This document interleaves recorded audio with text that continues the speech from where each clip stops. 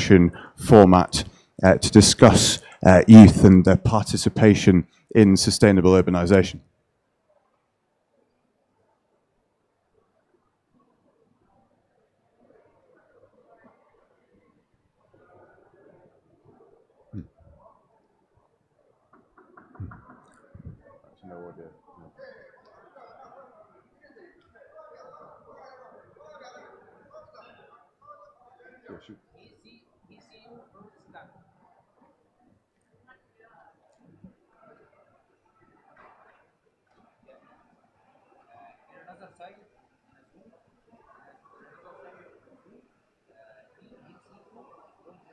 そう、めっちゃ遅れてる。あ、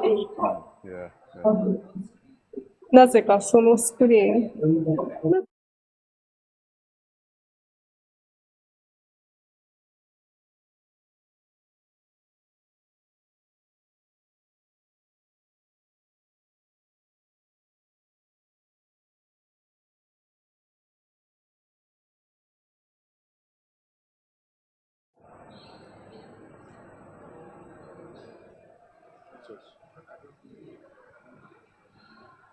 To restart.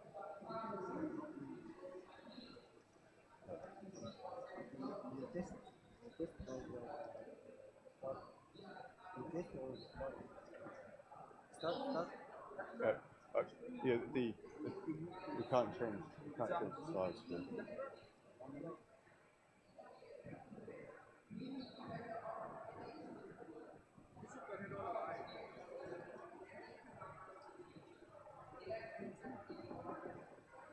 No, good.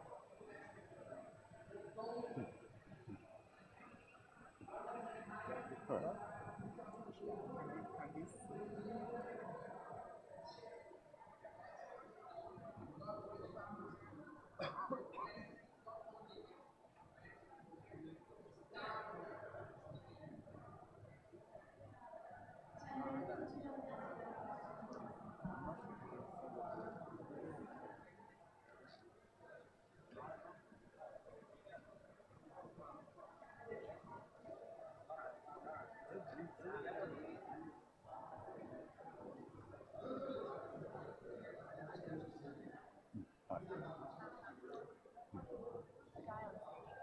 So, it's one of the options that we need to shift actually, don't we? But, yeah, it's been recorded. So, yeah, so,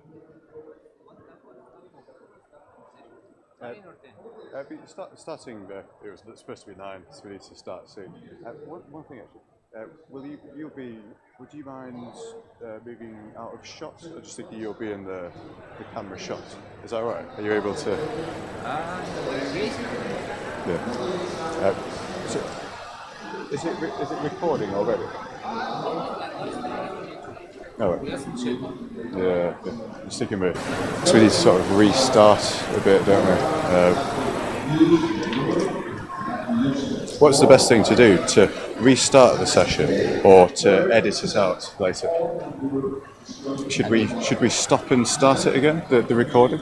This is recorded. Should we start again? I suppose it's live streaming, isn't it? No. 1 minute.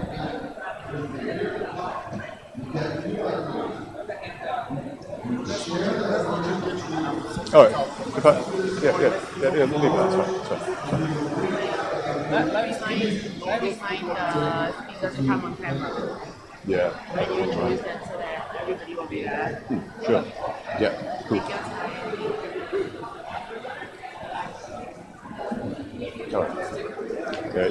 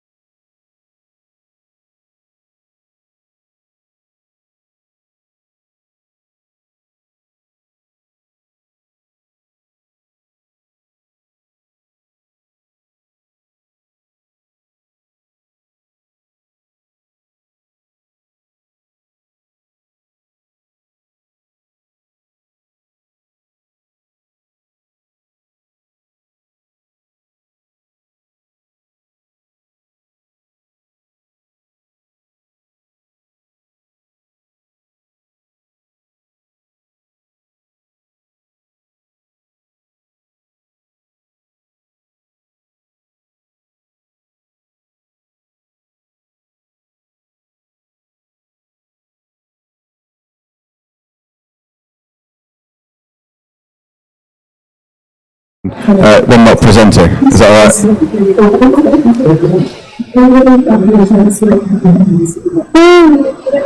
すごい。もうちょっと30分。何がわかんない。 I think it's Mana Yakutsa. なぜかわかんない。多分テックの担当者が間違ってるんだと思う。多分 We need a うちの問題じゃなくてあっちの問題だから。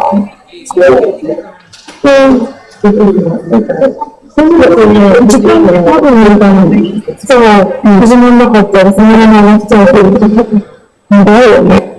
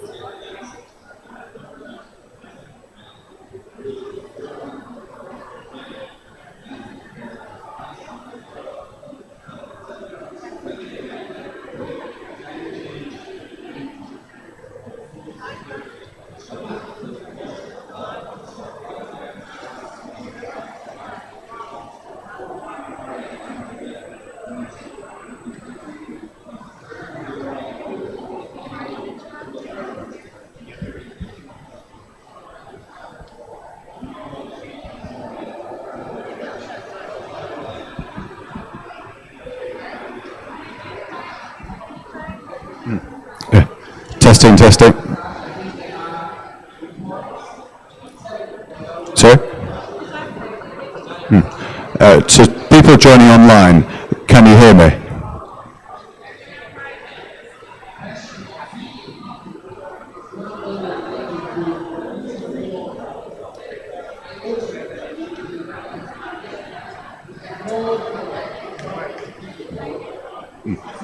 Yeah. So people online, can you hear me? Can you hear me there? Hello?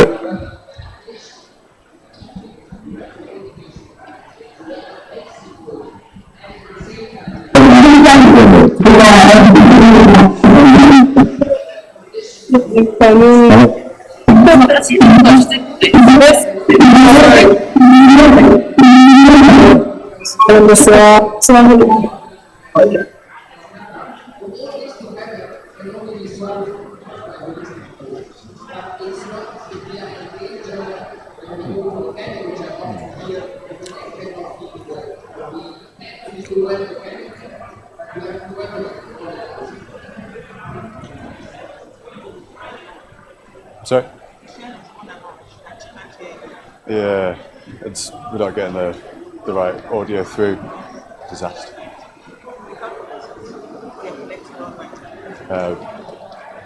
It's not going through to the people online. I think that's. Yeah. Well, we can hear you. Hi. You can hear me, Michelle? Yes. Ah, fantastic. Wow. Okay then. So we've got everyone online and people can hear me. Yes, we can hear you fine. I hope you guys can hear our end as well. Yep, can hear you. Thanks, Mana. That was fun, wasn't it? What a great start to the day. Indeed. Thankful for suffering through all the technical problems. Yes, thanks to everyone in person and online for bearing with us. And if we can share the slides on the screen, we'll make a start. And it's a bit of housekeeping to start off with for people joining online speakers. If you can mute your mics when you're not presenting, and when you are presenting, if you could share your video, that would be brilliant. So if we go to the first slide, we could quickly just go through the introduction to the session. Brilliant. So, hi all, thanks for bearing with us. and welcome to the session today on youth participation in sustainable urbanisation. And this session is brought to you today by a group of organisations working together, Switch, Mock COP, Commonwealth Youth for Sustainable Urbanisation, Youth Negotiators Academy, and Children and Youth. Next slide, please. So for the session flow, we'll introduce the various organisations involved, and then we'll have an introduction to the guest speakers who we have with us here today. And then we'll go into the background to the content of the event, youth participation in urbanisation in the Commonwealth, and youth participation in the Global South in urbanisation. And then we'll go into an open fireside chat format discussion session in which you can fire questions at the panelists, and we can also discuss the key issues. And then we'll move on to the session end. So next slide, please. So, Mana, I can hand over to you to give the introduction for Switch.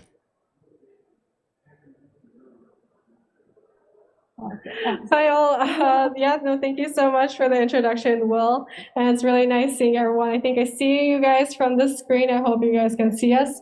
We're in Shibuya in Tokyo right now, and the sun is setting essentially because we're ending the day. But it's really nice seeing you all at COP27. My name is Mana, and I'm the director of Switch.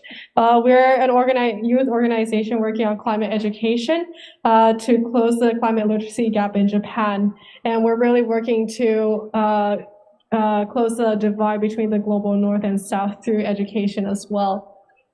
Currently, we're working on a project to teach 3.5% of the Japanese population by 2025 around climate education. Could you go to the next slide, please? Thank you, Michelle. So why we're doing this is because in Japan, we are the 5th largest emitters of CO2. Yet, as you can see in this graph, we do have quite a low interest rate in climate change, which has reduced from 2015 to 2021 by 8%. So we really need to work on educating our consumers and also the general population to work on climate change. Next slide, please. Thank you. So in order to create this wave to, actually have more people act on climate change, we said, all right, well, what can we do? And we figured that we'll put together a climate education ambassador program, but we weren't sure how many people we were supposed to teach. And we came to this number to reach the 3.5% of population based on the stats by Erica Chenoweth, who's a Harvard professor. And basically, she analyzed that all around the world, if you are able to reach that 3.5% of a given population, you're more likely to have a bigger political change that is very systematic. And so we saw this number and said, this is what we want to do. We want to change 3.5% of the population in Japan so we can create a movement in Japan that is pushing forward in sustainability. Next slide, please. So we've created this program to teach 1 million youth by 2025 in Japan by 2025 and reach the 3.5% threshold by 2030, which is the SDGs goals. And the 3.5% in Japan actually is 4.4 million people. So hopefully we'll get there earlier by 2030, ideally by 2025. But this is kind of a project we're working on, and we're really excited to see this project launch in Japan this year, but also involve a lot more people from all around the world to create this way for sustainability from Japan to the rest of the Asia. So that's kind of an introduction about myself, and I want to pass along my mic virtually to the next person, please. Thank you.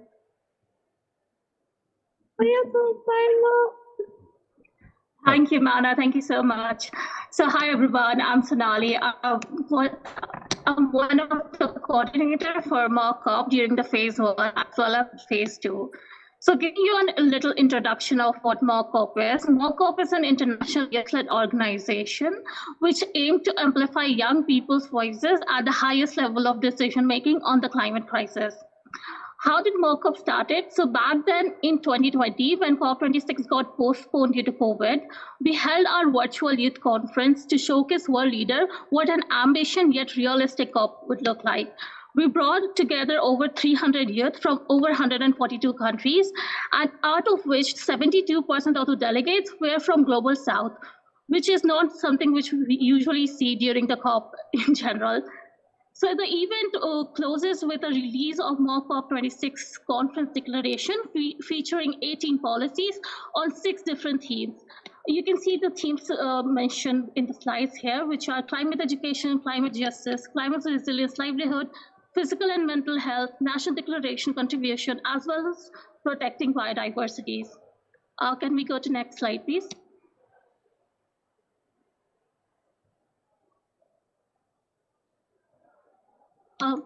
Can we go to the next slide?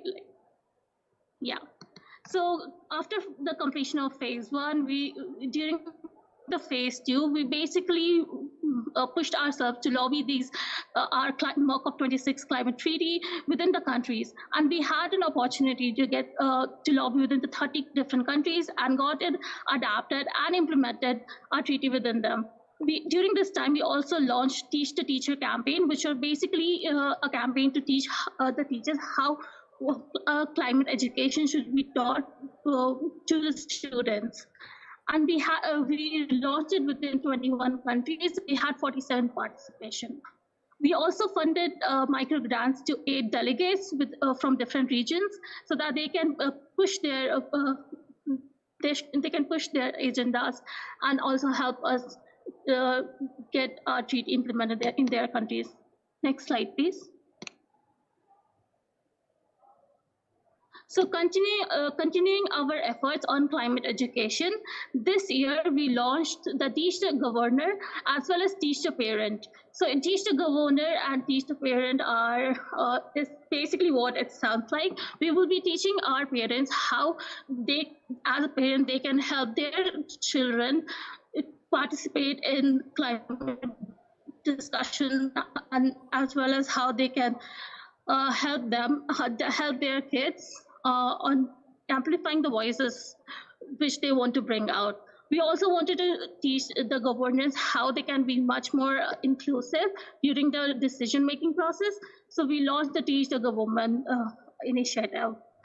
We also launched 1.5 degree to campaign and scorecard comparing university courses against adequate to deliver on the climate and ecological crisis. During this time, we also connected with the program for international student assignment and impact ranking to get climate education into their scoring methodology. So so for the phase 3, we are definitely focusing our most efforts in the climate education. So then next year onwards, we'll be having much more fruitful discussion. So I'll pass on the mic to. Thank you very much, Sonali. So hi, my name is Will Steele, and I'm also your host for today. I'm a chartered town planner, and I'm on the committee for the Commonwealth Youth for Sustainable Urbanisation, also a planning consultant for Atkins, but onto Commonwealth Youth for Sustainable Urbanisation. So this new network has been formed out of the Commonwealth's call to action on sustainable urbanisation. Now this is a groundbreaking new group which is cross-disciplinary. So you've got architects, engineers, universities, and other members of the engineers and all other aspects of the built environment brought into this multidisciplinary group, which is also led by youth. So the creation of this group was led by youth, which is a unique thing in itself. So youth driving the way towards an integrated multi-sector approach to achieving sustainable urbanisation, which in itself is one of the key issues of our time. The forecast for people moving into urban areas in the coming years is huge.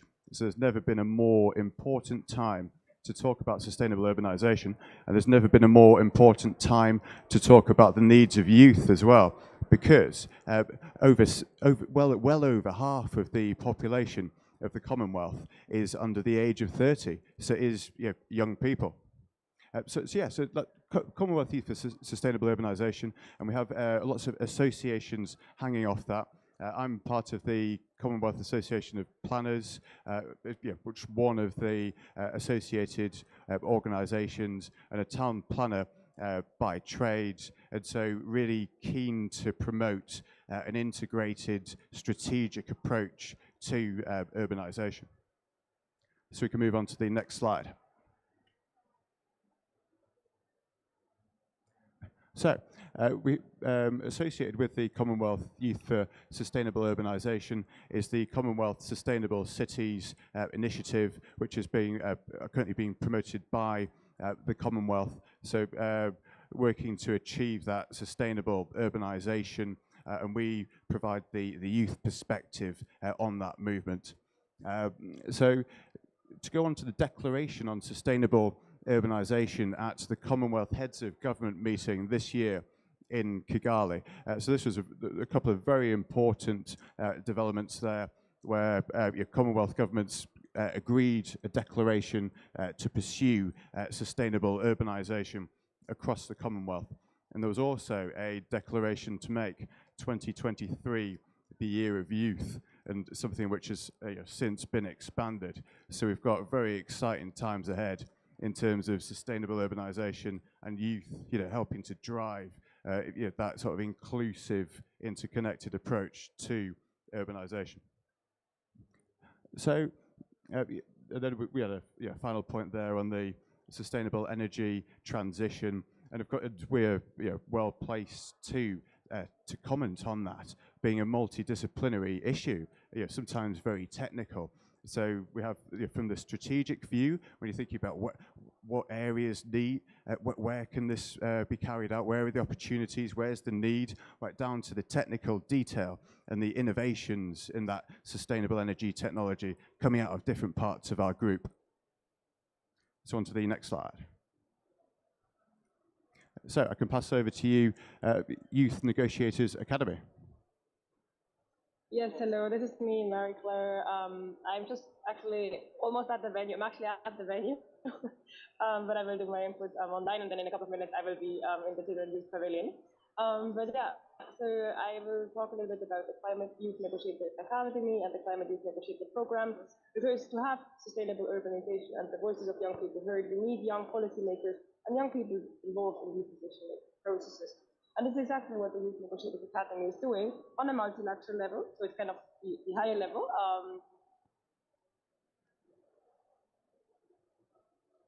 Policy-making spaces and decision-making spaces. So what we are doing is we are empowering young people from all around the world, currently from 27 countries, to be part of the international multilateral COP processes, the UNFCCC climate negotiation processes. We give them a 6-month training to be really equipped to be effective in these spaces, because as you might know, these negotiations are very complex and are also very intimidating, especially for young people. I myself was a negotiator, and it was very intimidating to be at these tables and then suddenly make your voices heard. And with the training, we hope to overcome this, this exclusion of young people and really empower them to be part of the process. We also support financially young people to come to these international conferences, and also to encourage all the participants to have consultations in their own countries, for example, to in their cities or also in the rural areas, to ensure that the voices, when they're coming, that the voices of many young people are heard in the process. We think it's very important that young people are part of these decision-making processes, because ultimately, decisions we're taking today are determining the future of our generation and the next generations. And very often, young people are unfortunately excluded from these multilateral negotiation processes. And that's why it's very important that we're working all together to support young people on all different levels to make their voices heard. And I will stop here, but I will be very soon at the Children's Youth Pavilion, and then I'm looking very much forward to seeing you from over there.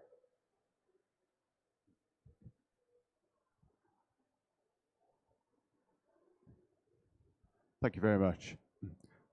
So, one great headline here is that we have 6 countries represented today, for this event, emphasising the need for this collaboration to not only achieve sustainable urbanisation, but the right solutions for different areas, as the solutions do vary between areas. And one thing to maybe add from a Commonwealth perspective is the Commonwealth Local Government Foundation, adding that element to the movement, which tackles the issues at different spatial scales, right down to that neighbourhood level, and looking at how youth can change their neighbourhoods for the better, guide, help to shape those neighbourhoods so that it meets their needs, and getting the perspectives from different countries is really important for that.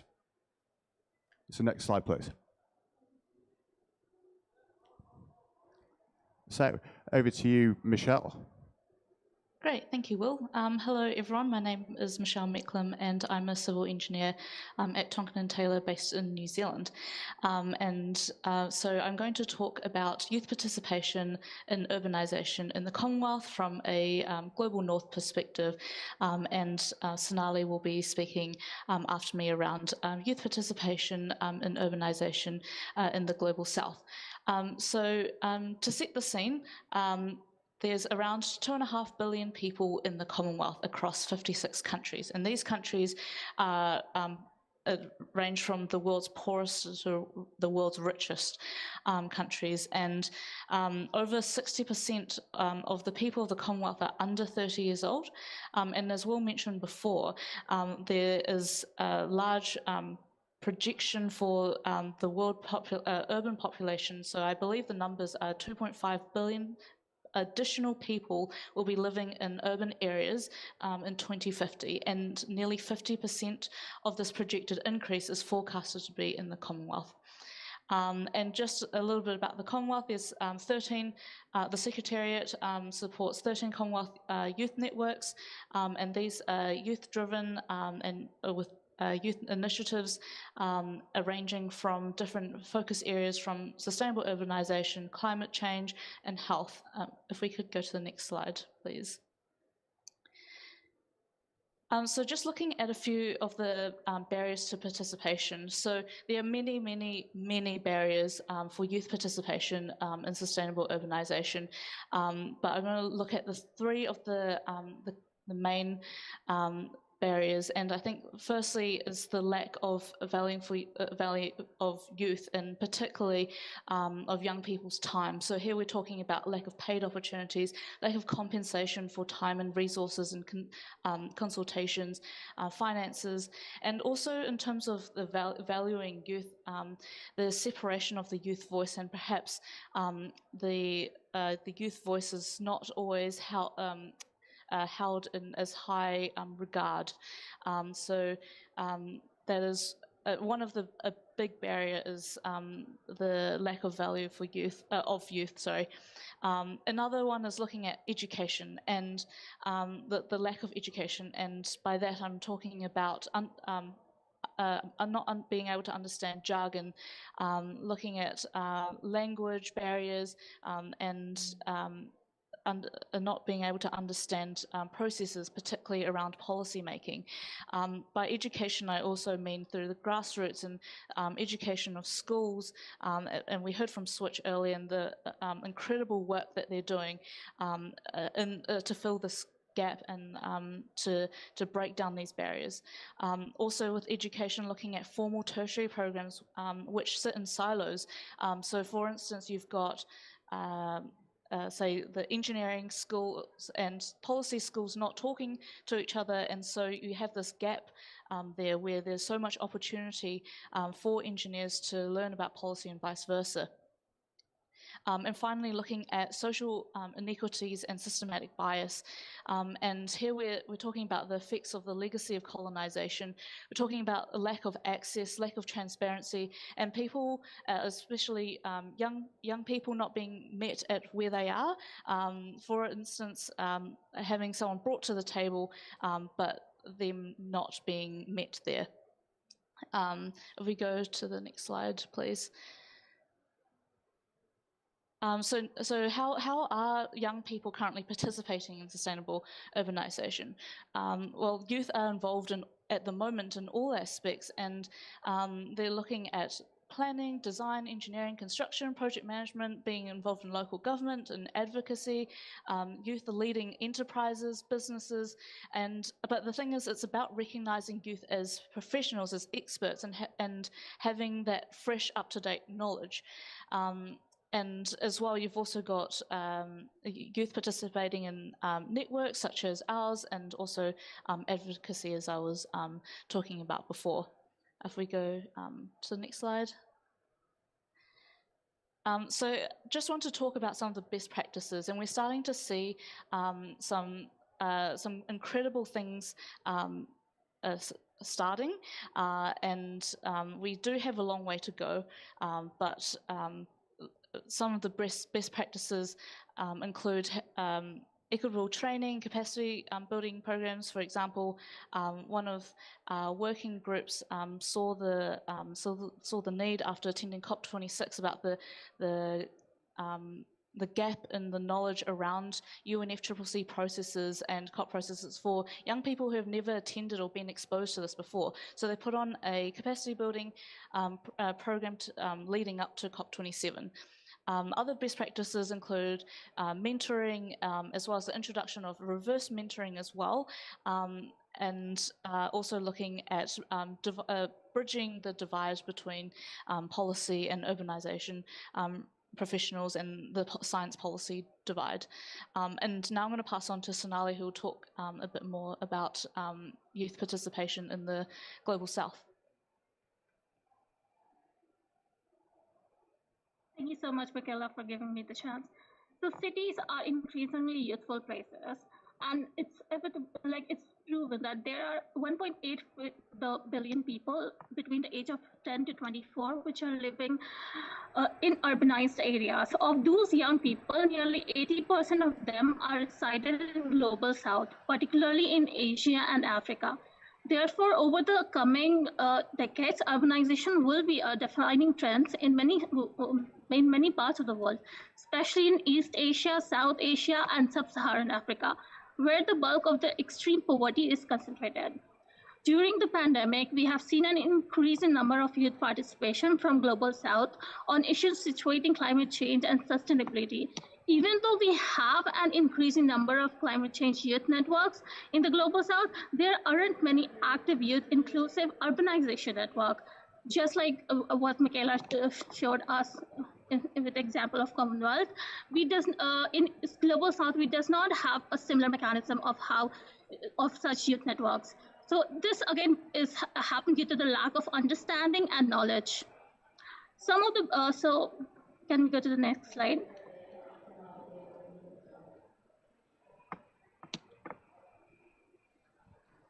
Next slide, please. So if we move on to the next slide there.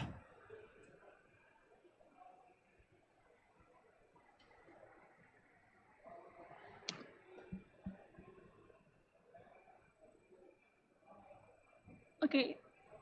Yeah, thank you.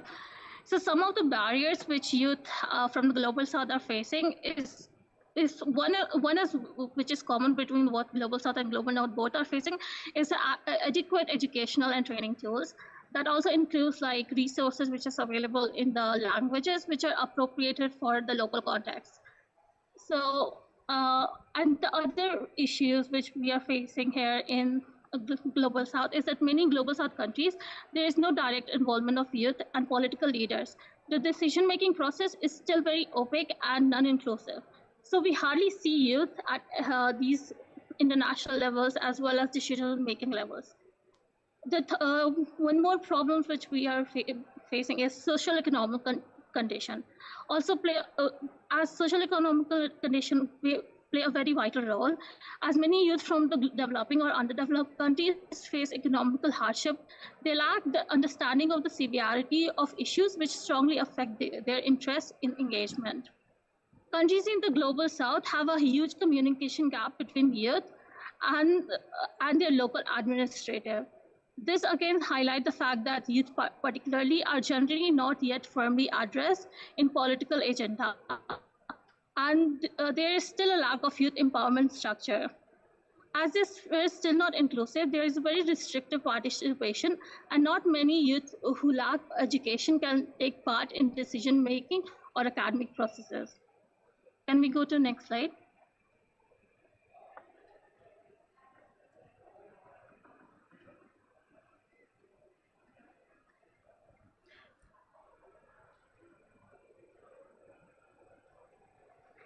Since the sphere of engagement in Global South with context to urbanization is very limited, we have still seen like a growth in number of social entrepreneurs. Where these young practitioners, they make sure that they does not only uplift their communities by taking good practices and covering up topics which are adequate in when we deal with topics of urbanization. We have also seen like a general awareness now after, especially this after post pandemic, we have seen like a much more awareness in issues related to urbanization as well as sustainability. And now younger people are much more engaged and facilitated in discussion, not only with their peers or institutes, but also like ministers as well as in the international context. Next slide, please. So some of the better practices which we have seen is like adopting the ICT-enabled interactive patterns. ICT-enabled interacting patterns is much like we are providing them a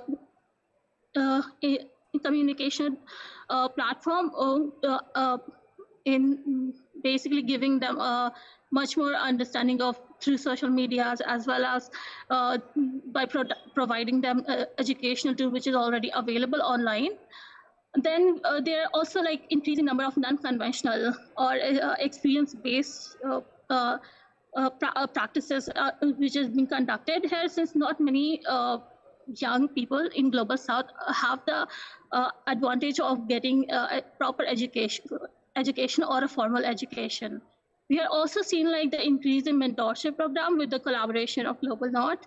So that's also some of the good practices. Now I'll pass it on to Will to introduce. Thank you very much, Sonali. So if we can have the next slide. So now we move on to our guest speakers. So we're very lucky to have with us online today Yasuko and Konstantinos to kick us off with some remarks, and then we will move into our open discussion session. So on to the so I suppose in terms of the guest speakers, we'll hear from Yasuko and Konstantinos shortly. So if we go on to the next slide. So now we go into the fireside chat element of the session, which is an open discussion. And if you're just joining us here in person at COP, welcome. And we're going to have some remarks from our external speakers before going into an open Q&A session. I think Yasuko, it'd be great if we can start with you. If you want to give us your thoughts. We have the 4 key topics to shape this discussion listed there on the screen. And would you like to start with the first bullet point?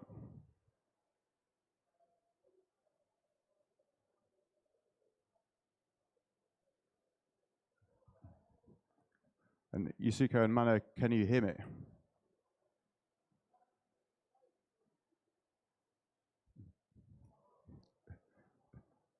Hopefully we have Yasuko with us. Can you hear me now? Yes, can hear you. Okay. Yeah, so thank you so much once again, everybody. And I just wanted to highlight that as for Japan, I think we're kind of a latecomer in terms of involving young generation into sustainable city discourses. And actually, Mana has been really an excellent person could be leading and the whole discussion. And I was really happy to see that Japan has become one of the members of this whole conversation. Because time is running out, I'm not really going into some of those fireside chat. But however, I just want to make one simple comment. Within some of the people's presentation, they come up with some of the barriers and best practices for participation of young people in sustainable cities. However, I thought that the way people participate can be quite diverse. It doesn't really have to be advocate. Maybe some of them can participate in a very different manner according to different social circumstances. And I thought by way of trying to see how people can participate, we can come up with some more different types of best practices. So my comment is very simple, but because of time limitation, I'd like to close. Thank you so much. Thank you very much, Yasuko. Yeah, really interesting key points there around the barriers to youth participation and the diversity of the the needs of youth in order to encourage their participation. And as a town planner, coming from that perspective, it's a challenge which we encounter all the time in terms of engaging with the diversity of groups, and it's now a key issue, I think, globally. It's been recognised by governments around the world, the need to ensure meaningful and inclusive participation so that everyone feels involved, using the right language, and also tailoring the methods of consultation to your local circumstances in a way which I would say not only seeks responses, but looks for active recommendations to help people, especially young people, to shape their areas. So now, Konstantinos, if I could bring you in to give your thoughts, and would you like to start with the second bullet point? Yeah, thank you very much, Will. Very happy to be here with you guys. I would like to share my insight on that, beginning from the building sector, which is a big part of the problem of the climate change and all the things of the environmental things that were considered. I would say that in order to tackle the climate change and to reduce the environmental impact of the sector, we can rely on two main pillars. The first pillar focuses on the general and technical need to develop a viable methodology for energy retrofitting and for energy performance of the new buildings, while the second revolves on how the users, and especially the young people, can be part of this endeavor, since any endeavor depends on the younger generations and their desire to support for the foreseeable future. At the same time, we have to secure synergies and interdisciplinary cooperation. All these two are a driving force behind every new idea and project. Bottom-up management involving people from many disciplines and various national, professional, and academic backgrounds is also crucial.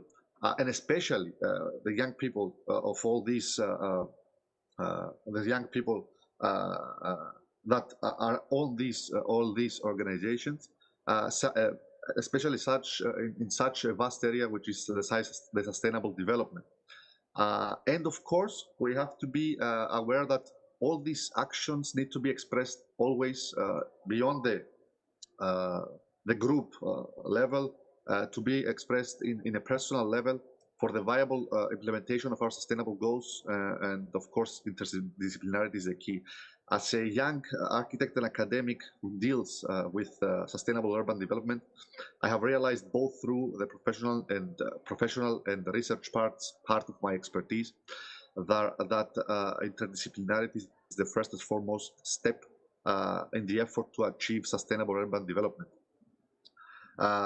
And of course, this is because the sector itself has different parameters and needs and disciplines, and have a holistic approach. And the younger generations have to be and are, I think they are, the future, and need to be a part of this change in this endeavor. Thank you so much, Will. Yeah, thank you, Konstantinos. really interesting remarks. And Konstantinos is, as you've seen on the previous slide, is part of the Commonwealth Youth for Sustainable Urbanisation Committee, is part of the Association of Commonwealth Universities, and that's another important aspect in itself, bridging that the gap or improving the relationship from the theory to the practice, so that we're able to do the research needed, but then put it into practice after that. So now we move on to the open discussion element of this session, which terming the fireside chat. So we've had some remarks from our speakers there to kick us off. And would anyone like to go first with their thoughts on youth participation, the role of youth, and sustainable urbanisation? Any comments or questions? Welcome. And who's going to kick us off?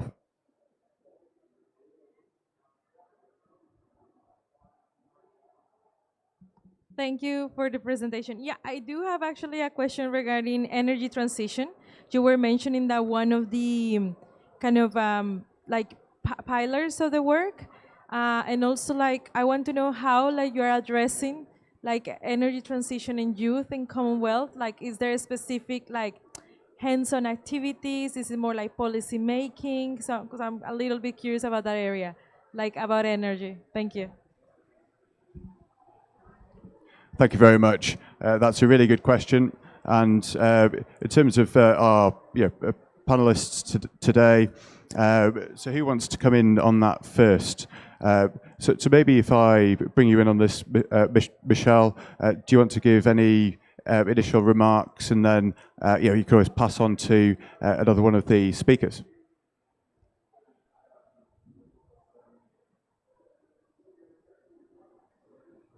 And Michelle, can you hear me?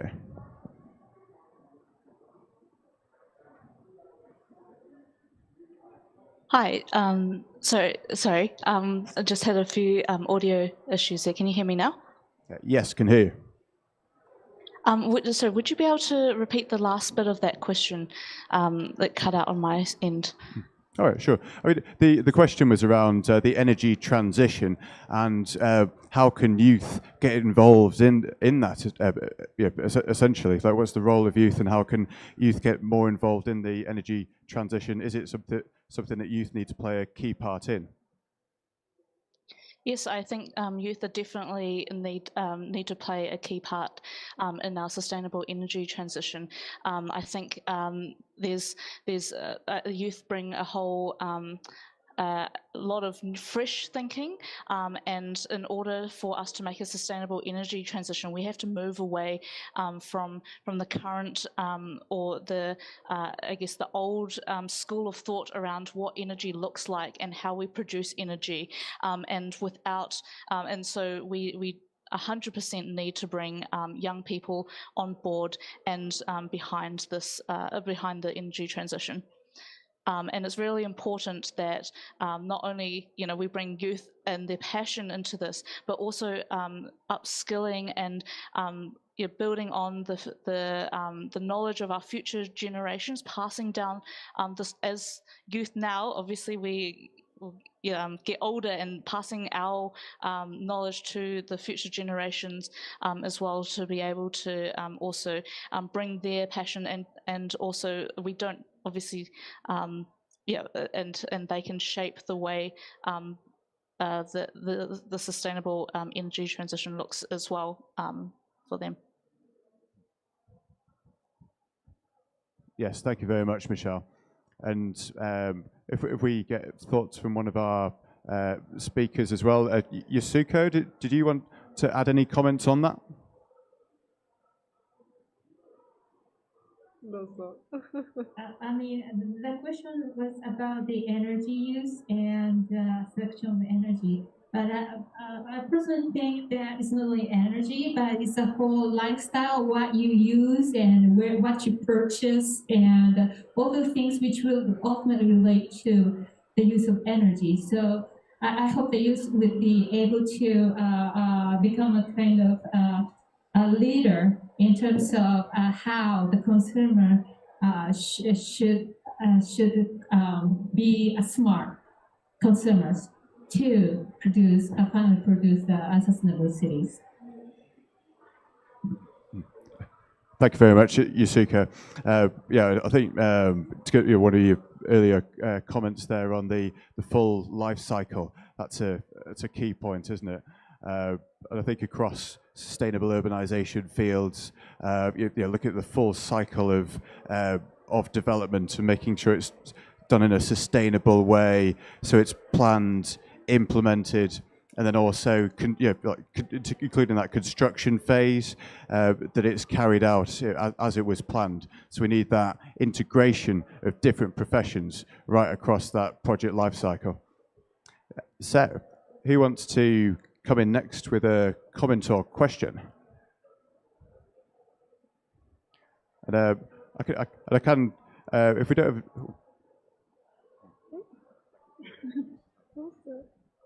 Thank you so much for your great presentations. So my question is, what is the best way to engage with the youth, and how do you connect with them, and how can we as the youth connect with your organizations?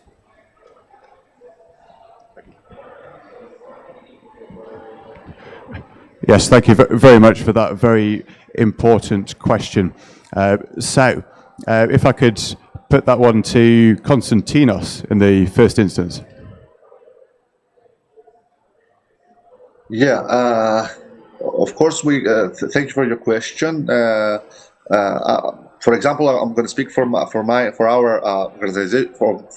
organization, the Commonwealth Youth for Sustainable Urbanization. There is a very easy application, and everybody can join and be a part of our effort here. It's not something very difficult, and we are open to new volunteers, to new participants. But I will take it a little step further to say that, and to add to the previous comment, that the youth needs to be there and to connect it with the energy transition in terms of since the youth wants to be with us, the youth needs and have to be there, because all these new technologies, all these new things that will lead to this energy transition come from new ideas, and the new ideas come from clear minds, from new people who have not been, let's say, involved with the previous situation. So the new thing comes up with the new ideas from the new people. So we are very happy to have you, and please, you can join us whenever you like, and we can discuss further about that.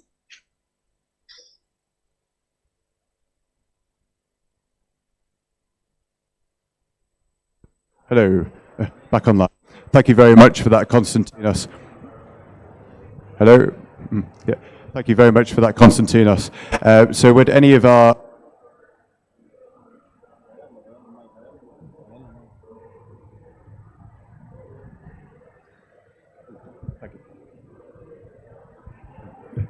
Hi. Thank you very much for that, Konstantinos. I'm obviously doing too much talking and got a new microphone. Does any of our other speakers want to come in on that point around how youth can get involved? Essential question. How can youth get involved, and how can they engage? Yeah, sure. If I could just make a final point. I'm just wondering about time. So I'm curious what time we are going to end, so we can kind of back calculate based on that. But Will, can you tell me if we're going to finish 30 minutes later than expected, or?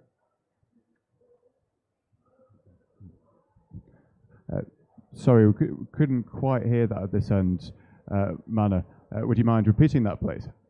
Oh, sorry. No, my question was, do you know what time we're going to end, just in case I don't want to go over time as well? Yeah. So I think, I suppose on that, we've got the youth participation is important. I think we acknowledge that it is a really important thing, and I suppose to add to the comments, I would say there's so many ways to get involved. They're not always immediately apparent, and this is something which needs to be improved. Firstly, sign up to our various organisations, because we seek to promote just that, youth inclusion and youth involvement. But then it's also looking at the various ways in which you can get involved in your local areas. And this could be through consultations carried out by government on development proposals or development plans. And this it does vary between areas, but if there isn't this immediate opportunity to get involved, what we would encourage you to do is to start your own initiatives and come together to amplify your collective voices to increase your influence on sustainable development issues. So do we have any further comments from our speakers on that point?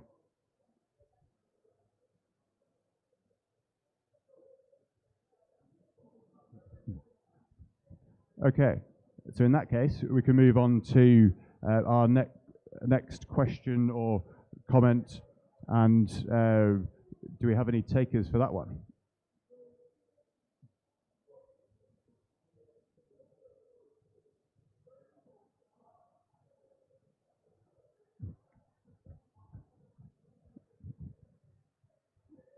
Okay, so maybe I'd ask we have one.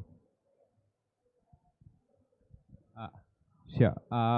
So I'll just like to, I came in between, so I don't have the full context, but I'd be happy to know what kind of action-oriented stuff youth can do locally. So from risk to resilience, if we are talking about, I somewhere feel that it needs to be action-oriented, implementation-oriented, so that youth is able to take up charge and do something for their at least community, and then maybe for city, state, national level, policy levels as well. What all things are possible for the youth to do it on those lines? Yeah, thank you very much for the question. It's a challenging one, I would say. What can youth do to ensure that action-orientated approach at different spatial scales? Does any one of our speakers or participants online want to come in on that point? I could come in, Will, if it's okay. Great.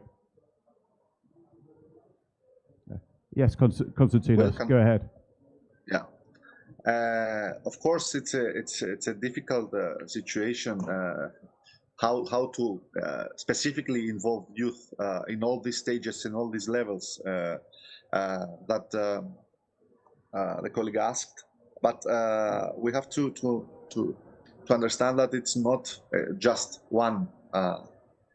It's not just one act.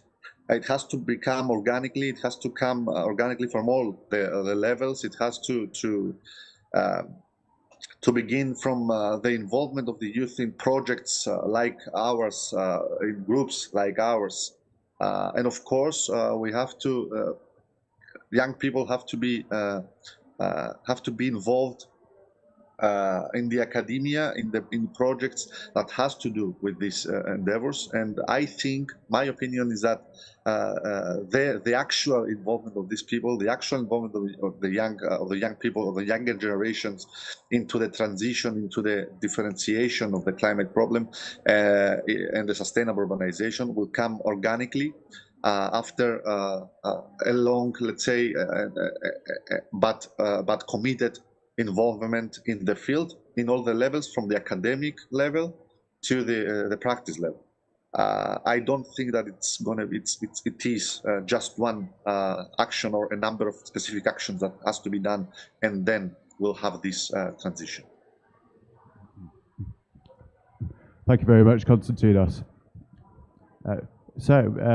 We have a hand up in the room. My colleague Olafi, do you want to come in on that point and introduce yourself?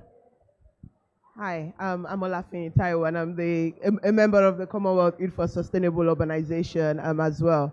Just to answer the question, just to add to what Konstantinos has said, I think it's very important for young people to find out at their local level, the local government level, what exactly is going on and how you can be a part of what is going on, how you can contribute. Secondly, because there are young people in different professional backgrounds, so you can actually call some people together depending on the context of the local area and look at how can we address the challenges here, what can we do within ourselves, and how can we approach the local government, the private sectors, and the civil society organizations, how can we work together with them regarding this particular challenge within our local environment? Like, it's very important to do that at that local level. So it doesn't necessarily have to be the big one, but making that tangible impact is with your communities of young people among the, yeah, thank you. I think that's it. Thank you very much, Olafe. So any of the other speakers want to come in on this point? I think it is an interesting one.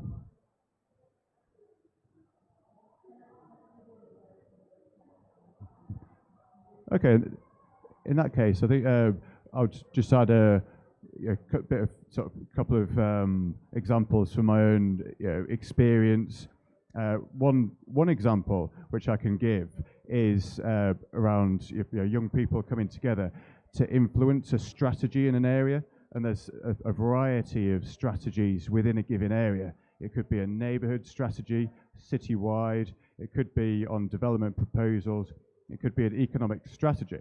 And I was chairman for a young professionals networking organization in the city of York in England, and we did a survey as part of that network across the membership and pooled the responses to inform a response to York's economic strategy. And because it came from a group of young people, it was taken into account in that strategy, so amplifying the voice. Another thing is, look out for consultations on development proposals. They take many forms. It could be on planning applications, so be coming at it as a town planner. We've got consultations on local plans as well, which guide where things are going to be built and what the vision is for an area. So this is young people's opportunity to put forward their vision for their area. So look out for these opportunities. And if it's an issue which you believe in, such as clean and renewable energy, then it doesn't necessarily have to be on your doorstep. You can comment on plans anywhere. You don't have to live in the particular place. So there's lots of hidden, less obvious opportunities out there to be explored. So, do we have any further comments or questions?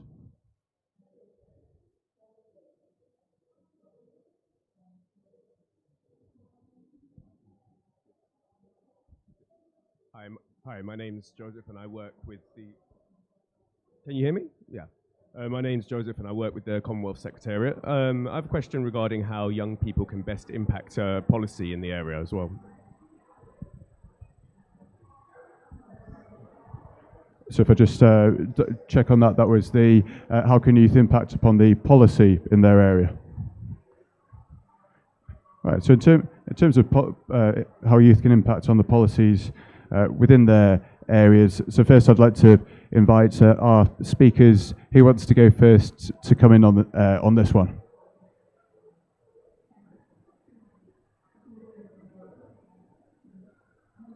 I can will give my opinion, my insight on that. Sure, go ahead, Konstantinos. Of course, again, it's something that the impact, especially on the policies, it's a bit tricky actually, and it's not something again that can be easily implemented. So, in my opinion, would be with their active involvement initially in these type of groups, and on the other hand, with groups that groups that are involved with these situations, in order to be able to have a voice, the collective voice, in order for a policy to change. On the other hand, the other way for this to be done, my personal experience, is to actually be involved in projects, in research projects. I'm talking as an academic that actually can prove some better solutions, some more viable solutions that can then change the policies. At least it's the way I found it to be able to happen. Otherwise, if you're alone, if you're by yourself and trying, I think it's not going to go anywhere easily. But if you could do it collectively or through your proved research and work, I think the youth can have voice, and if they are active and work with passion and with collectiveness. Yes, thank you, Konstantinos. And I think one thing which I certainly took from that response was around the, data. That's one thing that seems to be coming out of this conference: the need for data to whether it's to inform financial investment decisions or otherwise, or plans and strategies for sustainable urbanization. The need for data and including on youth and the needs of youth. So I suppose it's simple, isn't it? Really, like letting the policymakers know what you need means there's more chance of them doing it. And that's a challenge for young people as well as policymakers. Young people, let them know and shout loudly, so that be bold, so that they take your views into account. And policymakers reach out in a variety of ways to include the diverse range of needs in all development, but at the diverse range of needs of young people. So, any of our other speakers want to come in on that point? Sonali, anyone else want to come in on that?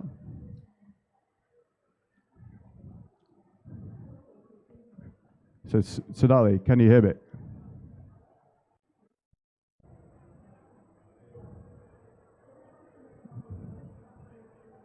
Okay, does any of our other speakers want to come in on that point? I think I see you unmuting there, Michelle.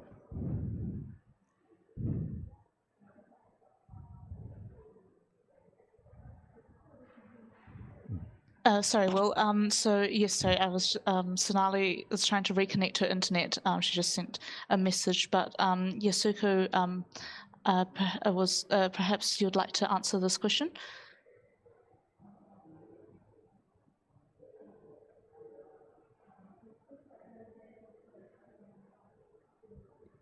So Yasuko, if you're talking, we can't hear you at this end. Can you hear me now? Can hear you a bit now, but you're a bit quiet. Oh, okay. I'll try to speak a little louder. Tokyo is now trying to implement a new regulation to, if you wanted to build new buildings or houses, you have to put a solar PV on your rooftops. And before they decided on the regulation, the Tokyo metropolitan government conducted a kind of public opinion poll. And in general, they found out that as an average, many people opposed to that kind of regulation because it's costly to build new houses. However, when they categorized into the respondents' ages, they surprisingly found out that it was the more elder people who opposed to that regulation because it's costly. And most of the younger generation in teens and 20s, they strongly supported the new regulation to put solar PVs on the rooftop. So from that opinion poll, we found out that younger generation really consider what needs to be done for their own futures, and that kind of voices must be taken into account whenever we make decisions in policy making. Thank you. Thank you very much, Ikuta. So, any responses to those comments, whether they're from people online or people in person?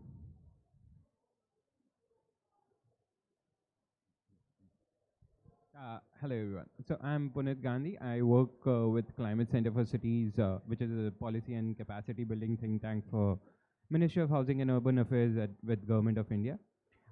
So I will not say that how it can be done everywhere, but I'll just give an example of what we have been doing, at least for the youth.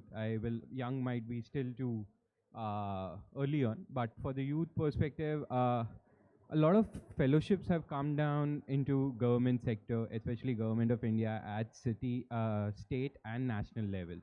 So I have been part of one of such fellowships as well, called Smart Cities Mission Fellowship, where we were onboarded by Ministry of Housing and Urban Affairs to help them develop new solutions for all the different problems that any city is facing.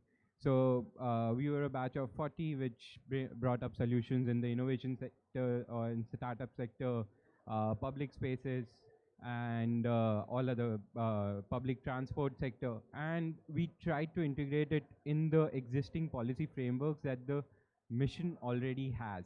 I personally have been privileged enough to write 2 of the policies that India has been developing for the NDCs as well. So this is the kind of way in which policy impact can be brought in, at least from the youth perspective. I won't say that before 25 it might be possible, but at least from 25 to 32 years of age, this kind of work is possible. And if more governments can take up such kind of fellowships, I think youth can be a big part of it, trying to influence how we want it for our generation and the next upcoming generation. Yes, thank you very much for those points, and that sounds like a fantastic initiative. Yeah, does anyone want to come in on that point or add to it? I think from my own experience, one thing I found, you talk about public spaces. As part of the Royal Town Planning Institute, which I'm also a part of, I did some research into what public spaces people prefer, and the answer was a variety. And a local authority near where I live, Leeds City Council, are doing their own public spaces strategy. And again, it's a diversity of public spaces, different sizes, features, types, to meet the needs of all people. And so yeah, it goes back to that point on the value of having that youth perspective on sustainable urbanization issues. And that's one thing which we've been looking to do at this conference. And I think it's a message which is coming out loud and clear from this conference as well, is the need to give youth a place, the appropriate place at the decision-making tables. So do any of our online speakers want to come in on that point? Yeah, well, thank you. If I can just say something. Yeah, thank you. Yeah, so I'll give you I'll tell you from my perspective, like how you can take part in policy making discussion, in policy making. Back in when I was still studying, I had an opportunity to be a part of a policy making group with Equalized, which is one of the European Union community, and I wrote a policy paper on transition design and urbanization. I also had an opportunity to present it within the European Union, and it's all about how one person can. It's about how the individual youth are passionate enough to take a to try to get engaged in these platforms.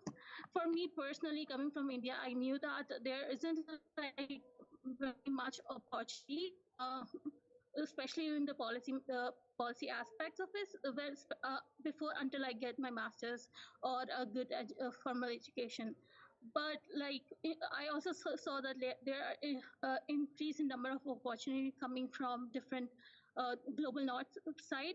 So it's all about how you make sure that you're aware of the organization which are part of the decision making process, and how you try to get involved with them, connect with them. So, and how much active you are as an individual. So that will be my take. So be just more active and look out for opportunities. There are obviously a lot of governments who are now trying to get more and more youth being involved in decision making. I think like most of the papers which I have also contributed as was after like when I was still in like in my learning phases. So it was a good exposure for me as well. So that would be my take on this. Thank you. Thank you very much, Sonali.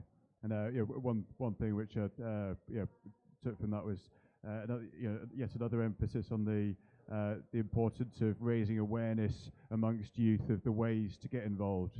So that seems to be a key issue. So, conscious of time, I think unless we have any final comments, we shall move on to our call to action.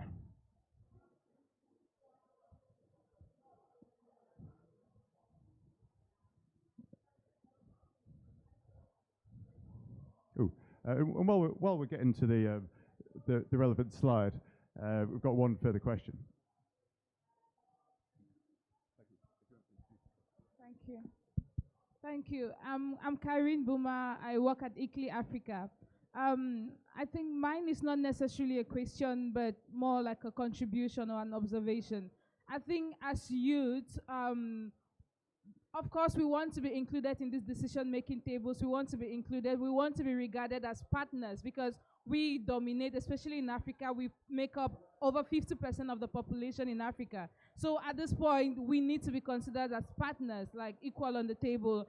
But we need to also realize that it will not come to us. We will not, the leaders who are averagely over 50 or 60 years will not wait for us or will not voluntarily necessarily include us in these decision-making tables or in these policies or comfortably sit in their nice offices and write policies that benefit the youth or include the youth. We need to drive that change. And even though we feel like our voices are not being heard now, we are very powerful. Together with the technology which we can leverage on, our population, we are more powerful than we really think we are. So we need to take the first step and actually influence these policies. Our politicians or our leaders will be left with no option than to actually create those policies or update those policies to influence, to actually adapt to the drive, the energy, what we are trying to push forward. So let's actually take the stage and let's not feel overwhelmed or intimidated and thinking our voices are too little. Thank you.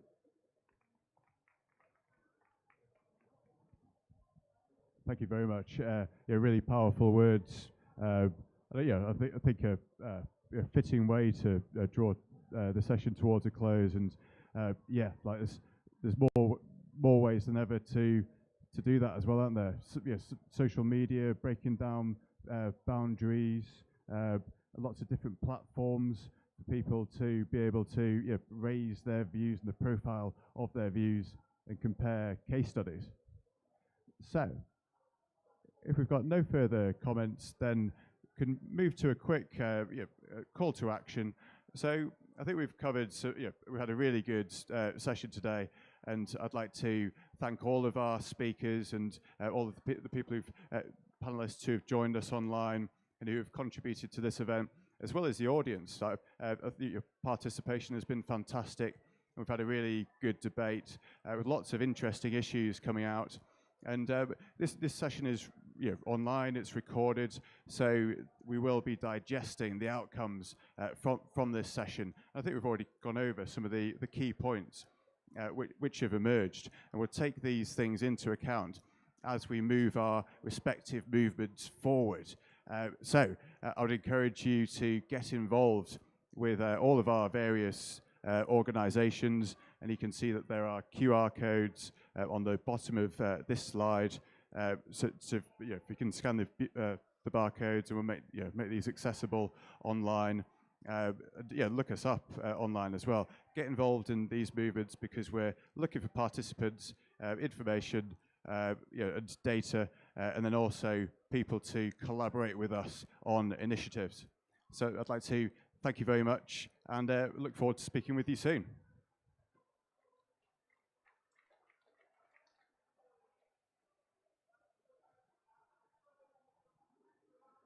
Thank you for having us.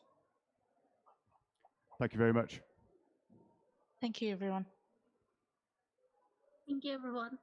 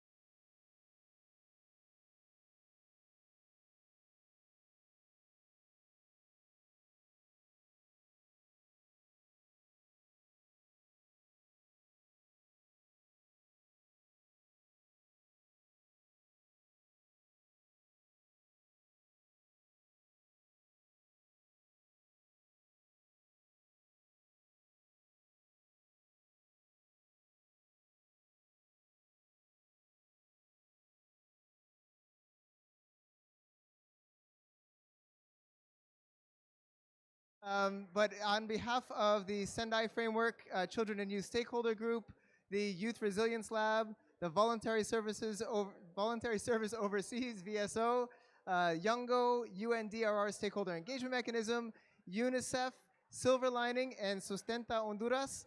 It's really a pleasure to welcome you all here. And if I missed anyone, raise your hand and shout at me. No? Okay. Did I miss you?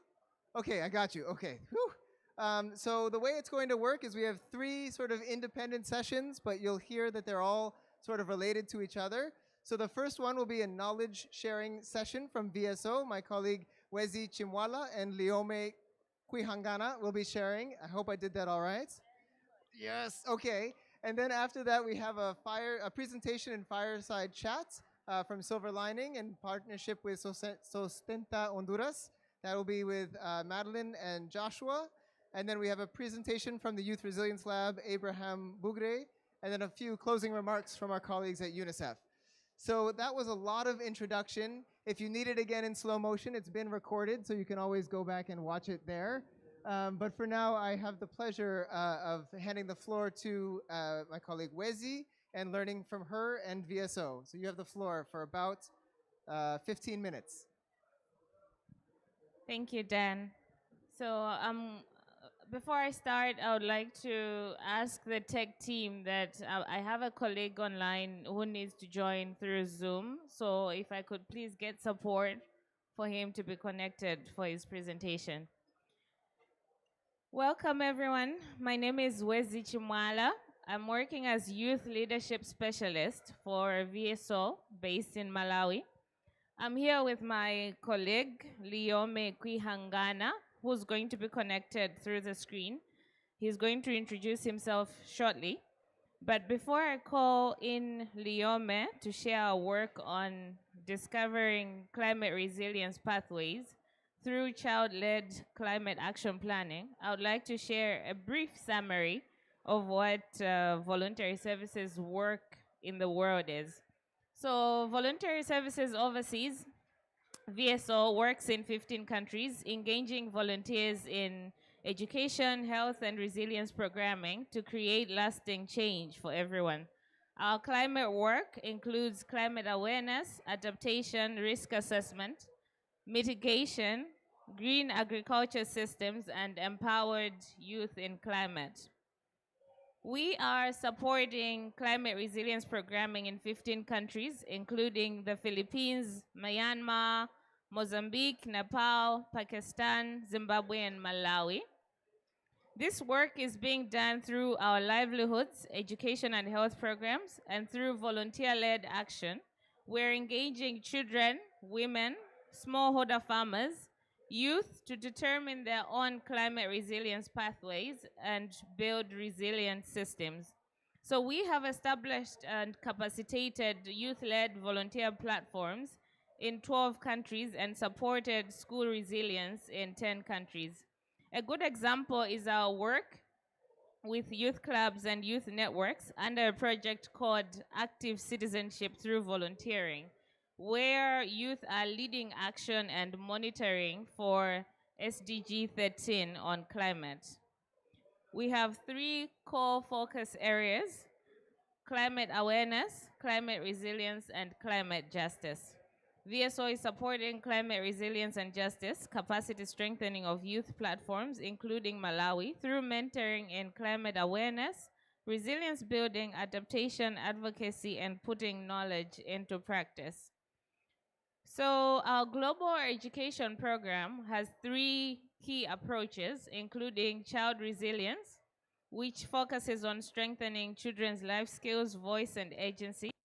System resilience, which looks at increasing family participation, including school climate risk and improvement planning, and policy change, which shows skills and access to self-learning environments at system level and influencing policy change with the government and our partners. Now I need to call upon Liome, who is going to connect through Zoom to make a presentation on discovering climate resilience pathways through child-led climate action planning. I see we still do not have my team on Zoom.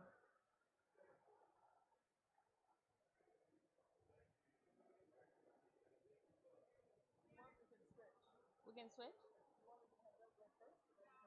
We switch?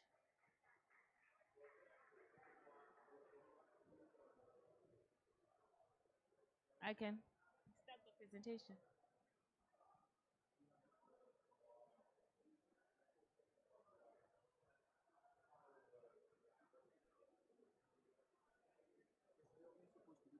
Yes. Liam is supposed to do the presentation. So he's not connected? No, the link didn't work. So maybe he can start. When he's able to join, then he takes it. Okay. All right. So if it's great.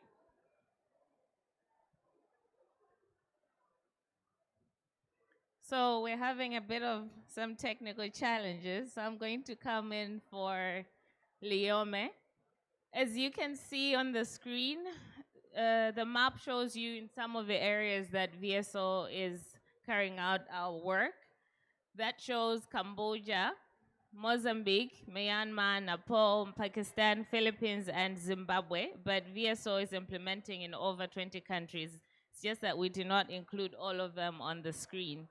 As I already mentioned, our work revolves around climate awareness, climate resilience, and climate justice.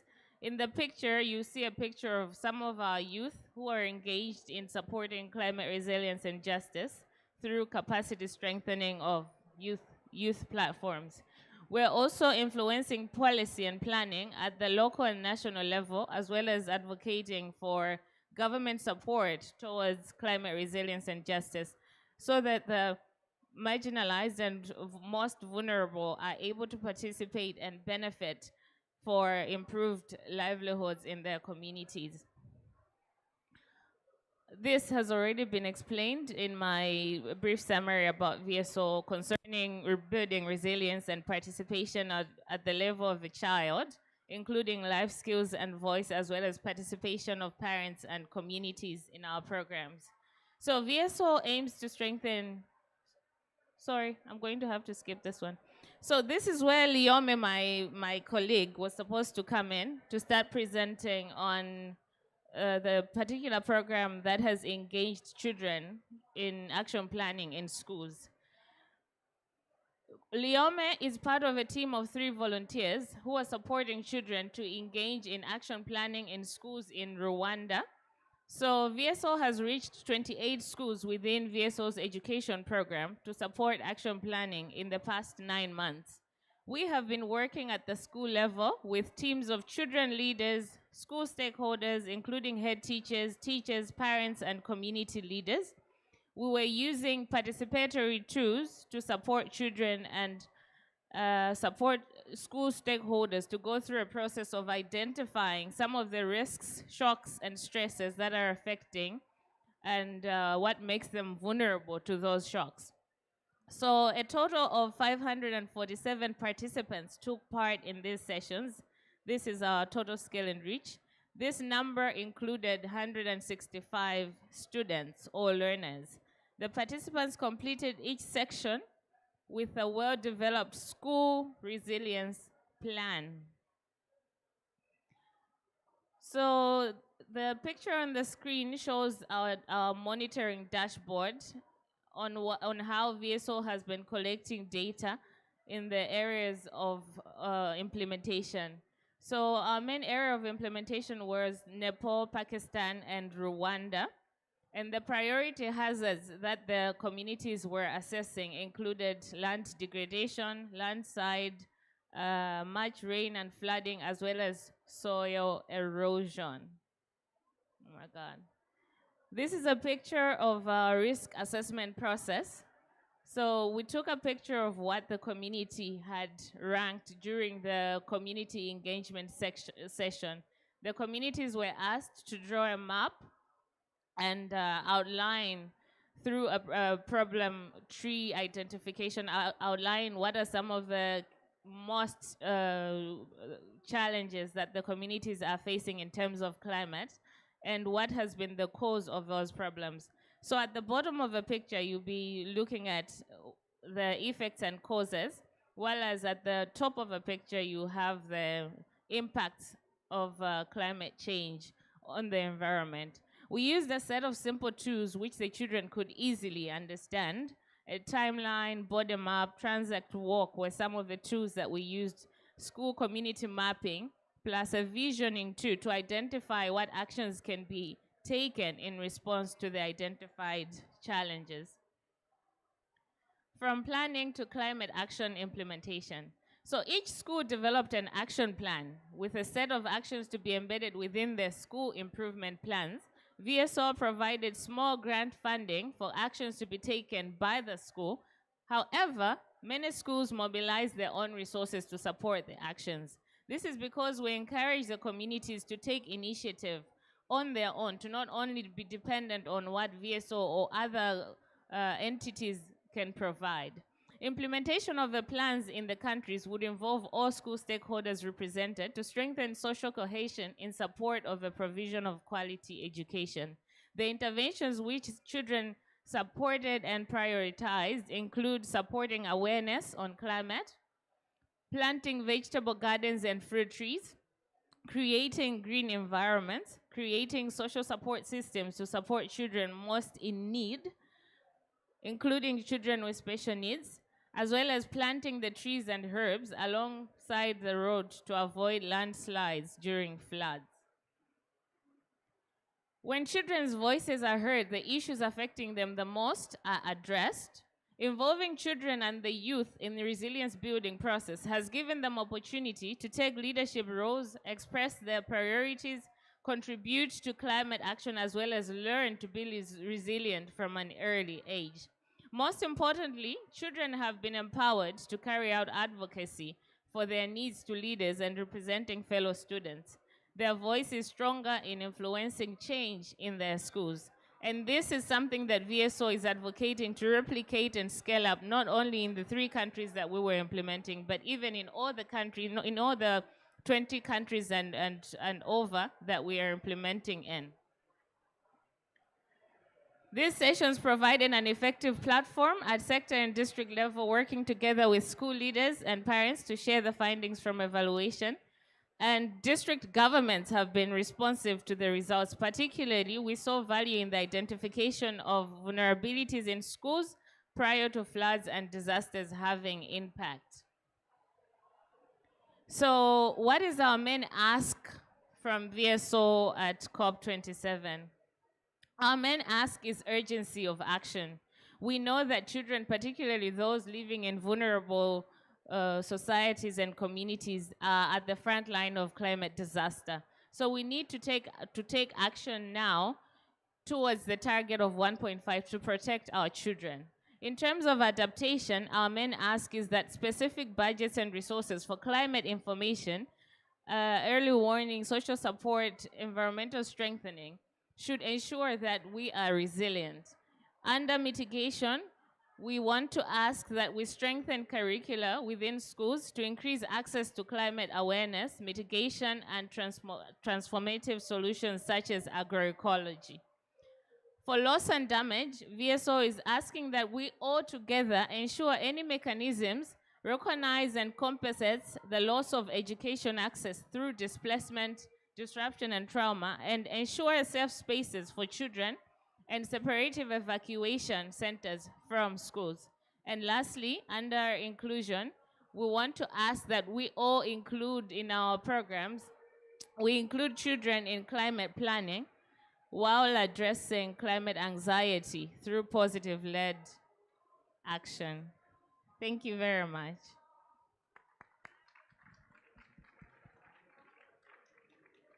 So that was fantastic. Thank you so much. And sorry we couldn't connect your colleague. Sorry we couldn't connect your colleague. But I'm very grateful for that presentation.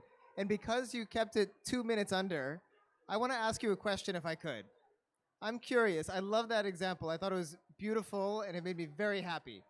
What do you think was the key to ensuring that it worked? Like what were the factors that allowed it to actually come to fruition?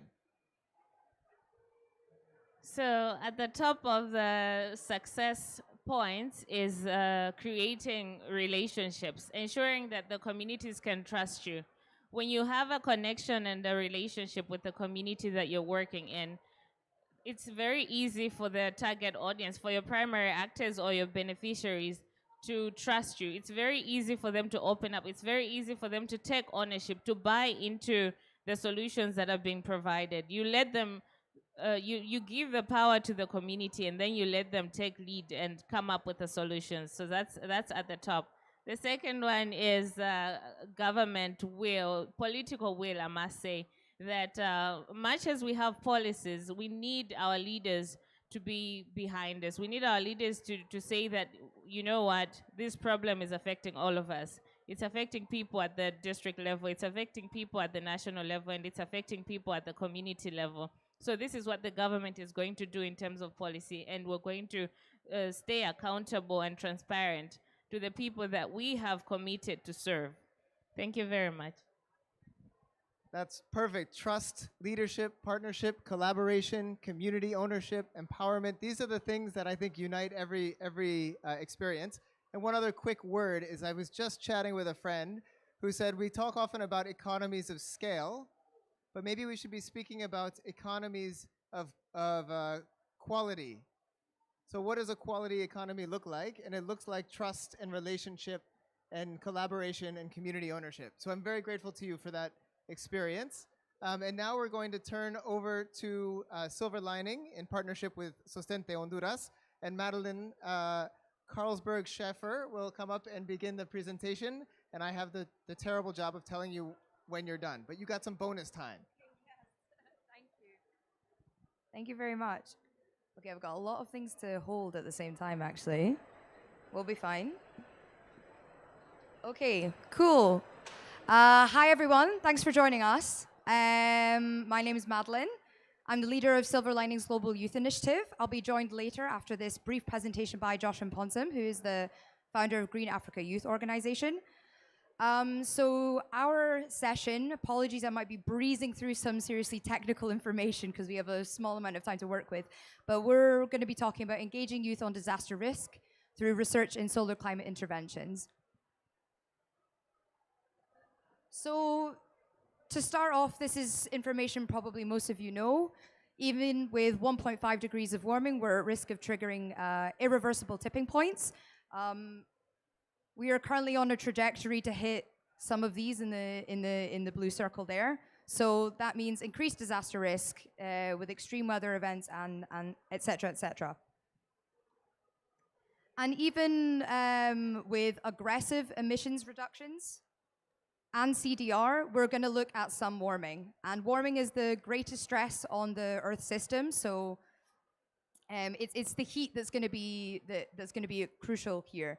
And yeah, so that again means increased disaster risk with extreme events, etc. So what I'm going to be talking to you about today is climate intervention. That's basically based on the principle of aerosols. So first, it's helpful to explain what aerosols are. So aerosols are basically particulates or particles in the atmosphere that directly scatter sunlight, and they also affect clouds, usually making them more reflective, so bigger and brighter, and increasing the reflection of sunlight back into space. So that scattering of sunlight, that reflects heat back into space, but also the promotion of clouds, that also increases the heat reflection. So there's some naturally generated, for example, by volcanoes. They produce sulfur dioxide. That's an opposite to greenhouse gas. It reflects heat rather than traps it. And then also you can see in this picture here, this is basically smoke over southwestern United States. Some of that smoke is going to be reflecting heat back into space, but then also is going to be promoting cloud formation. So that's how more human-induced impacts basically promote the process of aerosols and well, the behavior of aerosols, I should say. And you can see here the aerosols have an overall cooling effect on the environment. So to date, aerosols, including human and naturally produced, have offset 1/3 of greenhouse gas warming. So that's a huge amount.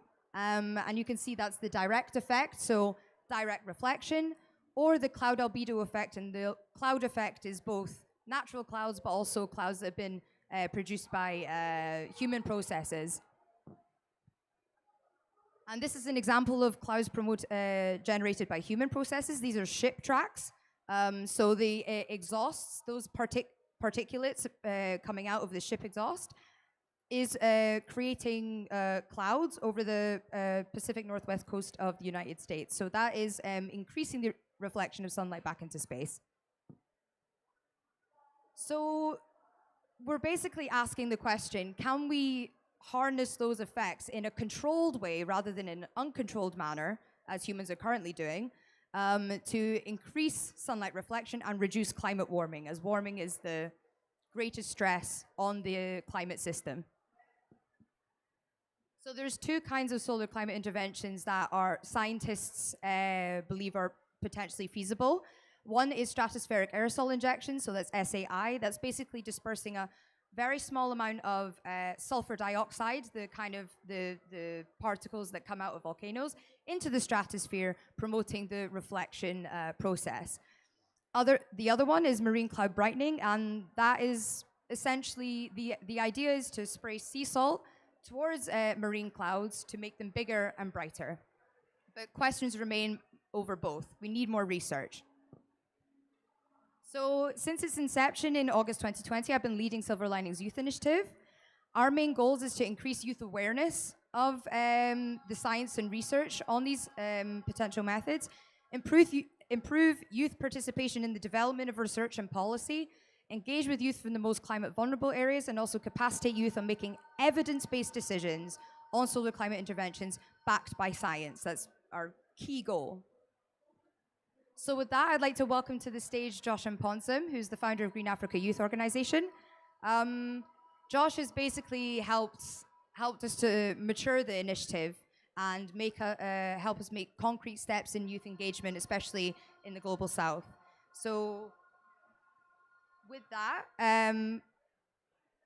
just as an example, he helped us to organize a Earth Night event. So it's a screening of an episode that basically suppressed science episode. There's a link there if you would like to watch it on solar climate intervention in his home country of Ghana. He also helped us to organize one in Nepal. So Silver Lining is funding these. And we have some upcoming, the clicker's being a bit slow, I'm sorry. We have some upcoming in Pakistan and Kenya. And they're basically, sessions to watch this episode, which explains the science, and have youth discuss them. So with that, I'd like to ask Josh a few questions. So Josh, in a nutshell, I want to know what exactly motivated you to become involved with what we're doing at the Global Youth Initiative in Silver Lining. Great. Hello, everyone. Happy to be here. So I know we are tight on time, so I'll give very quick, sharp responses. First of all, the most important thing we need to realize is that mitigation is not working. We've been in negotiations since 1992. We've been talking about reducing global emissions, and every single year, emissions are rising. We need to think around what are the possible options we have that could help us reduce emissions. So that is the first thing I want to say. The second thing I want to say around why I'm supporting the knowledge, awareness, and spread around this topic is that it is catching up. Some countries are piloting, some countries are researching, some countries are actively looking into it. Comparing last year's sessions that were around this topic compared to this year, there are more conversations around climate intervention. My problem is how many young people from the Global South have access to education, knowledge, and skills on this topic. And this is my call. So when I got in touch with Silver Lining, I said, you are leading an incredible work on research around this topic. How can we work together to make sure that young people in the South can have equal access to knowledge, information, understanding on this topic? If not, we stand a very big risk. And that risk is that 5 years from now, the technology is known, the risks are reduced, we are ready to deploy, but there are no expertise in the Global South. And we have to rely on the Global North and their big universities, big technical institutions to deliver this solution to us. So this was my main interest, saying that how do we make it fun and easy? I know it's technical. I know, spraying aerosol sounds very crazy and intense, but this is something that could help reduce emissions, and it's been worked on. How do we make it easy for young people to understand? How does a young student who wants to build profession in this area get the chance to learn about this and be an expert in this topic? So that is my main motivation, and I'm happy that we could do this. And also an open invitation to everyone. If you live in a country where your universities don't have courses like this, get in touch with Madi, and she'll be able to let you know how you can learn more about this. Thank you so much, Josh. Unfortunately, we're, a little bit more. So, okay, another brief question for you. So you kind of touched on it, but from your experience, what has been the biggest hurdle in engaging young people on this? I think that the youth community as a whole have had this very irrational experience that when the climate conversation started, we were made to believe that mitigation is the only thing we need to focus on. So what happened was that all campaigns, and I will challenge you, if you can find me a climate strike or protest where someone had a placard which said, adaptation now, send me that photo and I'll be very happy. All we did was fossil fuels, no fossil fuels, reduce emissions now. Everything was around carbon reduction. We were made to believe that is the only thing we need to do. And we left adaptation on the sidelines. We left resilience on the sidelines. And people have suffered for that. And this is the challenge I face with the youth movement, that we tend to follow a global narrative and we get lost in that global narrative. It doesn't make any sense, from my perspective, for a young kid in Ethiopia, for instance, or in Ghana, to be campaigning saying that fly less. That person might never even get a chance to board a plane. So it doesn't make sense to say fly less. Meanwhile, there is drought, there is floods, and that adaptation and resilience is the most important thing. So I think that whole global narrative that puts some of these measures on the sideline to say that, no, let's not focus on that. We can reduce emissions significantly by challenging industries, challenging countries. We've been challenging that since 1992. Now, tell me a single year when emissions has run down. It's not happening. So we shouldn't go with that global narrative saying that we shouldn't look at other options. We can reduce emissions by simply planting trees. Yes, we can. But will it be able to meet the scale of the impact that is ahead of us? No. So we need to invest in research. We need to invest in other options. And more importantly, young people need to realize that whatever negotiations are going on here is their life on the lifeline. It's their life that is being negotiated on. So either you feed into a global narrative or you look at the next few years and understand that even if we hit 1.5 degrees, which is hopefully we can do that, but most likely we might not, given how commitments are being made. If you do not meet 1.5 degrees, the consequences are great. Even if you meet 1.5 degrees, the consequences are unbearable. So emission reduction is an essence. We cannot miss that. Adaptation and resilience is a must. Loss and damage is a must. And we need to advocate for them in their right proportions and not follow one narrative where we all say loss and damage and that is it. Or we say mitigation and that it is. We need a different mix of solutions, advocacy, and policies that will let us really create the life that we want to have ahead of us. Thank you so much, Josh. And thank you so much. Thank you. Yeah, well deserved. And thank you so much for the work that you're doing. We're inspired, we're grateful, and thank you for joining us today. So that's our session. Thank you, guys.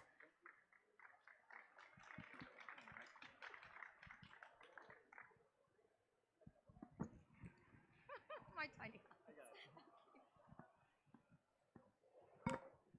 So while we settle back in, another round of applause. I thought that was a great experience.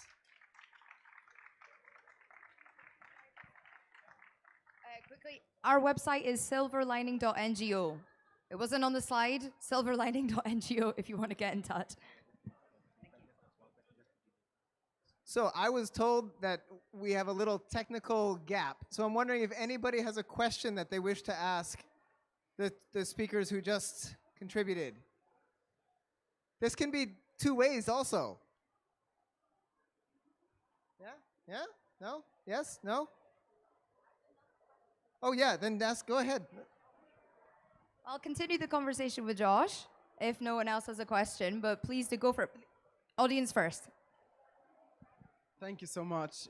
Well, the question, Josh, is you are right about no one's thinking about how to balance between asking and for loss and damage and the other things. but I want you to highlight how, if we just focus on loss and damage, will affect the fund of adaptations and the fund of other things, and how this can go back to the resilience. I think the reason why a lot of focus have moved to loss and damage is because it is, one, a moral imperative that someone caused the problem and they need to be responsible for it. And those who cause the problem are obviously much richer than those who are facing the problem. They need to pay up. And I think that is a great advocacy. In paying up, with what we've not figured out yet is how will that payment look like? If it's reparations, who is it going to? And how do you channel that money? Currently, if you look at adaptation finance, even though adaptation and resilience have not gotten a lot of the money, there is still a lot of accessibility inequality, where those who have the best proposals are the ones receiving funding, not those who actually need the money to build resilience. And that is a big problem. So while we are pushing for loss and damage, we're pushing for finance for that. I think we need to start thinking around when the money is given. So if today, the US, EU says, okay, we're going to give 100 billion for loss and damage, what do you do with that money? And how do you actually distribute it?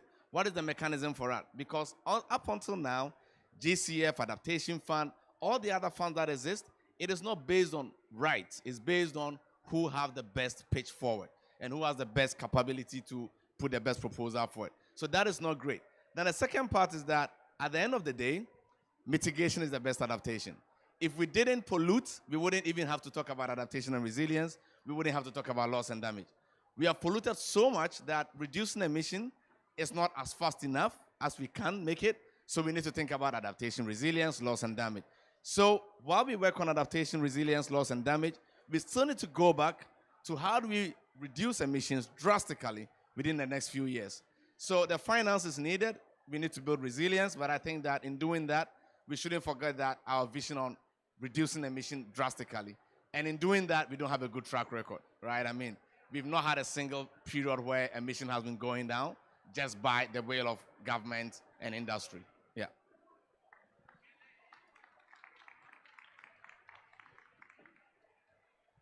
Thanks, Josh and Madeline. I really enjoyed your presentation. I'm Hayley from Care International, Gender and Climate Adaptation Advisor. So, quick question, Joshua. So, if there were three tips you could give young people across Africa who are keen to, take part in adaptation action. So this could be advocacy in their countries or supporting communities to develop adaptation plans, for instance, like adaptation initiatives. What would those three tips be? I'd be really keen to know. Thank you. That's a very tough question. Three things. Okay, I will use my own life as an example. So when I wanted to work on adaptation, the first thing I did was read about it from all potential sources. Learn about it, get to know about it. The second thing that I think is most important is identify a policy framework around this, either through your national government or through the UNFCCC. I had the chance in 2018 to go for my first adaptation committee meeting in Bonn, and that was insightful, great opportunity. So, and you can do this at the national level, at the regional level. So that is another thing, the policy framework. Then the third thing I would say is that understand your risk. That is the most essential part. If you do not understand the risk, you don't even know what you're adapting to. So is your risk food insecurity? Is your risk flooding? Is your risk drought? Is it urban heat waves?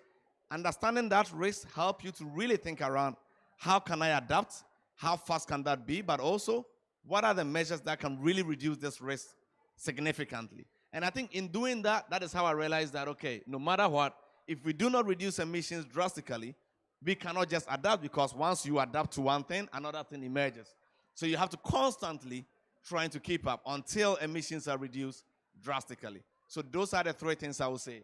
And sorry, I'll still just like 2 minutes because I see she raised her hand so many times. Sorry.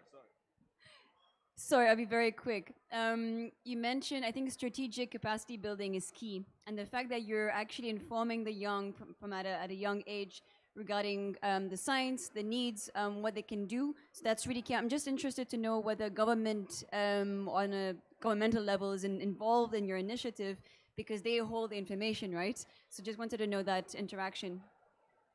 No, quick one. So when it comes to climate intervention, not every government have the resources and capacity. So that is the first thing. Not every university have the resource and capacity. So governments are trying to keep up, but I think that we should acknowledge that big universities like AGU, like the US universities have the resources to do this, not in the global south. So we need to first of all advocate for our government to form partnerships, relationship, exchange programs that allow our students in the south to be able to go learn about these things and eventually set up institutions in the global south that can do some of this research and produce the knowledge that is needed. At the end of the day, I mean, this is needed because countries like mine and like yours are going to flood. So why not really empower those countries to have the knowledge and skills and the understanding for interventions like this? Thank you so much for sparing us the time. And thank you so much for the questions. It's very helpful to hear what would be helpful to you as well, not just what we wish to present. So we will turn now, oh yes, I was going to drink from that. We will turn now to my good friend Abraham Bougre with a quick presentation from the Youth Resilience Lab. And then just to let you all know that in fact, Leome was able to connect. So he'll come in very quickly after Abraham offers a couple of his perspectives. Thank you so much, Dan. And thank you everyone for joining us. And it's been wonderful presentations that we've had. And I really like the last one, my boss man, Josh, with the brilliant presentation. And the discussions feed so well to the project or the initiative I'm about to talk about, which is the Youth Resilience Lab. And we had this discussion in the Green Africa Youth Organization office several times on how do we connect young people who are doing different things? How do we bring them together? How do we try to bring in different solutions that are out there that are actually working? And Josh rightly mentioned that there are various solutions that are out there that actually can work. And they are country and geographic specific. And sometimes these are the actions that we need. But some of these actions are happening in silos and we don't really know what is happening. And so we decided to bring two big wells together, which is the DRR, which is the Disaster Risk Reduction Well, and the climate change space. And we realized that young people were doing a lot in both spaces, but we weren't connecting the two. And disaster risk reduction and climate change are really interlinked. And so this Youth Resilience Lab was created to achieve that. So I'm just going to take you through quickly what the project was. So it's just a space for young people to be able to collaborate, to share, and to co-share solutions. And we believe that that is one of the key ways that we can be able to address the climate crisis as young people. Fall away from the narrative of just following the placards, holding placards and chanting and all. We want to actually showcase the solutions that are currently there. And we believe that is one of the ways. And so this is the space that we are creating. And the lab actually is a youth-led initiative, and we are trying to just drive policies, try to reach policymakers, and try to talk about climate action and disaster risk reduction together and not in silos. The other thing is that we want this to fill the knowledge gap. And Josh mentioned a very interesting thing when you were asked about the 3 key tips. First, we really need to have the knowledge. We have to build our capacity. We have to have the knowledge to be able to act. And so we love the enthusiasm of the young people, right? But we also want to make sure that we are equipped and the knowledge to be able to take right and meaningful decisions and actions are there. And that is what the lab is there for. And to collect information about the challenges, the opportunities. We realize that that is also one of the key things. Where do young people actually find opportunities? We hear funders saying that, oh, we have a lot of funding, but we can't find projects. And we hear young people say, we have projects, but we can't find funding. So we are creating this platform to be able to bridge that gap, to be able to create that space for young people to be able to come here and say, okay, there's funds for adaptation, there's funds for mangroves planting that I can access. And that is what the lab is about. And so the key objective is to raise awareness of children and youth efforts in promoting and addressing disaster risk reduction and climate change issues. And then the space is for children and youth to learn, to share, and to accelerate solutions towards stopping the climate change crisis and also addressing disaster risks that we face using innovative tools, approaches, and methodologies. And we also, like I said, want to increase financial support and build the capacity of children and youth. And so by putting this platform together, we've already started talking to a lot of funders and organizations that are working within the space and working within the cross space between disaster risk reduction and climate change. And they want to help and they want to work with young people to be able to fund young people to be able to address this. And then to increase the active and meaningful engagement of children and youth in policy discussions and formulations. We don't just want to come to COP and stand outside and hold placards and shout. We want to be part of the decision-making process, and this platform is creating that. And so, quick priorities: capacity building, promoting locally led community-based adaptation initiatives, ensuring the vibrant regional and local platforms for young people to be able to interact, mobilize grants, North-South collaborations and partnerships, and provide evidence-based knowledge on stories that actually work, what young people are actually doing.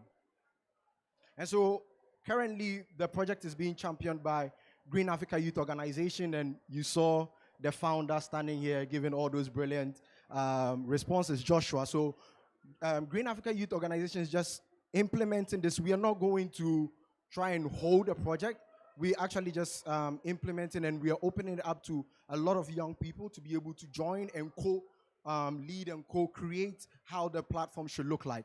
And we have the wonderful support of Silver Lining NGO, who also were here to make their presentation. And so what we're expecting, we just want to be able to produce knowledge products to be able to show how young people actually want these relevant stakeholders to interact with them. We want to share cross-learning and improve initiatives on DRR and climate change.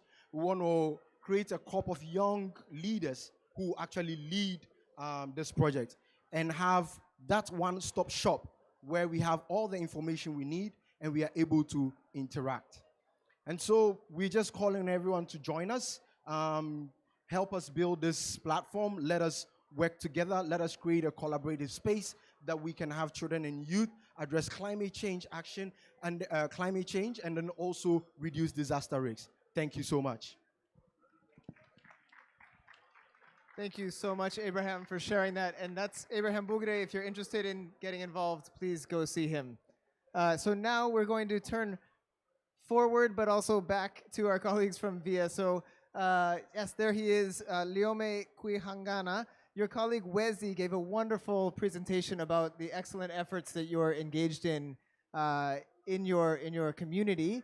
I would love to know, what are some of the main lessons learned from that experience that you'd like to share with us here at COP27? Liome, you have the floor.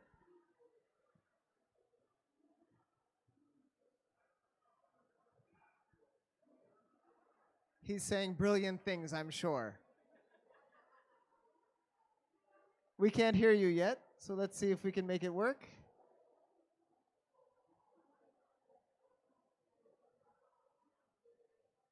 Hello? Yes, now we hear you. Can you hear me? Yes. Great. Yeah, thank you so much. And thanks to Wezi to jump in. I didn't make it to come on time. However, I would like maybe to add on what she has said. You know that he said about the 28 schools we try to reach in Rwanda, and the main purpose was actually to carry out the risk assessment and action plans, but which are really resilient. And the people that we want the most of their parents, community members, and the local leaders, but the children were at the center, where we use the co-creation where they would share the main ideas and what they see as the risk which are really affecting them. So for the purpose, we had to, to improve the safety of the children on their way to school and from the school, even to enhance the social cohesion. So in that way, children were given the space to jump in and share what they thought would be much more affecting, like floods. Actually, Rwanda, as a country, they call it a country of 1,000 hills, which have more hills and the rivers and whatever, So when it's rain, it's very heavy for children to access the school, and that was the main focus on them in sharing their ideas, and even land degradation. So, and collecting all those kind of ideas from the children and involving them in decision making, as well as the primary actors also. We tried to connect them with the local leaders at the district level so that they can get the findings and they can know their responsibility, so that they can take actions to respond to those kind of hazards which are affecting the children as well as other community members. So the main also focus was not only to solve the identified issues, but also to see the root cause. Actually, sometimes, global, we are speaking the common language called the climate change. And sometimes people are talking about mitigation, are talking about prevention, but why we don't think about the root cause? Why are we vulnerable of that kind of hazard? So that's the way we were actually trying to start from the roots so that we can build something strong from the foundation. Yeah. Thank you so much. That's a brilliant answer. Making sure that we involve children and youth from the very beginning, going deeper than just the superficial concerns, but actually understanding the root causes at the heart of the challenges we face. Thank you so much, Leome. I'm very glad that we were able to bring you in at this last minute. So finally, we'll turn to our good partners from UNICEF. We have Sharif El Rifai from the United Nations. Sorry, I know I probably mispronounced your name, but that's life as somebody from the United States. I always mispronounce everything, but he will correct me, and he's from the United Nations Children's Fund. You have the floor, about 5 minutes. Okay, thank you so much. So first of all, it's a pleasure to be with all of you today. So we were supposed to give a presentation about the climate migration crisis, but due to the time limitations, we are going to reflect on what our colleagues have mentioned during the first part of this session. So basically, I guess, referring to the climate education, it's crucial to increase young people and the children awareness about the disaster risk reduction. So referring to this point, I guess it's very important. And if we are talking about the NDCs and youth engagement, I guess we need to talk more about youth engagement in climate negotiations. And we can see that the Article 64 of Glasgow Climate Pact urges the parties and the stakeholders to ensure young people participation in the climate negotiations and to give them the opportunity to be engaged within the negotiation framework in different international climate conferences, especially the COPs. So if you are talking also about the disaster risk reduction from the the African youth perspective, so we need to talk more about the crisis that is currently facing our continent. We are talking about a continent that produces only around 3.7% of the global greenhouse gas emissions, while if we exclude 3 countries, which are Egypt, Nigeria, and South Africa, we have 51 countries who are producing around 1% of the global greenhouse gas emissions. At the same time, we have one country which produces more than 20%, another one which produces more than 15%. So we are talking here about a gap. And in order to bridge this gap, we need to ensure that young people and the children are included and engaged and well represented in the climate negotiations, especially within the African continent. This year, the Kampala Declaration about climate migration was signed and ratified. Egypt was among the countries who signed and ratified this declaration. And so we have now 15 countries who are on this declaration. I guess it's the first ever African declaration to discuss the climate migration crisis. So we have African initiatives to address climate issues from African perspectives. So we need to help the African governments, and we need to help the African people, especially young people, to be more engaged and to get more into the climate scene, especially internationally, and in order to give them the opportunity to present our views and to bridge the gap, because as I mentioned before, there is a gap between what we produce as a continent and what other countries produce. And in order to bridge this gap, we need also to figure out the importance of discussing the issue from our perspective, not from other perspectives. And this is in order to give the opportunity for our young people to be present, especially in the climate negotiations. And here in this COP27, we can see that many young people are present, representing their parties, representing other organizations, and well engaged in the climate negotiations. So I guess it's a successful story to share, to tell that when the Glasgow Climate Pact mentioned that young people should be represented, and when it urged the parties and stakeholders to represent young people, we have a success now in terms of youth engagement. We should build on that. Next COPs, I assume young people will be more engaged than what we can see this COP. Thank you. Thank you so much, Sharif. It's wonderful to always have a high-quality UN partner engaging with us and for us and continuing to move this discourse forward. So once again, my name is Dan Perel. It's not up there, but that's who I am, I promise. And this has been Changing Youth Narratives from Risk to Resilience. And once again, just to thank the Sendai Framework Children and Youth Stakeholder Group, Youth Resilience Lab, Voluntary Service Overseas, Youngo UNDRR Stakeholder Engagement Mechanism, UNICEF, who you just heard, Silver Lining, and Sustenta Honduras for joining us in this session. And I wish you a wonderful second half of COP. Thank you so much, everyone.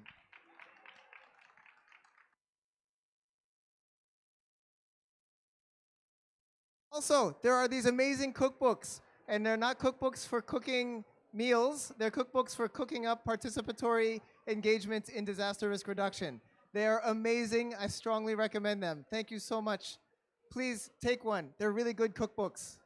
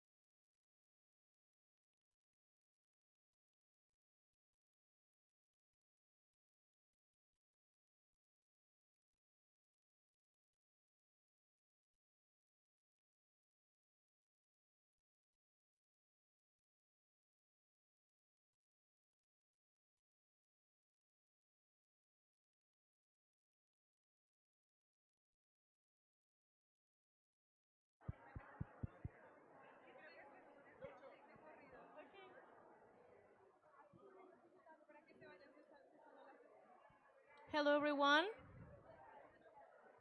Hello, everyone. We're starting 1 minute. Just take your seats and try to take action at this moment, please.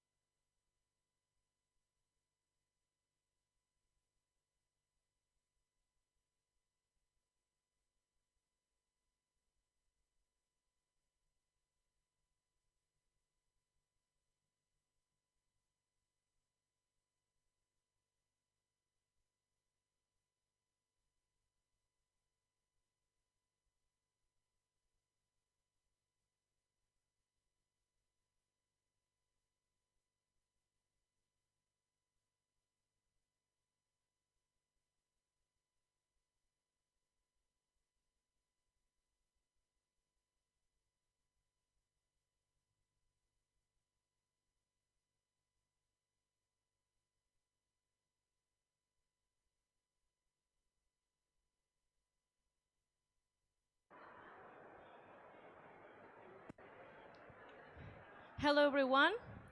Good morning, and thanks to be here. Resilience and adaptability are important words, but difficult to put in action. But in rural areas of the global south, resilience is a lifestyle, and adaptability a reality. Welcome, everyone. This is the premiere of Ignorance Sustainability. Ignorance Sustainability is a documentary project to take place in 3 rural communities in the southern of Mexico: Villa Juan Aldama, Manuel Vuelta y Rayón, y Colorado. This documentary put as a protagonist of the sustainability and the adaptability process the rural areas, and take action and give us the solution of adaptability process. In this way, we need to take action and put all voices in the debate of adaptability and resilience.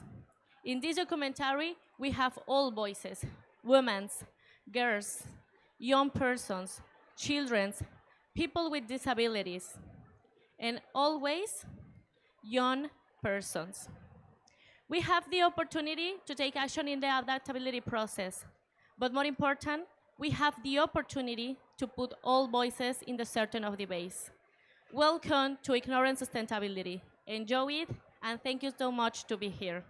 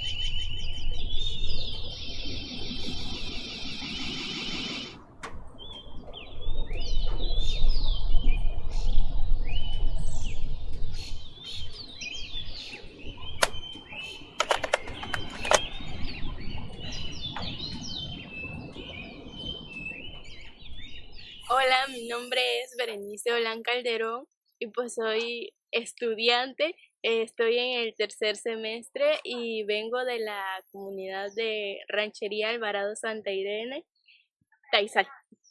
Mi nombre es Luz del Carmen Pérez Cornelio y me encuentro estudiando la prepa y estoy en tercer semestre. Mi comunidad es un poco accesible, ya que pues la mayoría de los que viven ahí se dedican a la ganadería, tienen siembras, tienen tierras y pues hay muchas cosas que nos favorecen. Opino que vivimos bien, o sea, tenemos los recursos necesarios y pues quizás sí algunas veces el cambio climático nos afecta, como viene siendo las crecientes y las lluvias, algunas veces también las sequías, porque pues mi papá es agricultor, entonces él siembra. Cuando vienen los meses de calor, pues afecta la siembra porque como no llueve o no hay agua, pues entonces se va muriendo la siembra. Cuando era más pequeña estaba más no había mucho calor, era más tropical. Bueno, no lo podría denominar así, pero más o menos. Entonces, ahorita los meses del año pasado ahora, pues sí ha subido e incrementado mucho el calor porque, o sea, estos meses ha estado, muy alto el calor. A veces nos da, o sea, golpes de calor más que nada y, o sea, se te puede bajar la presión. Y y pues algunas veces pues se desmaya uno con eso. El año pasado hubo una inundación grande. En mi casa se llenó de agua y llegaba más o menos como arribita de la rodilla. Y pues nos tuvimos que salir, tuvimos que ir a otra casa, mi abuelita, yo, mi mamá, y pues sí nos afectó mucho porque el agua afectó gran parte de nuestra casa, como las paredes y el piso.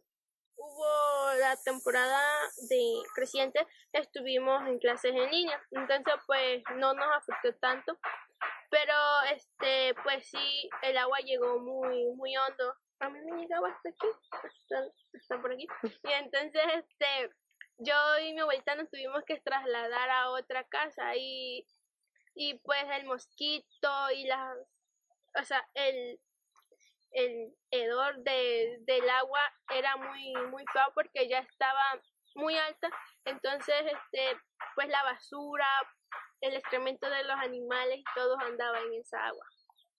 Las personas que viven en nuestra comunidad aprenden a adaptarse a las circunstancias en las que estamos. Si hay creciente, pues entonces nos adaptamos a como sea las crecientes. Si hay calor, nos adaptamos también.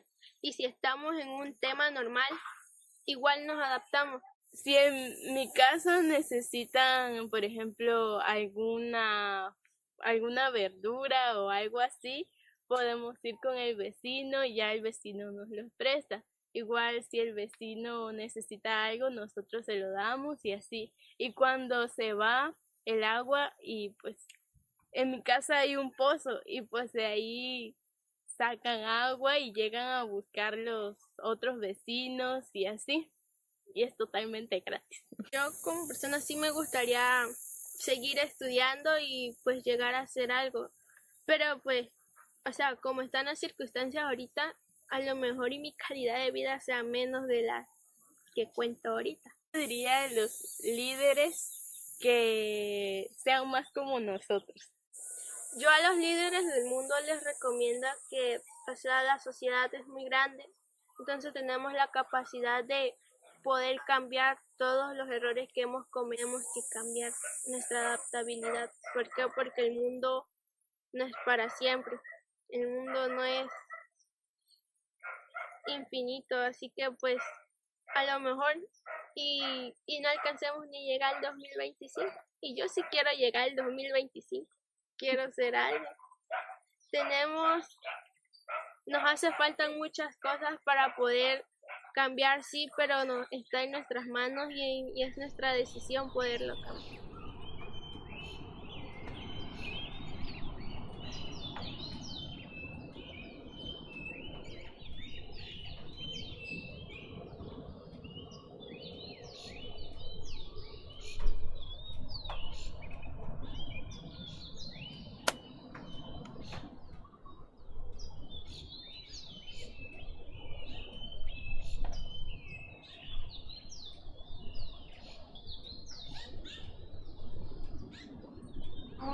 Marisol Prax Alfonso. Actualmente radico en la Villa Juan Aldama, Tiapa, Tabasco.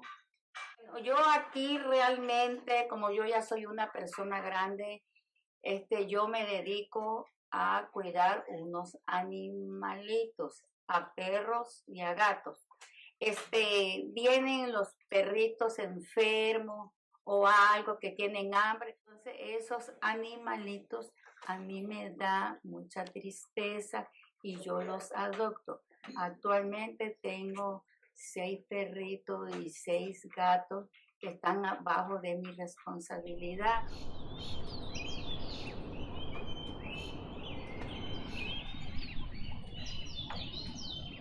Mi nombre es Miranda Pamela, yo vivo en Juan Aldama. Me dedico a estudiar y a hacer labores en el hogar. Me llamo Briana Marisol y vengo de Villa Juan Aldama.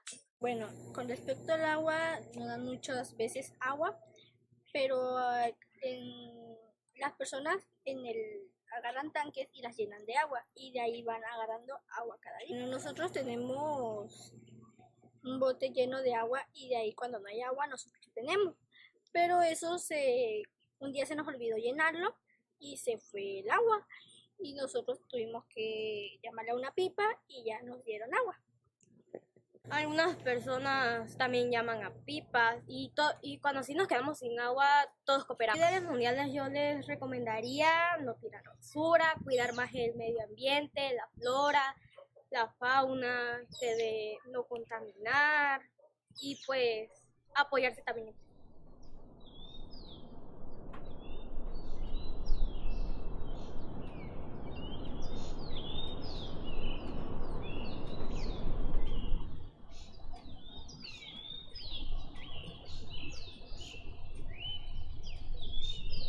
Soy Sonia Ocampo Genares, soy de aquí de Villa Juan Aldama y tengo 37 años.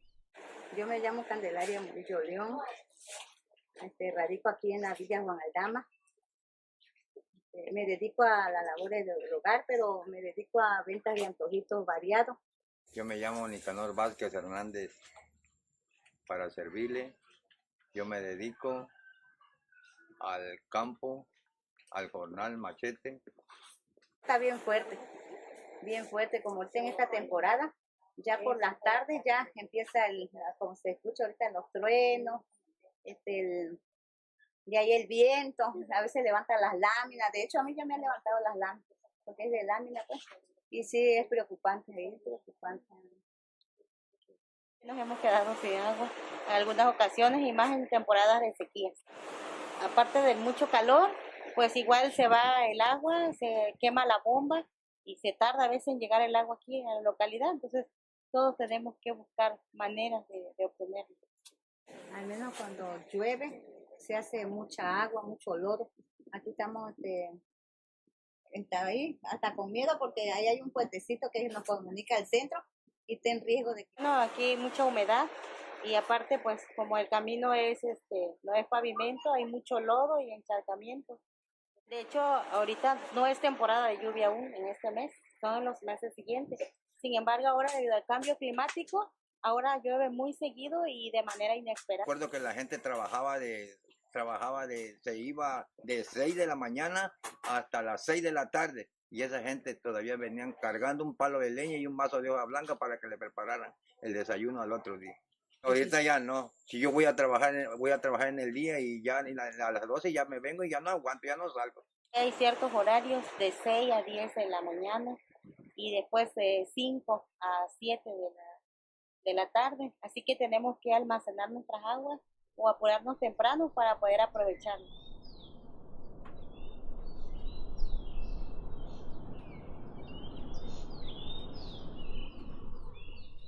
Trabajo de operación de bomba. Pues el trabajo es una práctica que lo he tenido desde hace 22 años. Y pese al poco conocimiento que yo tuve cuando entré, pues gracias a Dios y a las enseñanzas de personas me enseñó cómo manejar este equipo.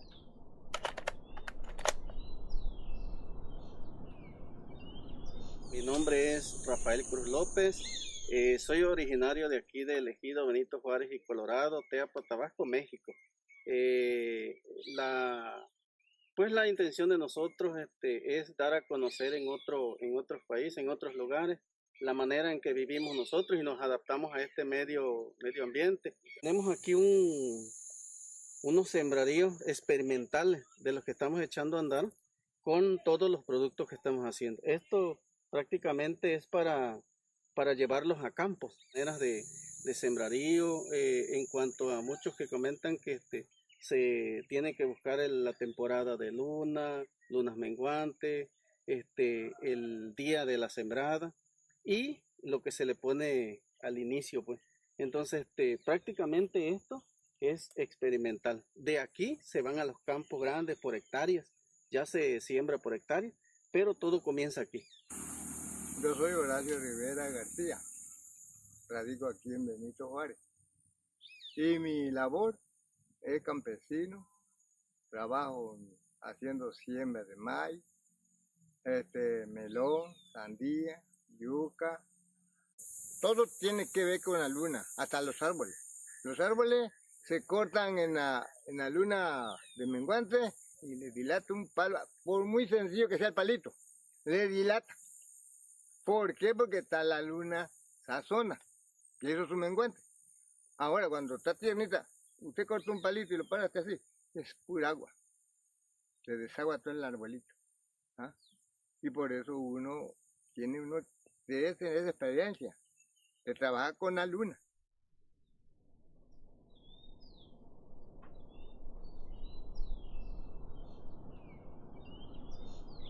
Nosotros producimos parte de las plantas que nos ayudan. Esta es una planta que la conocemos nosotros aquí como zacate de limón. Se pone a cocer junto con una planta que veremos allá que se llama momo o hoja santa. En muchos lugares la conocen con otros nombres. Pero esto fue fundamental para que las personas, no estamos peleados ni distanciados con los científicos, pero para producir menos problemas con la pandemia y aguantar los síntomas y todo lo demás, mientras venía la vacuna y todo eso. Entonces, esto fue fundamental en este lugar. Teníamos ya la preocupación de no saber cómo se aplicaba, cuándo iba a llegar la vacuna, todo eso. Pero antes de eso, con esto, muchas personas pasaron, no es que se curaron, sino que soportaron los síntomas y fueron soportando la enfermedad a tal grado de que se iban mejorando, iban aguantando los síntomas y la enfermedad pues no se propagó en este lugar. Y pues nos ayudó muchísimo. Puedo decir que nos ayudó bastante, mientras los científicos llegaban y se complementaron las dos cosas. En esta parte tenemos oreganón, el oreganón y el maguey verde y el maguey morado. Esos son antioxidantes. Eso prácticamente el maguey morado sirve como si fuera, digamos, una ampicilina. Entonces, para infecciones, espasmos y todo eso. Entonces, todo eso lo hemos ido tratando de rescatar. Y lo rescatamos porque viene de antaño, de los abuelos y de todo eso. Entonces, ahorita se le está dando. Mi nombre es Claudia Rivera y yo vivo aquí en el ejido Benito Juárez, de Colorado, de Teapa, Tabasco. Y nosotros nos encargamos, prácticamente yo soy la encargada de vivero, me dedico a mandar a varias de mis compañeras. Nosotros nos dedicamos a mantener limpios lo que es la área de aquí del vivero, donde sembramos, a deshiervar las plantas para mantenerlas bien. Y allá mantener todo limpio lo que es la parte del vivero. Después de terminando ahí nos vamos a la parte de la hortaliza, que en la hortaliza pues a nosotros nos gusta la hortaliza. A mí prácticamente, a mí me gusta la hortaliza, me gusta sembrar que si el chile, que si el tomate, que todo, porque es mejor sembrarlo, que a veces en el mercado pues ya está un poquito más caro. Nosotros lo consumimos, lo sembramos para poderlo consumir en nuestros hogares. Con mi compañera, nosotros todos somos más mujeres que hombres aquí en este proyecto que tenemos nosotros aquí. Realmente llovía por temporada. Ahorita ya está lloviendo en tiempos que no llovían. Se está cambiando. Pero digo, nosotros tenemos que adaptarnos a la variación del clima. ¿Por qué nos preocupa? Por ese mismo dato que estamos viendo que no es normal ya, se está cambiando, los climas están cambiando. Tanto hace sol cuando hacía agua, hace agua cuando había sol. Entonces, eso nos tenemos que ya. Todo esto tiene un significado. La brosa que se deja aquí es porque en tiempos de calor, de sequías, le mantiene la humedad, lo fresco a la tierra. Entonces, esa es una de las ideas que tenemos aquí por el cual aquí se deja la brosa. La segunda opción es que sirve como nutriente, no se quema, no se desperdicia y sirve como nutriente para la siguiente cosecha.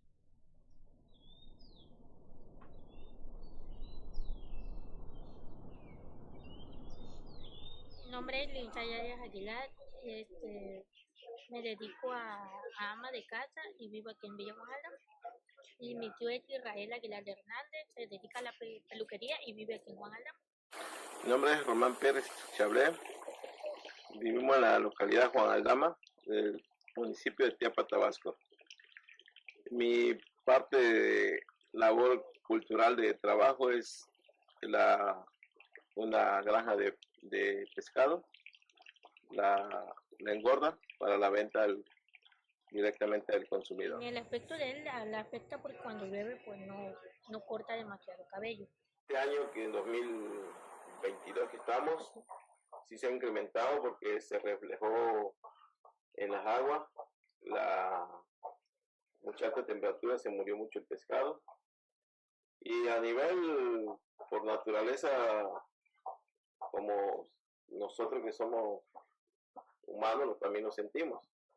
Mucha temperatura muy alta. Y se vio en la ecología también. Y dejamos de vender por el motivo de la mortandad que hubo. No se vendía por evitar riesgo que fuera otras cosas.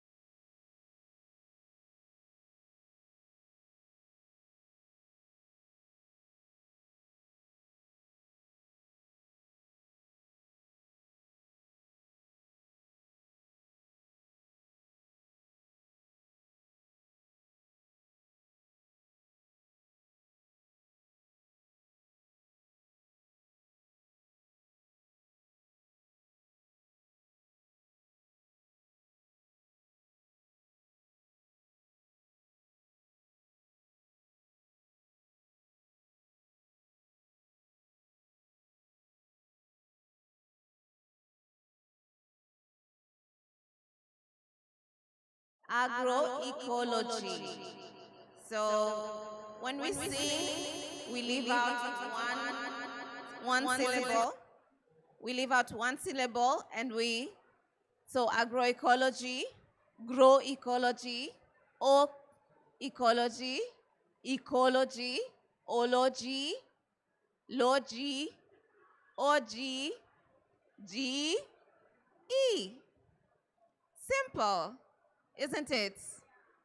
Okay, so we start. Agroecology, grow ecology, ecology, grow ecology, ecology, ecology, ology, logy, ogy, G, E. Clap for yourselves. Okay, so join us. Okay, so we have a very interesting session where we're going to speak on resilience of rural communities in the face of climate crisis. And I would quickly like to invite the panelists. We are having organizations that are working with youth and communities, and we're going to try and see how intergenerational learning comes into play when we talk of resilience and adaptation. So first off, we would like to invite Mr. Fasil Gebehu from African Biodiversity Network. Please come and take a seat on the stage. The second is Marcelina Tegua from Young Volunteers for the Environment. Then we have Sweeney from Solidaridad. Please take a stage. And yeah, Karen. Karen working with RISCOP. Please take the stage. So very interesting experiences that we have from African associations. And I'll take my seat here. So thank you for joining us. To start off, maybe get a little bit of a kickoff from activities that we're doing, because we have a lot of activities that and projects that are being implemented in Africa. So I will start with Marceline, who is going to speak to us a little bit on agroecology and youth employment. So Marceline, what are the activities that Young Volunteers for the Environment have been undertaking? And sorry, I didn't introduce myself. I am Luta, and also working with Jeune Volontaires pour l'Environnement in Togo. Yes, so Marceline, what are the opportunities that YVE has in store? Thank you, Luta. Thank you, everyone. My name is Ategua Hambalotuna Marceline. I work for Young Volunteers for the Environment, Togo. So thank you for the question. I think today we know that agroecology is the solution, the true solution to climate crisis. And as Young Volunteers for the Environment, we work on educating young people around the need to learn more about global crisis. And within agroecology, we know that agriculture, first of all, has been thought to be like, elderly activities or activity from poor people. And it's not, attractive to young people. So what we do is to change the narrative, to drive those young people, to let them see that agroecology is not only for poor or undermined people, but it's an opportunity for we young people to position themselves in terms of entrepreneurship. And apart from capacity building and changing narrative, we also showcase good practices. And today, Young Volunteers for the Environment has a center called CEFA, Centre d'éducation et d'études à l'agroécologie. So this center is about study research on agroecology, and it's settled in the Plateau region of Togo. So it's essential for us to showcase, to demonstrate young people that it works, agroecology works. So we work in training them how to manage sustainably the land, how to work on conservation of seeds, because agroecology does not, agroecology work with people, with their culture, with their way of doing things. You know, it's the incorporation of all those together. So it's important for us to bring them on board, to show them how we do it, to work on biofertilizer, to look at the importance of keeping all ecosystems within the soil management, within the crop growing, and all that. Apart from that, we work also on advocacy. For us, it's very important to really advocate for transition in terms of agroecology, because agriculture has been toxic along the way when talking about food security. We are for food sovereignty. We are for the conservation of our traditional seeds. So those for advocacy, we work not alone. We combine with other alliance, other network, because we know that we believe that coming together around the same thematic make our voices more louder than going alone. And this helps us, especially in Togo. Actually, we are undertaking the transition of agroecology, and we are influencing decisions at national level. And for like a bold point, we annually organize a festival called Agrobioculture. And that festival showcases what we do, how to do it, and it also promotes intergenerational dialogue. And for us, we know that agroecology is not something new. That's what our elders, our parents have been doing before coming on modernization and bringing in those modern tools or those modern products to make our agriculture worse. And for us, it's very important to go back to roots, to learn how our parents used to do it. Yet, we have a modernity that can help in, but you have to look at what is really good, benefit, what is true for the promotion of agroecology. And we believe that intergenerational will help change the narrative and make young people at the forefront of that climate crisis we are all fighting. Thank you. Thank you so much, Marceline. And it's interesting to see that young people have opportunity in agroecology. Maybe we will hear later on the kind of activities that you've done.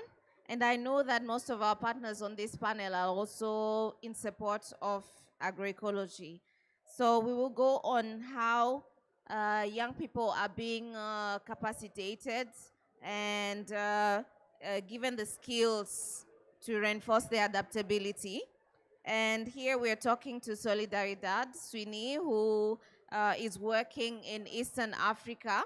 So we will see an Eastern African perspective on strategies that have been used in engaging young people in climate work and ensuring that there's youth participation. So Sweeney would like to introduce yourself and maybe give a little bit of background on your organization, then speak to us on what has been happening in Eastern Africa. Thank you so much, Luther, and this is an interesting opportunity for Solidaridad. My name is Sweeney Binsari. I work for Solidaridad Network in the East African region. And the organization works with smallholder farmers in the East African region. And what we do is just support the smallholder farmers to make their value chains, different value chains in the agricultural space, more sustainable. So on this topic, Luther, I think being in the youth and the children and youth pavilion, it already shows that we are recognizing the role of the youth, particularly in agriculture and where they're coming. I was in a different session the other day, and the speaker was speaking and saying there is no legacy to leave for tomorrow. The legacy we are going to leave is today. So if we are going to make changes, it has to start today. So on this topic of bridging the discussion between the past and the current future, and the future being the youth, it's very important to look into some of these strategies. As Solidaridad, I think some of the key things that are coming out strongly, apart from what Marceline has touched on what Young Volunteers for Environment are doing, is that we recognize the role of youth as local influencers in the climate space. And what happens is when we have multi-stakeholder platform where we are doing scenario planning for climate work, this is where we see the local influencers as youth coming very strongly to support, because the expectation then is once they get this information from the scenario planning, then it's easy for them to disseminate this information at the local level. I think the other thing we have seen work very well in terms of incorporating youth in our work is youth service models. Like my colleague has just mentioned, the youth are not very, very keen on the production aspects of agriculture. So where are we bringing them in? The youth service models are there to help the youth to see where can you come in as a youth to support. So we have service models where youth are doing as the sprayers of the farm. They're also doing soil testing for the older generation of farm, and they're helping with the co-designing of projects around these areas of water, of tree nursery establishment, to be able to push the agenda of climate work in their space, at least in the East African region. And we've seen this consistently bear fruits in the sense that now, if the youth are being paid for soil testing, for bringing soil testing services closer to the farmers, if they're doing tree nursery establishment and supporting to sell these tree seedlings to the older generation of farmers, then it's easier for them to feel like they're part of the collaborative learning space moving forward. So for now, I think I'll just touch on those two aspects, just looking into how can the youth, in terms of the different service models, come in to support climate work moving forward. Thanks, Luther. Thank you so much, Sweeney. And I think it's very important to note that the role of youth is quite critical. And to see what are the incentives, because when we speak to young people being engaged, I think we have to move away from voluntary work and really see how meaningful contributions from the young people can also be beneficial. So you've spoke to technologies and science and how young people are innovative in that sense, and also brought out the idea that they can also create income from the activities that they're doing. So I think it's quite critical for us when we're speaking of these activities to consider that. Now let's move on to our next speaker, Karen Aliaka from RISCOP. And for Karen, maybe tell us a little bit, because on education and how this is very important, and how can young people be coached or rather mentored into the space where they can be comfortable to actively contribute to climate action. I mean, what age does it have to start, and how far can this support be critical to their engagement in these spaces? So up to you, Karen. Good afternoon. Thank you very much, Luther. I think Luther missed my second name. My name is Karen Nekesa. I'm a member of the Alliance for Food Sovereignty in Africa by virtue of my organization, which works with the young children in primary school and secondary school in Eastern and Southern Africa. So we have country chapters in Kenya, Uganda, Zambia, Malawi, and Zimbabwe. For me, it's very interesting how young children at the age of 1 year, 2 years, 3 years, wanting to know exactly where their food comes from. Most of our children believe that the food comes from supermarkets. But what we are doing now with what we call integrated land use management through the regional schools and colleges permaculture program is to make the children dig when we dig, also have them water the plants when we water the plants, also have them participate in such meetings beginning with the schools. So how do we go about it? It's because we have an advocacy component where we are bringing children together through exchange visits, and someone would want to know, and Luther has actually asked me, what age? We even bring children at the age of 10 to 12 years talking about issues within their local community as much as we are doing today. So it would be my interest as a person working with young children to have also children have to come to such meetings. I know people would ask how and why. This is the foundation of tomorrow, and my colleague Sweeney has talked about that. We have to leave a legacy. So what are we doing with the children? So actually, we do this in schools, and we're establishing what we call food forest in school. A food forest is actually for us and the children as per market.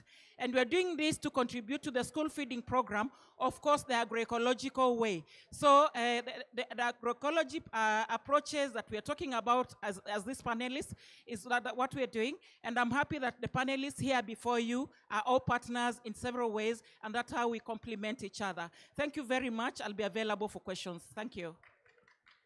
Thank you so much, Karen. I think we will go straight to Fasil, who will now try and link us up with intergenerational learning. Like, how do the elders contribute and bring about engagement of young people? So Fasil would like to learn from your experiences. Thank you very much, Luta.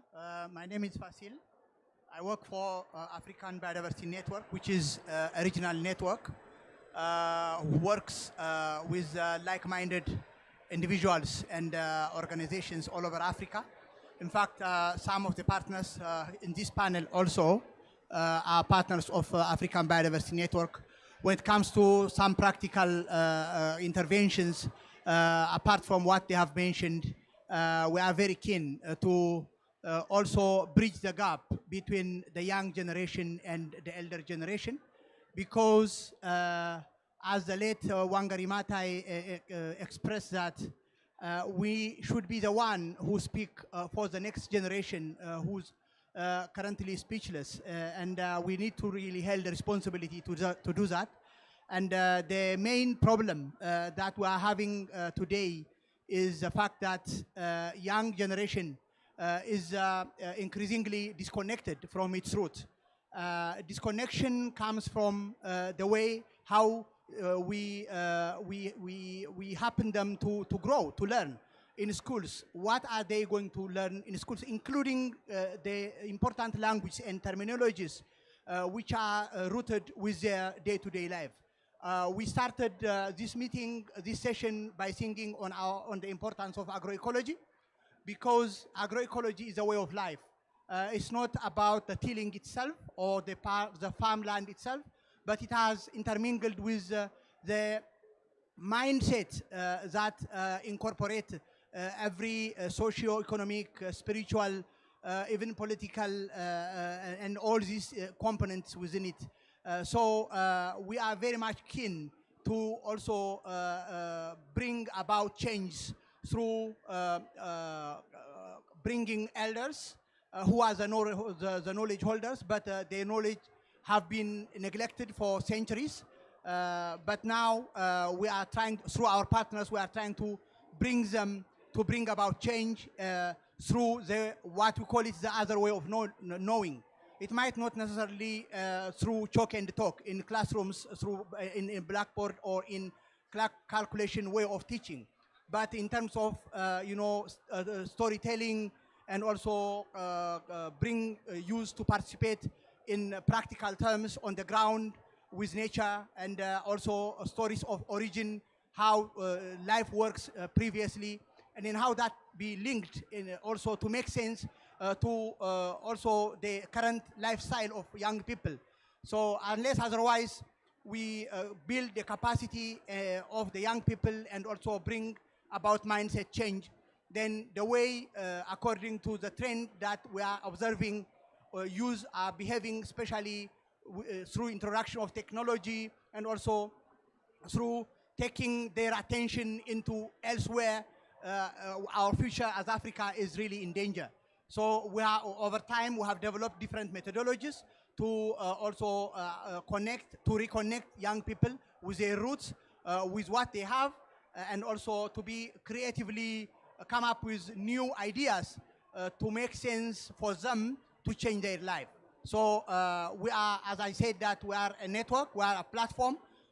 We brought many individuals and like-minded organizations all over Africa, then come up with solutions, because we have a solution as Africa. Thank you very much.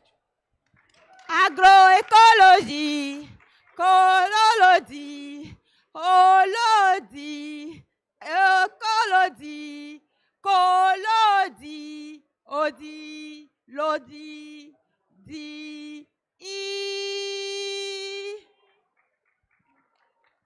Thank you so much for the panelists' contribution. I'm informed that we're out of time.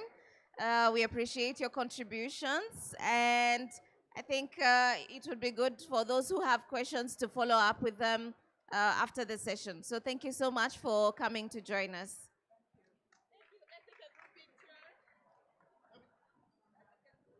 Before they come, let me teach you the song properly. If you leave this, forget everything they said. Not the song.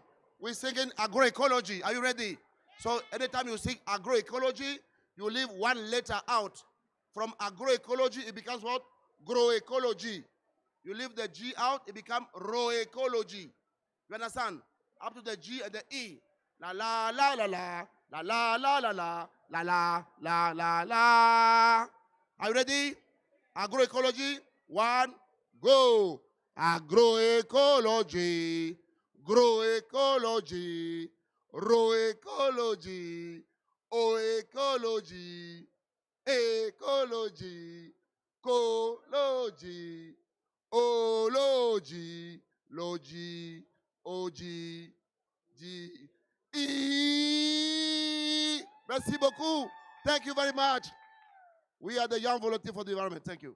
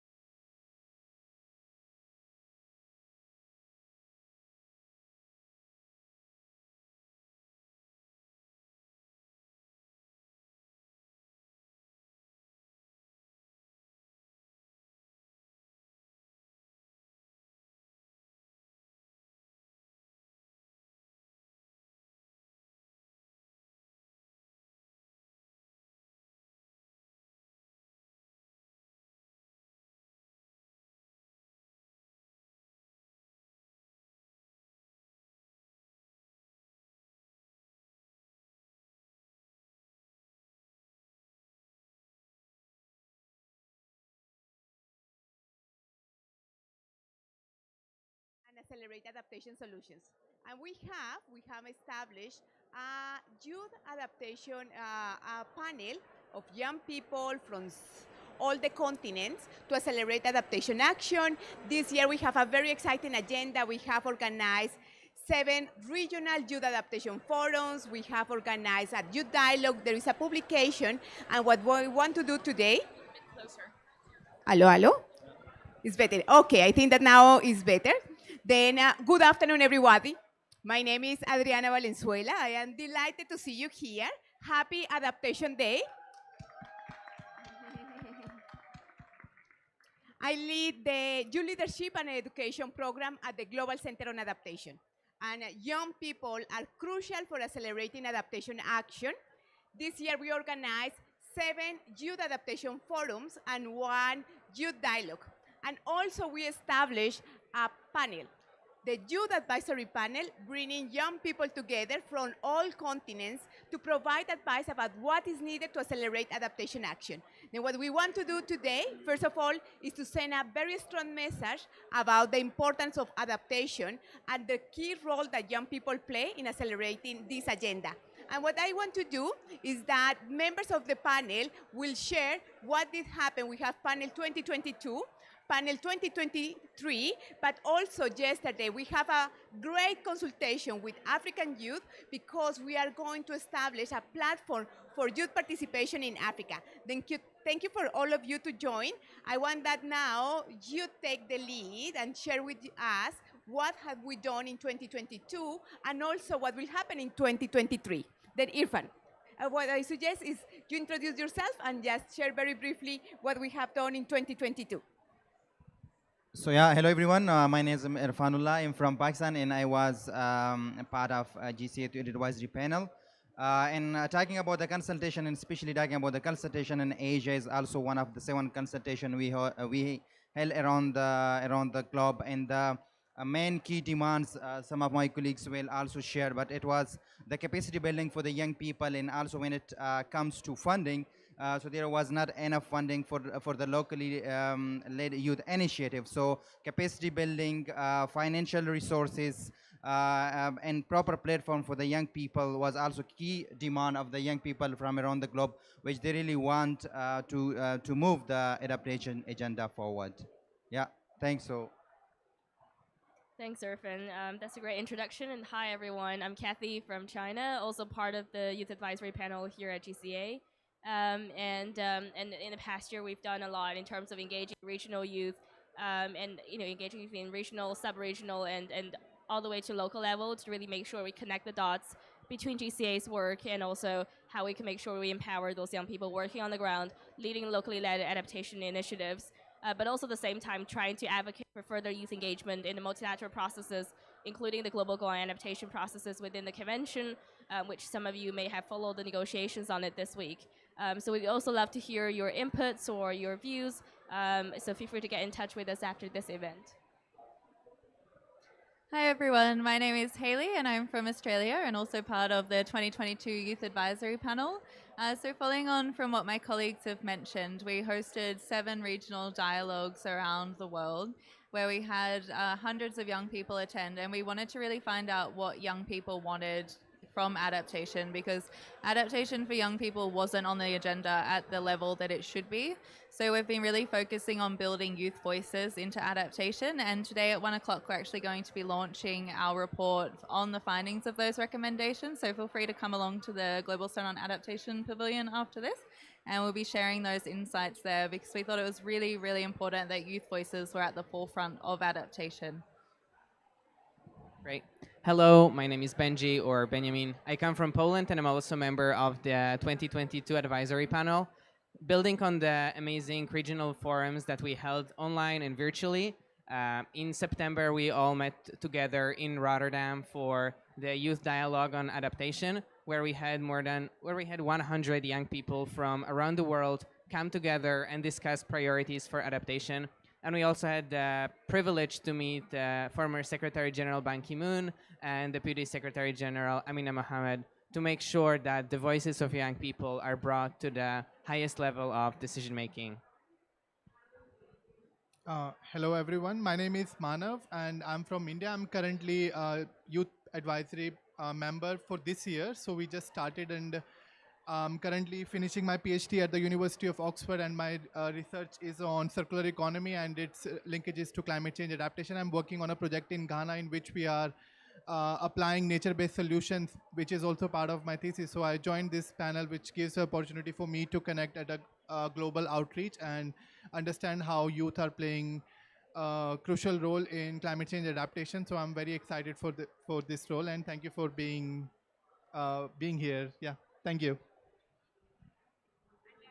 Also at 1, we are going to launch the publication that brings together all these recommendations. Ifa, just what is the publication about? The publication is called Youth Engagement with a Global Goal on Adaptation, and basically we are presenting to youth organizations and to decision makers here at COP27 what the main recommendations from all these consultations have been. So we've spoken to thousands of people, to young people, and these recommendations will be launched in the report at 1, so hope you can join us. And also yesterday we have a consultation with African youth. What happened yesterday? Hi, my name is Victoria. I'm from the Seychelles. And yesterday I was one of the youth delegates or African youth delegates that met with other youth Africans to basically discuss the challenges, the gaps, and the solution opportunities for youth engagement in policymaking. So it was thanks to the GCA and the African Development Bank that united us to basically consult us and see how a potential African Youth Climate Council could be developed in the pipeline or in the future. Thank you very much to all of you. It's an invitation that you can join us. In 5 minutes, we are going to have the launch of the publication. And many of you are wearing the t-shirt. And let's just finalize this here very fast because we are going to run. Just come here for a family photo, and then a big applause for all of you. Join the Youth Adaptation Network, visit our website, gca.org, and looking forward to working with youth from all over the world, because in 2023, we are going to organize 7 youth adaptation forums. We are going to launch a toolkit with materials about youth leadership and an adaptation, and also we will have multiple opportunities for all of you. Then thank you, happy Adaptation Day. And I think that the photo will be easier that just the panel join us, and maybe you stand up and we take a family photo from here.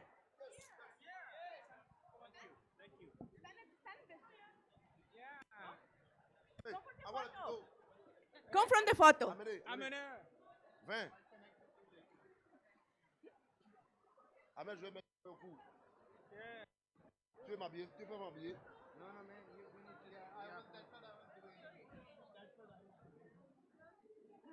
Excellent.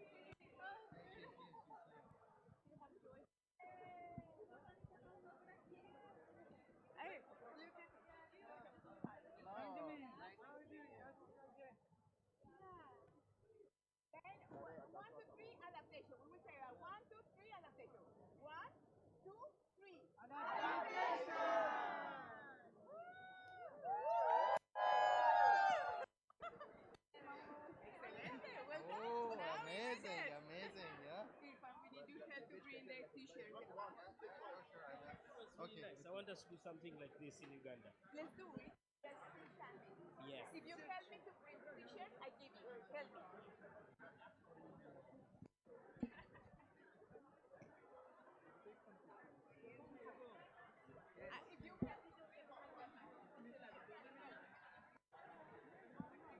Okay, well, we are going to our pavilion.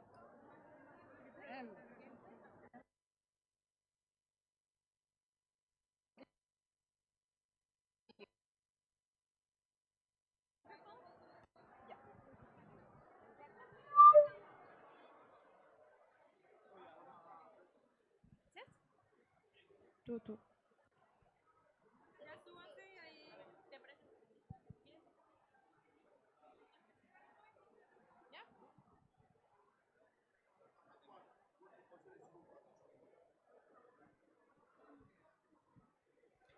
Hello, everyone.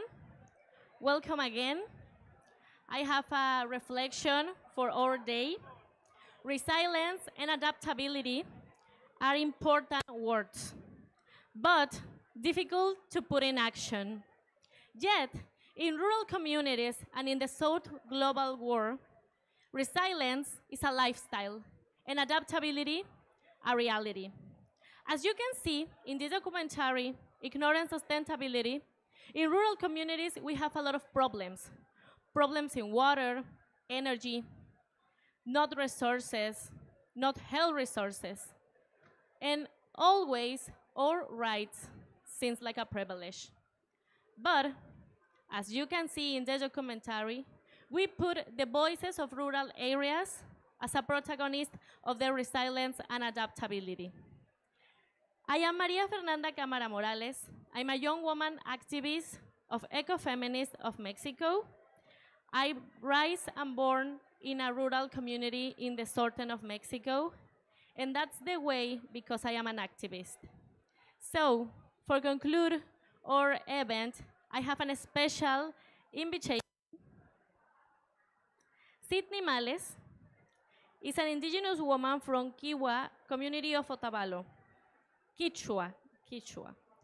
She has a master in international relations with a mention in negotiation and international cooperation. She's a researcher who extensively investigates extractive conflicts in indigenous people territories.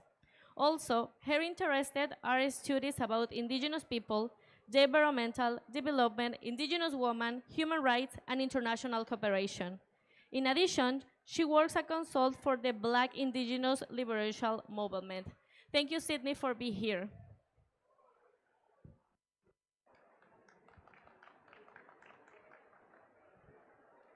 For our panel, we talk about a little bit the documentary. We speak in English and in Spanish, so I translate everything. Como les mencioné, para nuestro inicio vamos a hablar sobre el documental. Quiero que nos des tus opiniones como una mujer que creció en una comunidad indígena. Recording in progress. Es muy importante recordar que las comunidades indígenas y las comunidades rurales no son lo mismo, ya que las comunidades indígenas tienen detrás un tema cultural y las comunidades rurales tienen más bien un tema de desarrollo económico, pero en ese sentido pueden llegar a ser similares. It's important to remember the indigenous zones and in rural areas are not the same. Indigenous zones have a cultural background, and rural areas have problems with the development, with the economic and the social rights. So, in this line, rural areas and indigenous community have a lot of similarities. How you feel about it? How you think, Sydney, about the similarities in the indigenous zone and rural areas? Well, I'm going to speak in Spanish because it's my second language. My first language is the Quechua, my native language, and my second is the Spanish, and the third is the English. Oh, okay. Yo creo que de alguna forma la vida dentro de una comunidad y la vida en la zona rural son muy distintas, pero de alguna forma compartimos los mismos espacios y las mismas luchas. La comunidad indígena, o en este caso mi comunidad indígena, ha involucrado mucho a las personas mestizas, quienes serían los que están viviendo en las zonas rurales. Sí, es importante resaltar que ellos tienen más una lucha económica como de sobrevivir, más que una lucha de ser también racializados por su identidad originaria, como serían los quichuas, que de alguna forma esas son como otro tipo de limitantes que nosotros tenemos. La gente como de la zona rural no entiende tampoco la lucha que nosotros tenemos, porque no solo estamos siendo racializados, sino también movilizados de nuestros territorios. Entonces, eso es muy importante. En cambio, ellos, por ejemplo, en mi comunidad viene la minería, las transnacionales mineras a ocupar los territorios, y en este caso ellos optan por lo económico más que por lo ambiental, por lo social y por lo cultural. No tienen como una base fundamental de defensa pero de alguna forma, cuando ellos quieren, sí se unen con nosotros para poder trabajar en conjunto y nosotros de alguna forma les incentivamos a que entiendan nuestra propia cosmovisión para así poder luchar juntos por nuestro territorio para que así vivamos bien. No sé si... Muchas gracias, Sidney. En esa misma línea, la siguiente pregunta que te haría es, ¿cómo podemos generar alianzas estratégicas para luchar por el medio ambiente desde estas comunidades que, si bien son diferentes, tienen algunas problemáticas en común? In English, the question in English. So, in that line, what can we do to create an alliance with the rural communities and indigenous communities? Because if we are not the same, we have a similar problems. What can we do? Primero creo que nosotros nosotros como personas indígenas debemos apropiarnos de nuestra identidad, pero no llegar o no dejar que las demás personas folcloricen toda nuestra cultura porque puede haber una apropiación cultural. Eso es muy importante. De ahí a que ellos quieran unirse a nuestra lucha en conjunto porque es nuestro lugar donde vivimos, eso ya es algo que nosotros como población indígena debemos abrirles también la puerta, pero ellos deben dejarse instruir. Porque el hecho de que tú te dejes guiar solo por lo económico, pierdes mucho lo esencial de tu comunidad. Pierdes también la raíz, porque de alguna forma el mestizaje que existe en las zonas rurales viene también anclado con la cultura indígena. Esa parte es muy cierta, sobre todo en lugares como América Latina, donde realmente todas las comunidades que existen en algún momento fueron comunidades indígenas. Históricamente ese es un hecho, ¿no? En ese sentido, y yendo un poco más a la parte de adaptabilidad y resiliencia, tú como una mujer indígena joven, ¿qué crees que nos hace falta para poder adaptarnos de cara al 2030? Yo creo que primero necesitamos muchos espacios como este y como otros en donde podamos tomar también decisiones para poder generar algún cambio en nuestra localidad.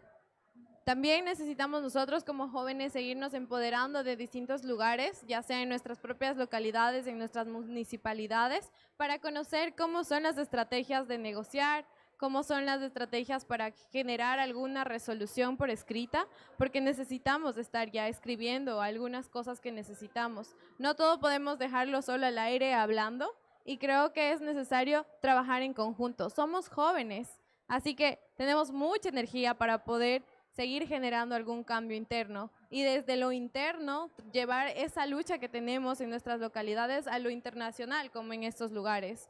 También es importante que cada uno nos autoidentifiquemos con cada una de las culturas que tenemos en nuestro propio territorio. Congratulations, Sydney. Just for end the session, a very small reflection. Solo para terminar la sesión, una pequeña reflexión que te llevas del documental, del diálogo y una recomendación. A recommendation for all in the world. Creo que lo que me llevo del documental es que si bien nosotros tenemos fronteras imaginarias, todos nos parecemos, todos estamos en conjunto, todos tenemos los mismos problemas con distintas luchas, pero creo que es importante que cada uno de nosotros sigamos expandiendo esa voz de las personas que no pueden estar en estos espacios, sigamos contando esas historias de lucha, de vida que tienen nuestros ancestros también. Y creo que el mensaje que les dejo es que nos respetemos. O sea, cada uno tiene que ser parte de su propia cultura y respetemos eso. No lleguemos a una apropiación cultural, más bien generemos un cambio desde nuestras propias realidades y unamos a todos los jóvenes y a las nuevas generaciones que vienen atrás de nosotros. Muchas gracias, Sydney. Thank you so much. Thank you.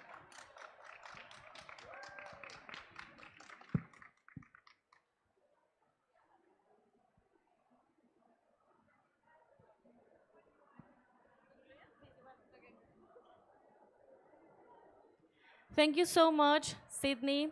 Thank you so much for the audience. I have a final reflection in the Adaptability Day. The adaptability and resilience are extremely difficult to put in action. But the first step to create this type of events, to create this type of fights, and to create this type of solution is make this space for all. I'm from a rural community. Sydney is from an indigenous community. We are not the same country. She's from Ecuador, I'm from Mexico. But we have one thing in common. We are young women trying to create a better world. And as she say, local action to make international solutions. Go to your community, try to put in action you think, try to put in action you feel, try to put in action your work, and make good alliance with persons around the world, with young persons in other countries. Try to create a solutions for our world in one way. Thank you so much for all to see the ignoral sustainability. This is a documentary from rural communities in the southern of Mexico. 3 communities we never know have the opportunity to make all voices noise in an international space. When come to the communities and question the people who try to be included in the documentary, one man says me, never in my life, no governments, never in my life, and a president or somewhere who have a space in the government give me the opportunity to put my voice in international space. And this is the first time for them, it's the first time for a lot of persons here in the COP27, but it's the first time to create a solution for the future, so a solution for our world. Thank you so much.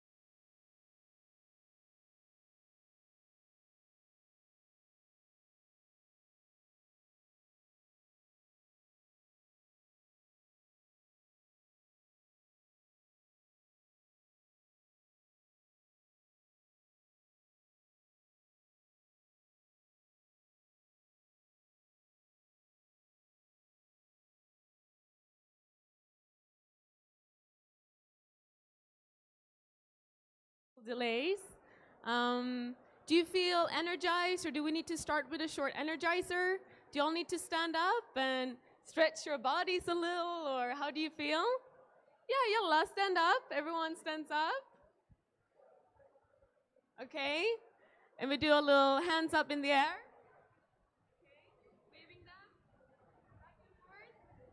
I also know that Aishka has a good chant for you all to start it off with. Sure. So our panel is going to be on the climate and gender nexus. So we're going to quickly start with a very simple chant.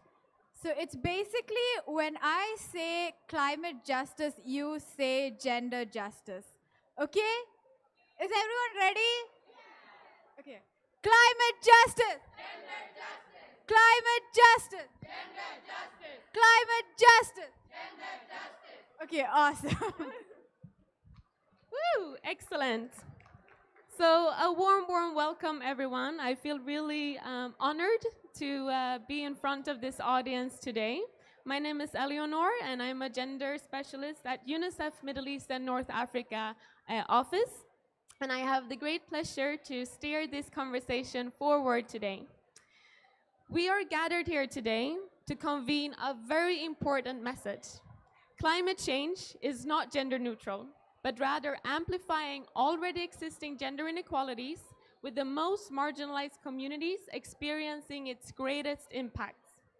And as such, we really want to advocate for key stakeholders to have a feminist approach in their adaptation strategies, centering gender dimensions as well as in relation to intersecting systems of power.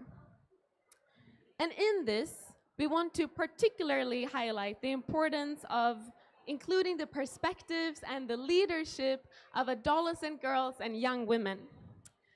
Did you know that across the globe, only 2% of the national climate change policies mention girls? And even within our gender frameworks at UNFCCC, girls are absent. In the previous gender action plan from 2019, girls are only mentioned one time. So we bring you into this conversation today to listen and learn and build from the solutions from adolescent girls and young female climate activist leaders. With us today, we have members from the technical cohort to advance young women's and adolescent girls' leadership in climate change, which is supported by UNICEF and Karama.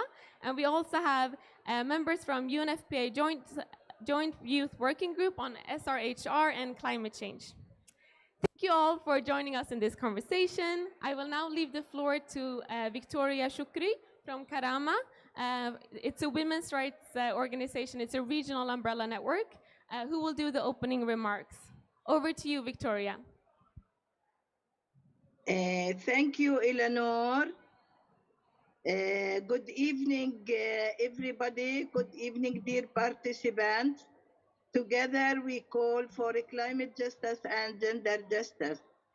Climate change is a gender issue, and no generation alive today will have contributed less to the causes of climate change and be impacted more by its effect than young women and girls. Girls in Africa and the Arab region already face many challenges in enjoying their rights and life opportunities. Climate change magnifies many of these threats. Nine out of 10 children and young girls in the Arab region live in countries with high or extremely high water stress. More young women and girls than ever before are living in communities impacted by drought, communities facing the prospect of migration to seek refuge from floods, fires, or water or food scarcity. More girls are seeing their access to education further threatened by the effects of climate change. More girls living in regions already experiencing the effects of armed conflict occupation, and the humanitarian crisis that is exacerbated by climate change. Across the world, young women and girls show that they refuse to simply be victims or onlookers to the global challenge of climate change. They are remarkable climate activists and engineers determined to meet challenges. The Karama Network is very proud to be working alongside with UNICEF to support the climate advocacy of the technical cohort of adolescent girls from the Arab region and North Africa. Together, we are working to support their engagement and participation as informed, resilient, and active citizens and advocates to influence climate-related decisions and policies that most impact them, and to take bold actions to address climate change and to mitigate its impact on them, their families, and their communities. Every day, girls in the region show incredible resilience and courage as COP27 meets in Egypt.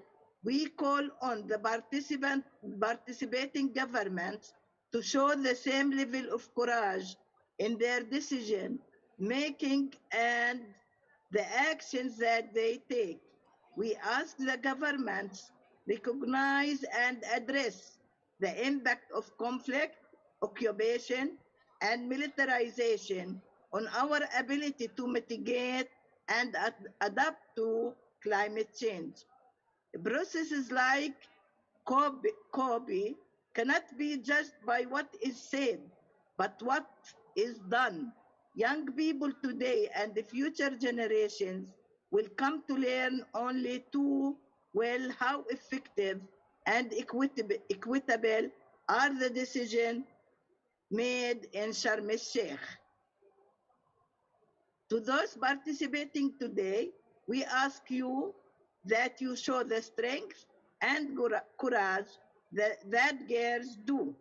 And thank you so much for this event, and hopefully it will be very fruitful and very successful.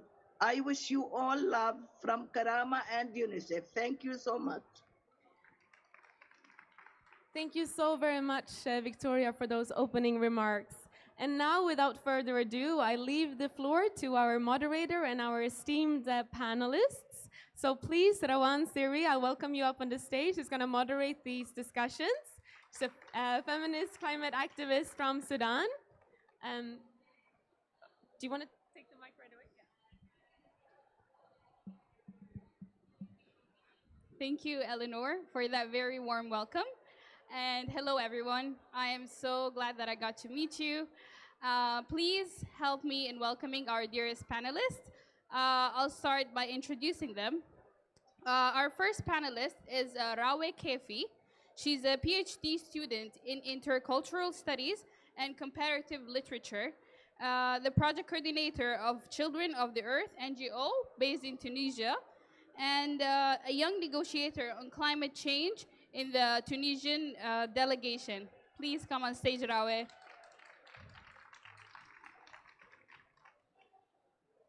Our second panelist is Aishka Najib.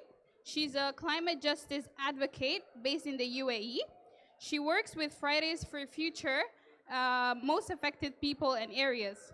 With her work, she advocates for climate justice, amplifying the MAPA narrative, and making the climate movement and advocacy spaces inclusive and accessible. Please come on stage, Aishka.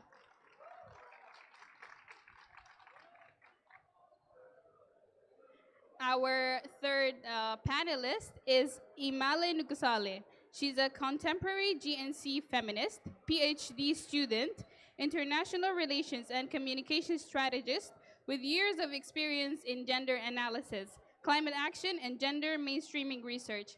Please come on stage, Imale.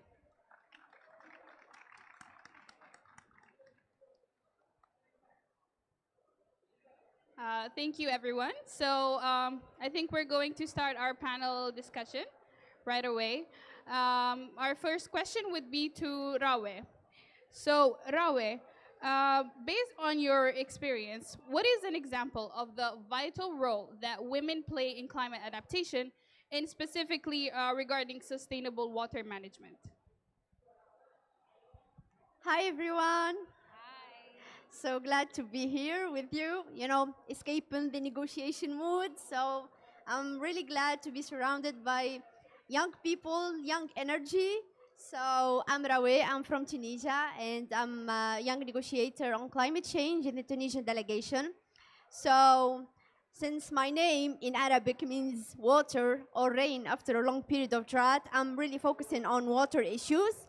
And we all know that throughout the history, women have always been the guardians of nature, the protectors of nature. And so we have like climate change is a challenge, true. But climate change is also an opportunity for us, young women and girls, to seize the opportunity to build and to find like zones to influence and to make our voices heard. So here, basically, I want to focus on water, not only water, but also on women who are in rural areas. So women in rural areas throughout the MENA region, I imagine, facing huge challenges. And so basically their daily life is highly dependent on water, on land, on agriculture. So naturally, they accumulated a great deal of knowledge of good practices, which are often marginalized. Because, when we speak about water or climate change, we generally talk about technology, science, research, which is important, by the way. But it is also important to dig deeper into the good practices of these women who are used to face crises such as drought and who find themselves at a sudden responsible for feeding their family. So basically, women in rural areas, they developed a great deal of knowledge with regards to where we can find water, the location, the quality of water, but especially the storage. There are like too many techniques to store water, rainwater harvesting, also to store food. By the way, food is also water. We're speaking on virtual water. And so when we speak about, for example, adaptation is very local. Adaptation is a bottom-up approach, by the way. When we talk about a just transition, and most of people talk about just energy transition, but it is also a just adaptation transition that should be inclusive.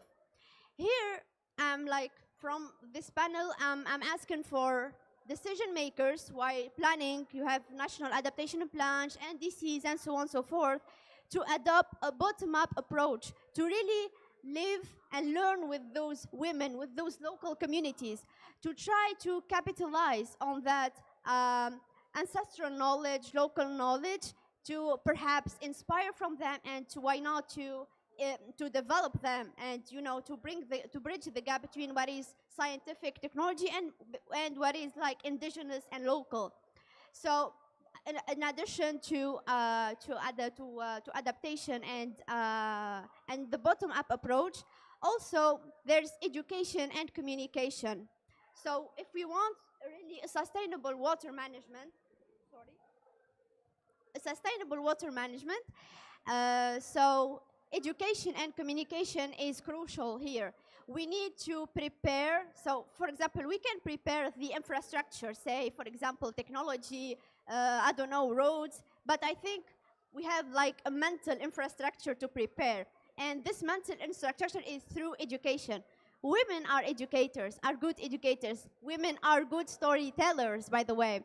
And here I want to see the opportunity to show you something. So this is, it is in Arabic, actually. Women storytellers. So this book is like a project by the GZ and the USS. So they were trying to accumulate folklore and stories related to water. In this book for children, And so in those stories, women are heroines. Women are the saviors. Women are wise, and so they manage to sustainably manage water. So by doing this, we're changing the stereotypes of women being vulnerable or being victims. So here we're building a new narratives of women to shift from vulnerability to resilience and leadership, especially. Yeah, so basically this is what I have to say. So I respect the time. Okay, over to you. Thank you, Rawe. What an excellent answer. So thank you for highlighting the importance of, a just transition to climate adaptation.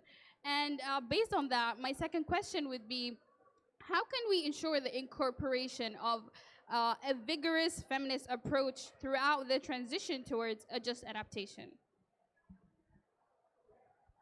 So I'm not gonna be long, but because I feel like I answered everything in the first question, but it's okay.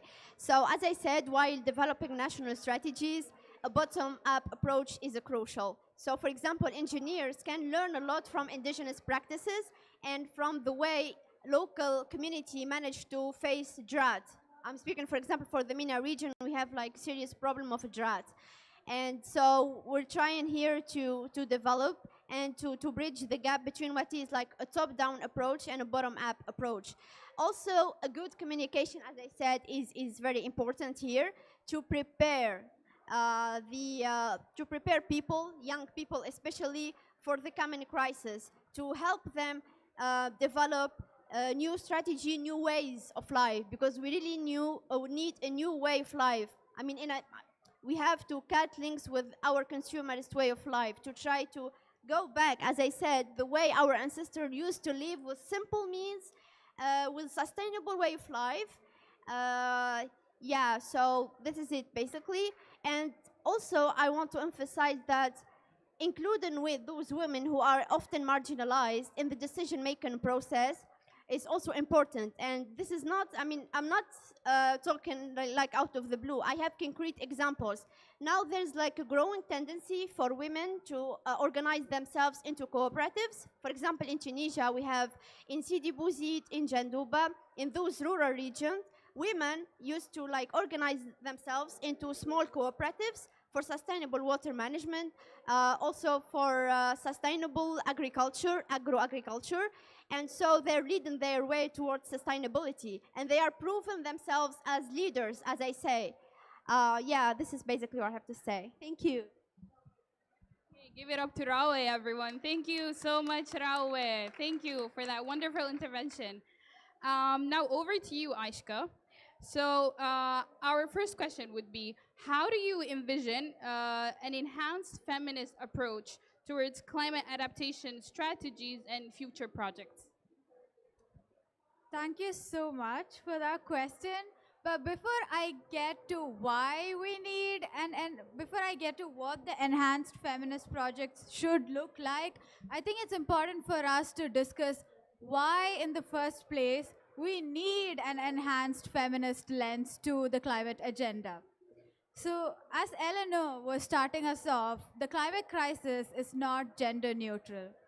The climate emergency is having the most severe effects on the most marginalized and exploited people whose lives are shaped by structural inequalities, such as young women and girls in all their diversity.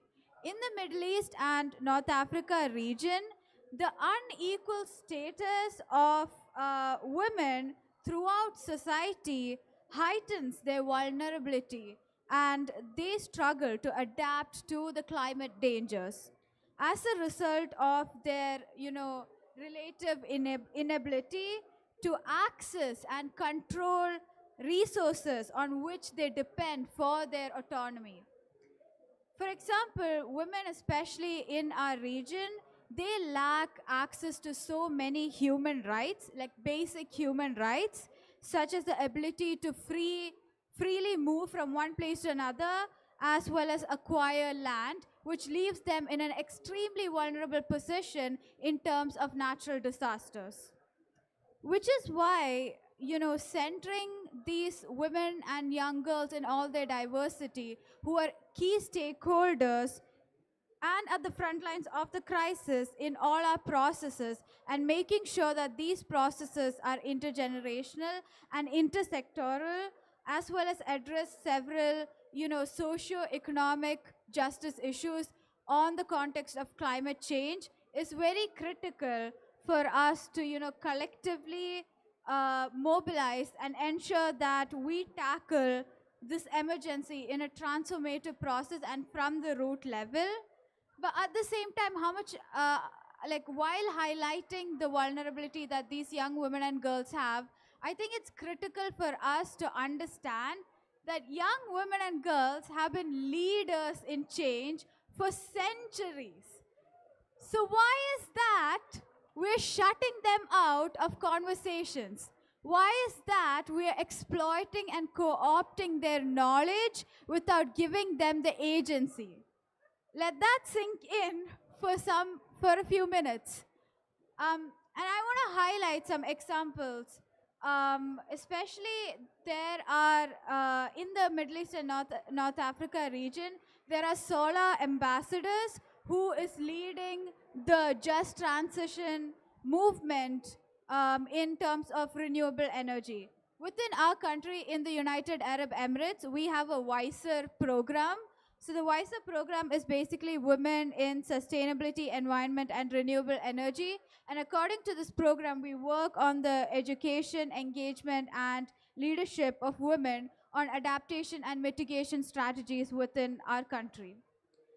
Now, stressing on the feminist approach specifically in terms of adaptation, it would mean providing women and girls in all their diversity with substantial, safe, and fair access to programs to promote skills to adapt, respond, and survive, and support services including, shelters, mental health support services, SRHR services, education, and so on during disaster risk reduction. This would be the feminist and, gender transformative approach to adaptation strategies, which we currently lack in all the agendas that exist on adaptation right now. And I also want to get a little bit personal. I want to share with you that I had the honor of meeting two people who champion the Sustainable Development Goals, aka my mother and my grandmother. While growing up, coming from, my community, like people of color community from the Southwest Asia region, sustainability is not something that we learned or adapted to. It was something that was simply ingrained into our culture, into our traditional practices. Initially, when my mom would I don't know if any of your mothers do it. I see that there are many people from the Southwest Asia region and African regions here. If your mothers collect plastic bags to reuse them, is there anyone else who does that? Yeah. I used to think oh my God, my mom is being so stingy with those plastic bags. But now I realize she is just a zero waste queen, quote unquote zero waste queen. And I've learned from them practices of sustainable fashion, practices of reusing, practices of recycling, practices of reducing. These are not new to us. So I want to end my, intervention on the question that you just posed to me, that at times, I'm not bringing in new radical language. I'm just saying we should go back to our roots and examine what our practices have already been. And we entered this panel with such an incredible panel where two women from indigenous and rural communities left us speechless because they shared with us what indigenous practices are like. Especially in the Savannah region, our region is like extreme weathers. It's either too hot or too cold at night. So our infrastructure, especially Bedouin practices, Bedouin architecture, has been built in such a way to adapt to these extreme weather conditions. why are we not centering their leadership in our conversations on adaptation? Why are they absent from these rooms where important conversations happen? I'll leave with that. Yeah. Thank you, Aishka. Wow, thank you for reflecting on, how us women of color and everyone, we do use sustainable development throughout our daily lives. And Aishka, I know that throughout your work, you have been analyzing a lot of, plans, national plans. So given your experience in the analysis of the several climate change plans and strategies, what are the key messages that you would like to reflect to stakeholders here regarding the inclusion of, a more feminine methodology and approach? I think I'm going to get a little bit technical for this question, talk a little bit on like policy language. But in case anyone is like failing to catch up, or you're like, Aishka, what are you even talking about? Just immediately get up and then we can walk through it together. So last year at COP26, countries actually established a 2-year program which is called the Glasgow Sharm el-Sheikh program on the global goals of adaptation. I feel like if you walk across the room, the global goals on adaptation is a terminology that is thrown around here and there. Well, I'm here to tell you that in the negotiation rooms, while we sit here, they're actually right now setting agendas and talking about the drafts and policies on the global goals on adaptation. They're there talking about how they're going to measure the global goals on adaptation and how they're going to be reporting on the global goals of adaptation that was decided at COP26. And my message to those negotiators, hopefully you can carry it around as well with you all, is 2 things. First is the integration of a feminist methodology to reporting and measuring those goals on adaptation. We need to ensure that feminist qualitative and quantitative processes are integrated into the stock taking of adaptation that reaffirms the leadership of women and girls on adaptation, as well as ensure programs on resourcing women and girls leadership and the projects and solutions that they're leading locally. And at the same time, we need to ensure that the amount that is being dedicated to adaptation is not on a liability basis, but rather on a grant-based funding adaptation that is going to women-led solutions at the grassroots level. Now, if the global goals on adaptation gets agreed upon at this conference, what I want you all to leave with is the localization of those global goals on adaptation. So I'm going to hold all of you here accountable that once you get back to your countries, you're going to take with you the global goals on adaptation. You're going to work with your ministries, with your government to ensure that these are translated into your national policies, especially the NAPs. By NAPs, I mean the National Adaptation Policy, that the National Adaptation Policy centers women's leadership and engagement in 3 different levels, right? In its development, in its enhancement, and most importantly, in its implementation. We don't want you to take our solution and leave us out of the conversation, but we want you to co-create and co-design the implementation process with us. And as you mentioned, I had the great opportunity to work with Care About Climate. Care About Climate are official observatories to the UNFCCC processes, and I was the UAE's NDC ambassador, where with my ambassadorship, I did some research analysis on the various policies that exist within my country. So the nationally determined contribution, the national adaptation plan, the national climate change plan, and so on and so forth, from a gender equality and intergenerational perspective. And what I found from my analysis is that the language where I was first very happy to see that women were on the agenda, so that means that's a progress. We are going in the correct direction. Now what we need to check is, okay, they're on the text, but at what context are they mentioned in the text? Right? What clarity is given in their involvement with the text? So I want to say, what I want to share with you is that we need more clarity on that. But within the UNFCCC processes as well, as much as we talk about adaptation, it is also important to talk about mitigation. In the UNFCCC processes, there are several areas where gender has been brought up in terms of adaptation, but gender has been left out in the conversation on mitigation.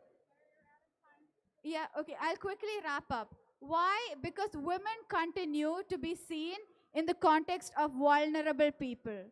We need to shift from that narrative of being seen as vulnerable people to agents of change. So leave it at that.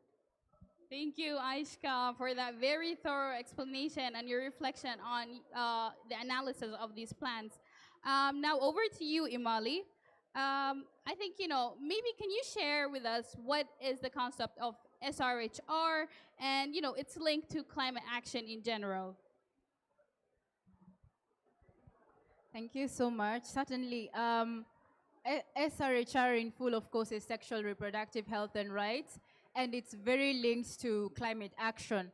I might actually just take my ideas and weave them to what Ashka was sharing, that women are actually zero emitters, slay queens, and rightfully so.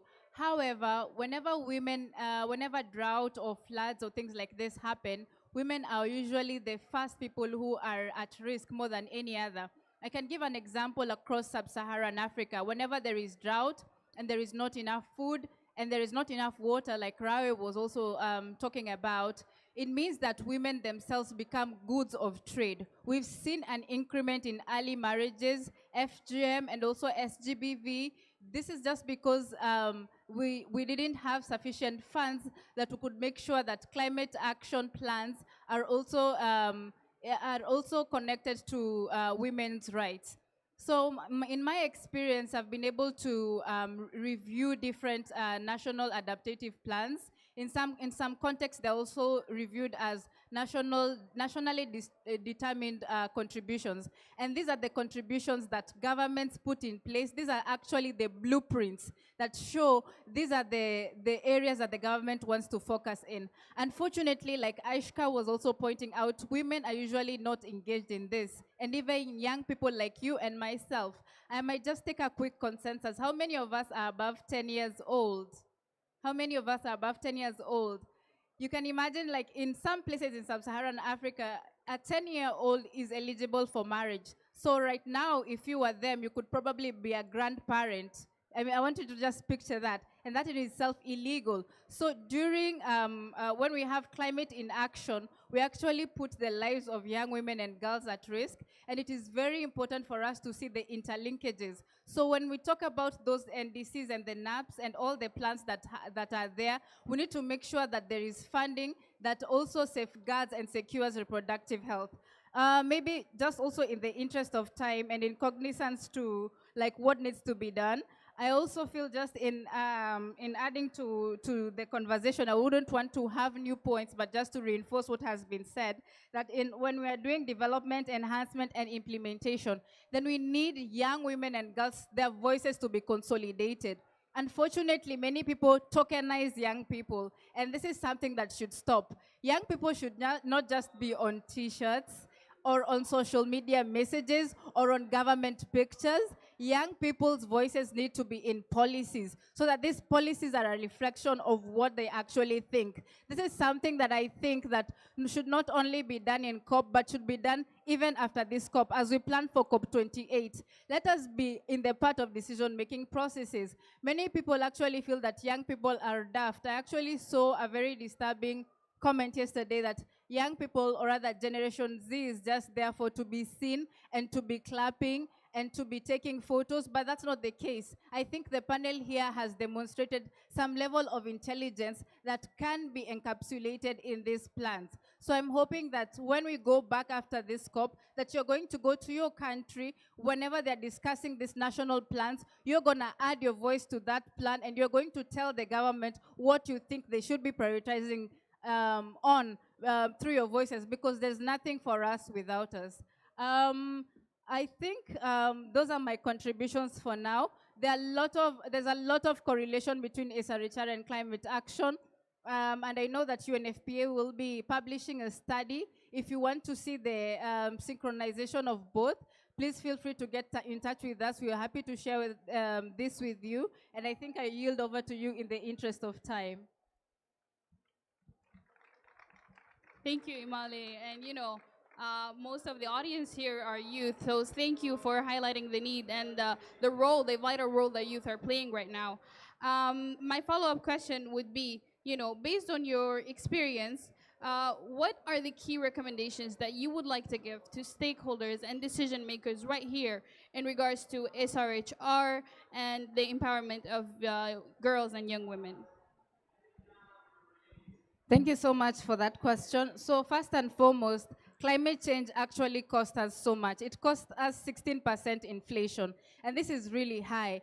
And if we don't do anything about it, we are actually putting ourselves in another financial risk. As I was saying, it is quintessential to add your voices in those nationally determined goals, because whenever deals are discussed, actually whenever discussions on climate adaptative funds are discussed, countries will only peg their priorities on those plans. And therefore, one of the recommendations I have is that you at least know what your country thinks is a priority, and add your voice, and also be the accountable mechanism, so that these funds do not go to a few people at the expense of the changes that are supposed to be implemented. This is very, very quintessential. Another thing that I feel decision makers and climate negotiations need to really work on is the cost of inaction. The cost of inaction is very, very, very high. I can't even begin to put a figure on it, but I was looking at the potential cost. It will be almost 2.2 trillion. The cost of dealing with climate. So when countries lobby or actually ask for less, it's too bad, because they wouldn't have sufficient funds to make sure that these funds reach the lowest level. Even just to point out on the recommendation that Raya was putting on investing in and harvesting water. These harvesting water in places like sub-Saharan Africa requires that we put sufficient investments, and these investments should also be inclusive of girls, because you don't want a scenario whereby something is done without you and then it inconveniences you and your health and your well-being.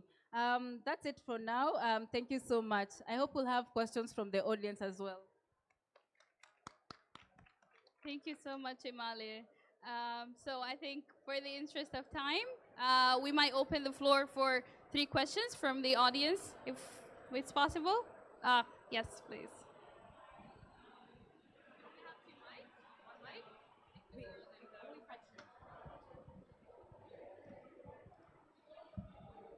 Hi, thank you all so much for sharing your experiences and insights.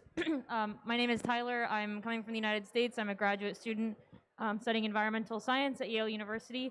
And I'm interested in the connection between urban and rural. I think at least one of you mentioned the idea of like women and gender in rural areas specifically and the challenges around that. I study urbanization, and I did research in Nepal this past summer where I spoke with people in urban areas, and I found that even though I wasn't studying gender, there was a big gender element to the research, and a lot of times I would go up to a woman, and when she was with her husband or something, I'd ask her a question, and the man would say, "Oh, well, I can answer for her," and I'd say, "Well, I'm interested in hearing her opinion," and he would say, "Well, we think the same thing." And it seems like there's this sort of entanglement of gender in environmental research, and that it's, even though urban areas might not have some of the same challenges as rural areas, the challenges from the rural areas sort of filter into these urban environments as well. And so I guess the 2-part question is, one, can you speak to this rural-urban relationship when it comes to gender, and how do the two different types of development or environments impact each other? And then second, how would you say that gender connects to research, and how can researchers account for gender dynamics in their environmental science work? Thank you.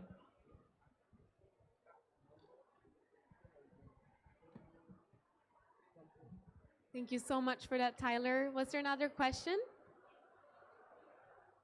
You wanted to do a question? Yeah, I wanted to ask a question. Thank you to our panelists for the kind of conversation. It's very good and unique for our setting, more especially in Africa, in Liberia. My name is Mustafa Shemet. I'm the country director of Books Before Boys. I do a lot of study on gender issues. I have an organization, they call it Books Before Boys Incorporated. When you go online, you will see some of these things.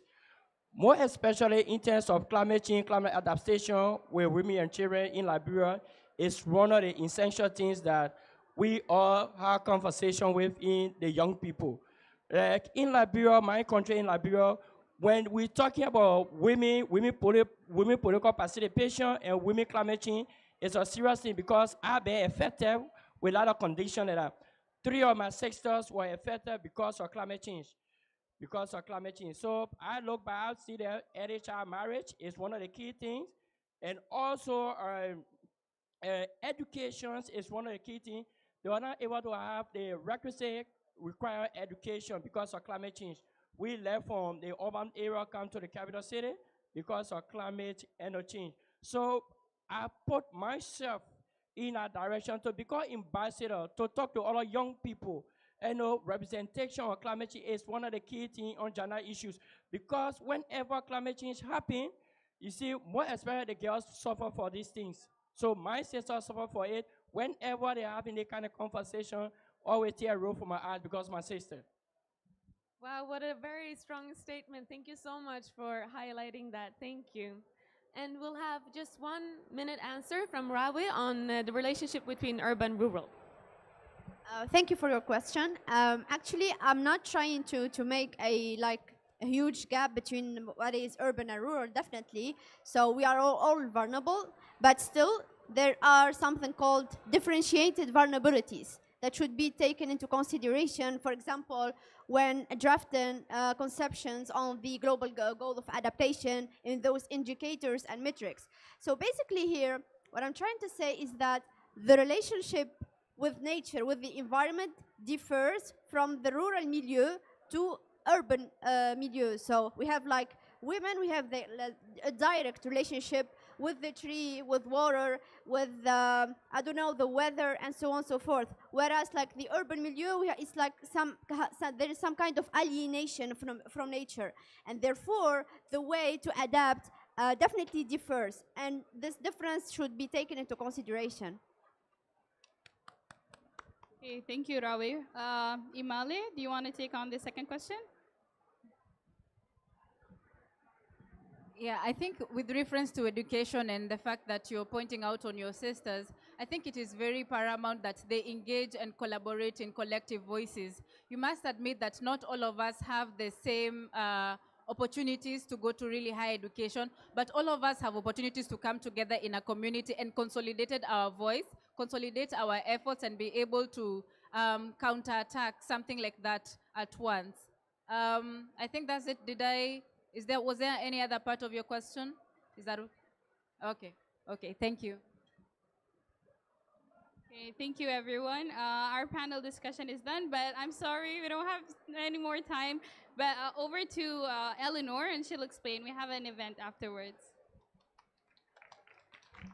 Thank you so much, colleagues. We will now move forward with a very exciting part of this session. Thank you so much for these very excellent comments. And what we'll do, you might wonder about our title. It says Reclaiming the Earth Through Arts and Culture. And after this session, we will host a painting workshop outside of the pavilion where we can center what we mean by feminist adaptation strategies. And we hope that that painting workshop would also provide space for a community dialogue, So the questions that are still remaining in the room, the engagement that it's here, it's a full room here. We're so excited about that. That can continue after the panel outside of the pavilion. So now we have a very special event. We'll have a performance, an interactive performance done by Amal from Egypt, who's going to do an interactive theater for you all. It's going to be centered around climate change and its effects for adolescent girls in Egypt, particularly around child marriage. Welcome, Amal. هاي أنا أمل عمري 19 سنة من مصر. أنا طبعا بحب المسرح التفاعلي جدا وحابة إن أنا أعرض لكم مسرح بعرض فيه عن مشكلة عرفتها عن واحدة زميلتي. فأنا أتمنى إن يعجبكم العرض اللي أنا هعمله دلوقتي وشكرا. I'll just do a quick translation. Amal, she was presenting herself as a girl who is 19 from Egypt, who is very passionate about the interactive theater, and she is going to do a small play where she's telling a story of a friend who is 15 years old. So she is going to do the play now. Okay. Like I will be just translating. After 3 scenes, I will come translate and then we'll continue because there is no interpretation, unfortunately. طب خليني اشغل الموسيقى.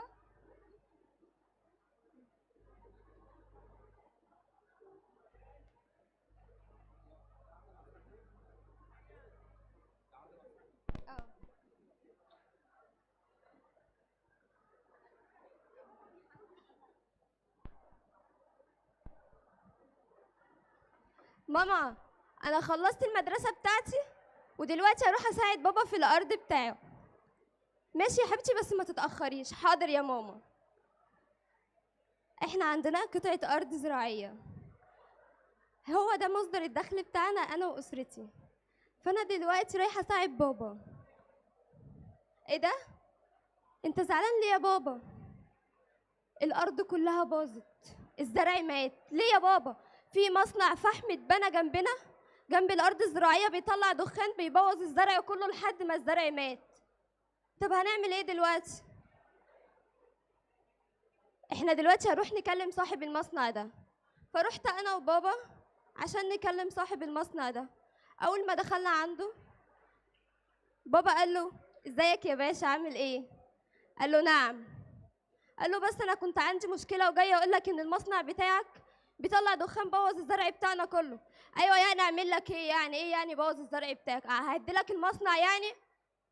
لا يا باشا بس هو ده مصدر دخلنا. احنا دلوقتي هناكل منين؟ هنشرب منين؟ عندي عيال اربيهم ازاي؟ انت يا جدع انت خد بنتك دي واطلع بره. والراجل ده مشانا مرضاش يسمع من بابا. بابا حاول كذا مره ان هو يكلم حد على اساس ان هو يساعدنا او ان هو يخلي الراجل ده يمنع او يقفل المصنع ده، بس محدش قدر ان هو يساعدنا. So it was 3 scenes. The first one was the girl, she's very excited coming back from school. She was telling her mother how she was enjoying her school, and then she said, okay, I will go to see my father at the farm. The second scene, she was going to her father. He seemed to be very stressed, very in trouble, and he was very much worried about the factory that had opened next to him with a lot of fumes and a lot of pollution happening to their land. The third scene, she was trying to go with her father to the factory, trying to convince the factory owner that he should do something different when it comes for the techniques for the running out the factory, how it's affecting their living and how they are not able to survive because of the damages that's happening to the land due to the pollution. And as expectedly, the factory man, he kicked them out of the place, leaving them to survive this problem. بعد ما روحنا البيت بابا قعد زعلان. الفلوس اللي معانا خلصت.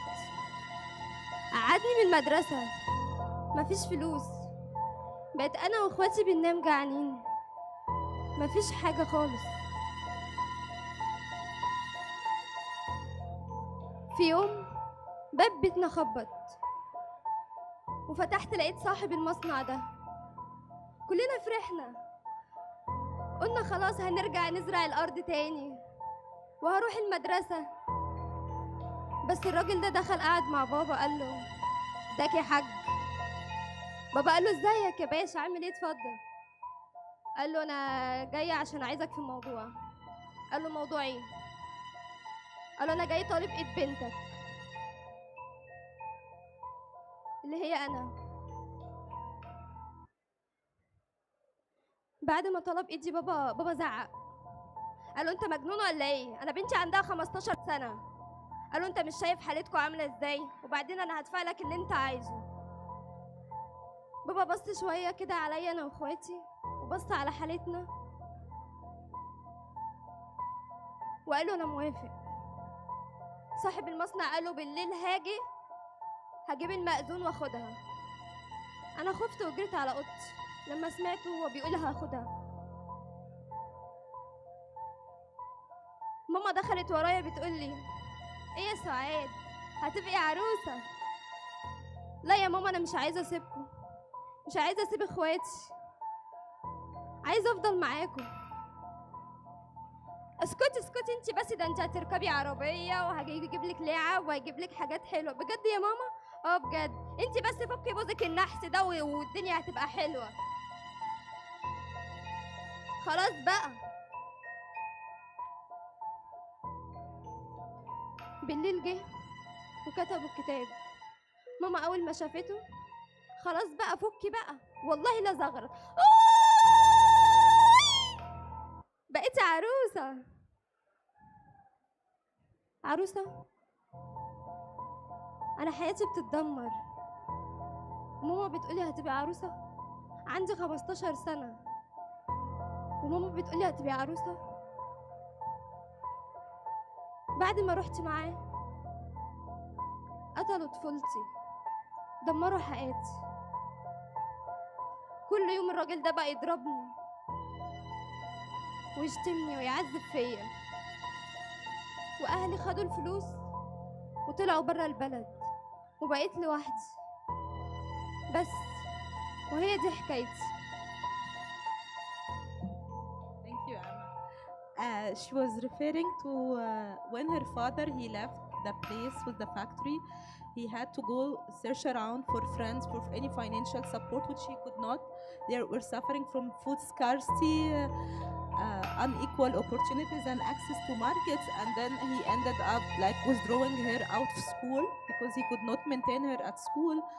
One day, surprisingly, they found the owner of the factory knocking their door, and he was coming to them. They thought that he's coming to say that he's going to follow a different technique at the production, but surprisingly he was asking to marry her, the girl who is 15. Her father was not excited about it. He was not happy. He was just questioning how this could happen. But then the factory owner, he came and said, okay, I will pay you all of this amount of money in order to marry her, but under the condition that the marriage would take place today. Of course, at the beginning she was refusing, but then her mother, out of poverty and out of all of these implications through their land, out of pollution, she was trying to convince her that it will be a happier life, more bright future, that she will get more toys, that she will get new clothes, and she would even have her own car. And then they were trying to convince her to accept the marriage. She accepted it. At the end, when she got married, the reality was totally different. She was abused, she was beaten up, and she was experiencing all of this domestic violence. And at the end, her family was far. She felt that she was very lonely, and she was phrasing that she felt that there was her future was stolen from her, and childhood was stolen from her, and education opportunity was denied. So she was not a happy girl, Suad, anymore. So, and thank you, Amal. شكرا. Thank you. Thank you so very much, Amal, for that very strong theater, really centering those effects of climate change and a message that we don't see as often of the everyday life impacts. We want to continue on the on our theme today to really highlight arts as a way of resilience building, movement building, and also resistance. I invite Sha'ed from Egypt, who will present her art piece, and I'll invite everyone to come to our workshop as well. Here you go. Hi everyone, how are you all doing? So I'm Shada Bazid, I'm 16 years old Egyptian, and I'm a member of the technical cohort. So we all know that we are in an era of increasing natural hazards and climate changes. So I thought that art would maybe help us be resilient in ways that science and data and numbers can now cope with, and that it would help humanity to inspire and find solutions for climate change and disaster risk, and be resilient in ways that numbers and data can now cope with. Artists, scientists, and musicians have chosen art to draw attention to the seriousness of climate actions, and using to draw attention about the climate changes using ballet and paintings. As the choreographer Diana Mofus used ballet to express climate change issues, as ballet dancers have expressed climate change risks using their bodies, as where the dancers appeared dancing in front of glaciers, around glaciers, in front of drifting snow specters, and to represent the glacier, the process of collapse of glacier. And the reason I used art to express one of the problems we face is that art actually expresses me, and I find it easier for me to communicate with others using art. And it's my only way to contact with people, and they actually know what are my interests and how do I think based on my paintings. And that's why I've painted this painting. As you see, this sea turtle lives in a polluted environment, as people who visit the coastal places just dump their plastic waste carelessly without even knowing that this little action could cause these sea turtles to die, because you know that the main food of the sea turtle is actually a jellyfish. And when they see a plastic bag like this one, they think it's actually a jellyfish.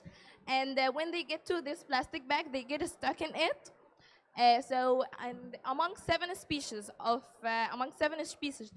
sea turtles, there are 3 of them that are endangered.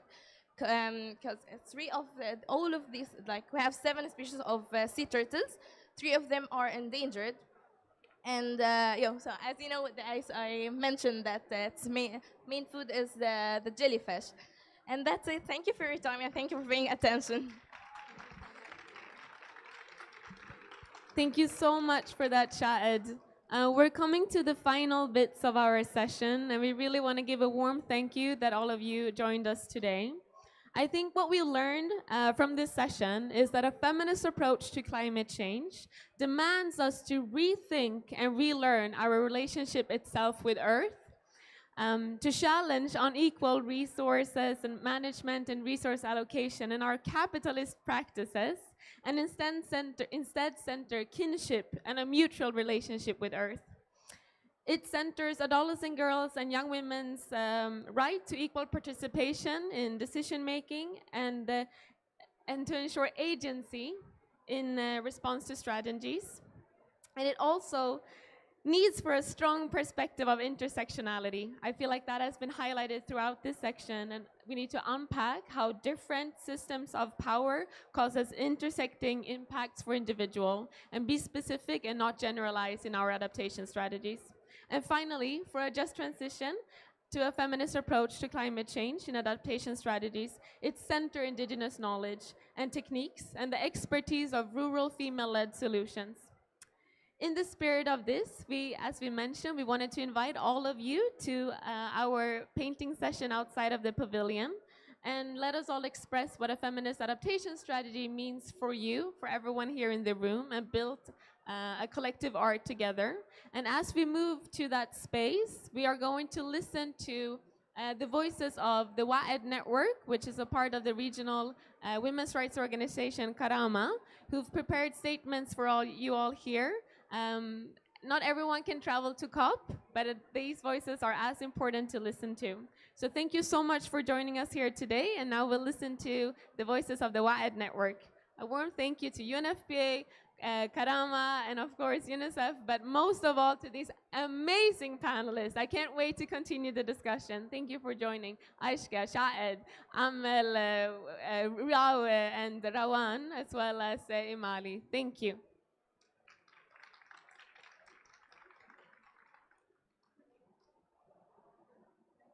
Sorry? The video? And then we're done. So the video.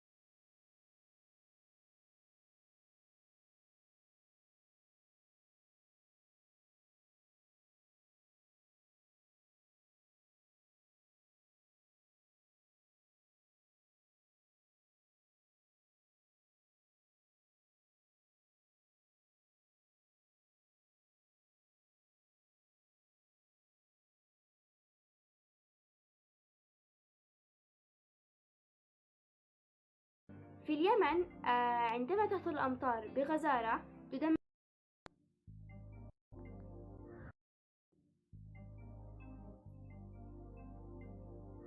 ساهموا من أجل المستقبل ألطف. مروة من سوريا الحسن. معا نبني الحب والحياة.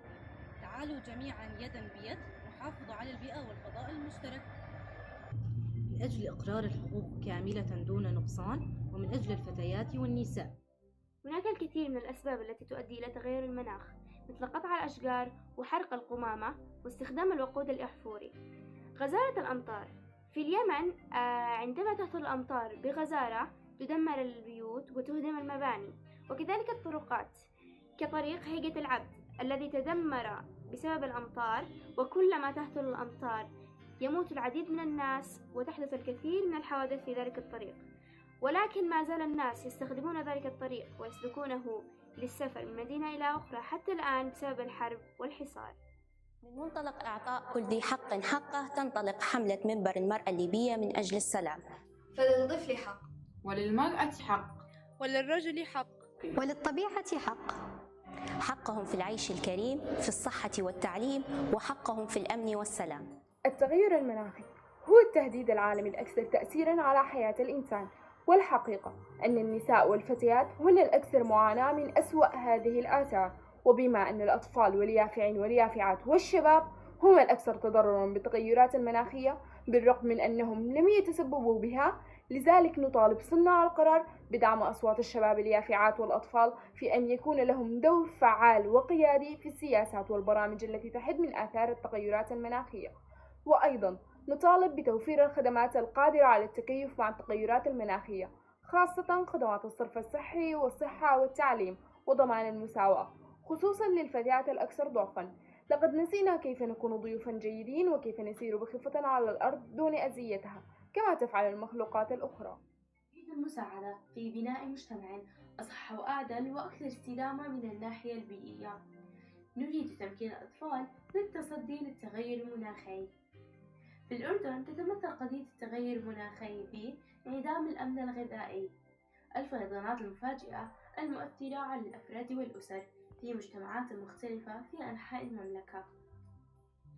ولأن التغير المناخي له آثار مختلفة على الجنسين، لذلك لا يمكن أن تكون إجراءات التصدي له واحدة عموما، بل يجب أن تكون مستجيبة للنوع الاجتماعي. العمل على رفع مستوى الوعي بقضايا تغير المناخ وتأثيراته على مستوى المجتمع، الأخذ بعين الاعتبار اليافعات كأصحاب مصلحة في السياسات المتعلقة بالتغير المناخي، ضمان أن يكون التعافي من جائحة كورونا كوفيد-19 مراعيا للبيئة ومنخفض الانبعاثات الكربونية وشاملا للجميع، حتى لا نخوض قدرة الأجيال المستقبلية على معالجة أزمة المناخ. الأمطار في اليمن هي أمطار صيفية، وهناك أسباب تؤدي إلى تغير نسبة هطول الأمطار من حيث غزارتها وشحتها، فلغزارة الأمطار أضرار وأيضا لشحتها أضرار. لشحة الأمطار أضرار كثيرة، فمنها مثلا بعض الأسر الذي يعتمد دخلهم على الأموال العائدة من المحاصيل الزراعية. عند انقطاع الأمطار قد تجف الأراضي الزراعية وتنعدم المحاصيل، فبالتالي ينعدم مصدر دخلهم، وبالتالي قد يزيد الضغط على رب يعجز على توفير احتياجات الأسرة الأساسية، فبالتالي قد يؤدي ذلك إلى انقطاع أفراد الأسرة عن التعليم، وذلك بسبب عجز رب الأسرة عن توفير تكاليف التعليم وغيرها. أخيرا رسالتي هي: اليمن دولة تعاني من الحرب، ومع ازدياد تغيرات المناخ سوءا يوما بعد يوم وعدم نظر أي جهات خاصة إلى هذا الجانب يؤدي ذلك إلى هلاك المجتمع اليمني وأفراد اليمن والفتاة اليمنية بشكل خاص. الأطفال والشيوخ من أجل كوكبنا الذي نعيش عليه، من أجل البيئة والفضاء المشترك. برسمكم جميعا نناديكم باسم فتيات الحسكة أسماء الحسين سوريا الحسكة.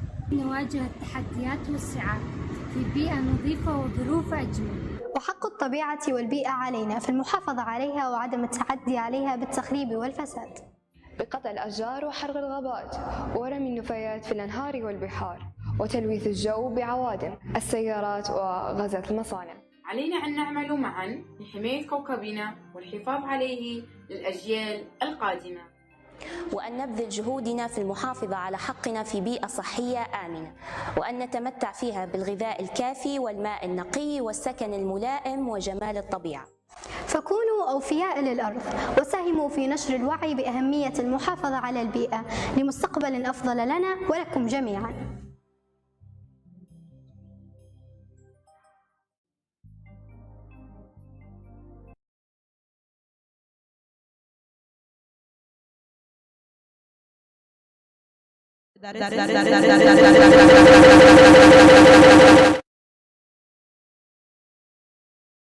Need to be in solidarity, hand in hand, to have a complete set of rights without any deductions of these rights. In Yemen, they were referring to the violence and how it's combined with the climate issues. In Libya, they're speaking how the woman has a right, the nature has a right, the man and the child, everyone has a right that we should respect, and we should maintain that right of protection from pollution and maintaining the environment as well as peace.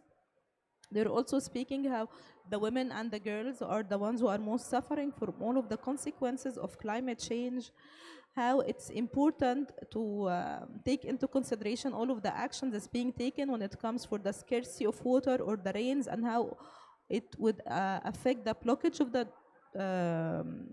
of the roads, the school enrollment, the effect on the families, and also the scarcity and the food security, and how it's important, and they are calling for the availability of services like infrastructure, wastage, health, education, and equality. And finally, they said that let's work together to have a just community. Let's work together to keep our planet for the future generation. Thank you.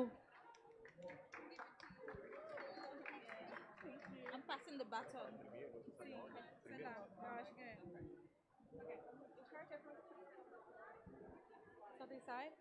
Hello, everybody. Can you see? I'm sorry, I'm speaking too loud. Can you see the slides? If you want to move, maybe, perhaps, we're going to have some content important for you to take a look. Can I have it? Or, yeah, thank you. So, welcome. We're going to be talking a little bit about energy transition, but also how youth are playing a fundamental role as peer educators. And we're going to have a workshop as well, like something practical. I know it's been a lot of lectures and people are tired.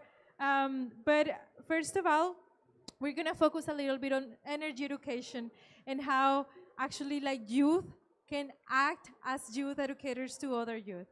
Well, I'm Javis Mendez. I'm from the SDG 7 Youth Constituency. We are part of the UN Major Group for Children and Youth. And I will give the word as well to my colleague Sama. Stand up, I think it's better. Yeah. So just skip on to the next slide.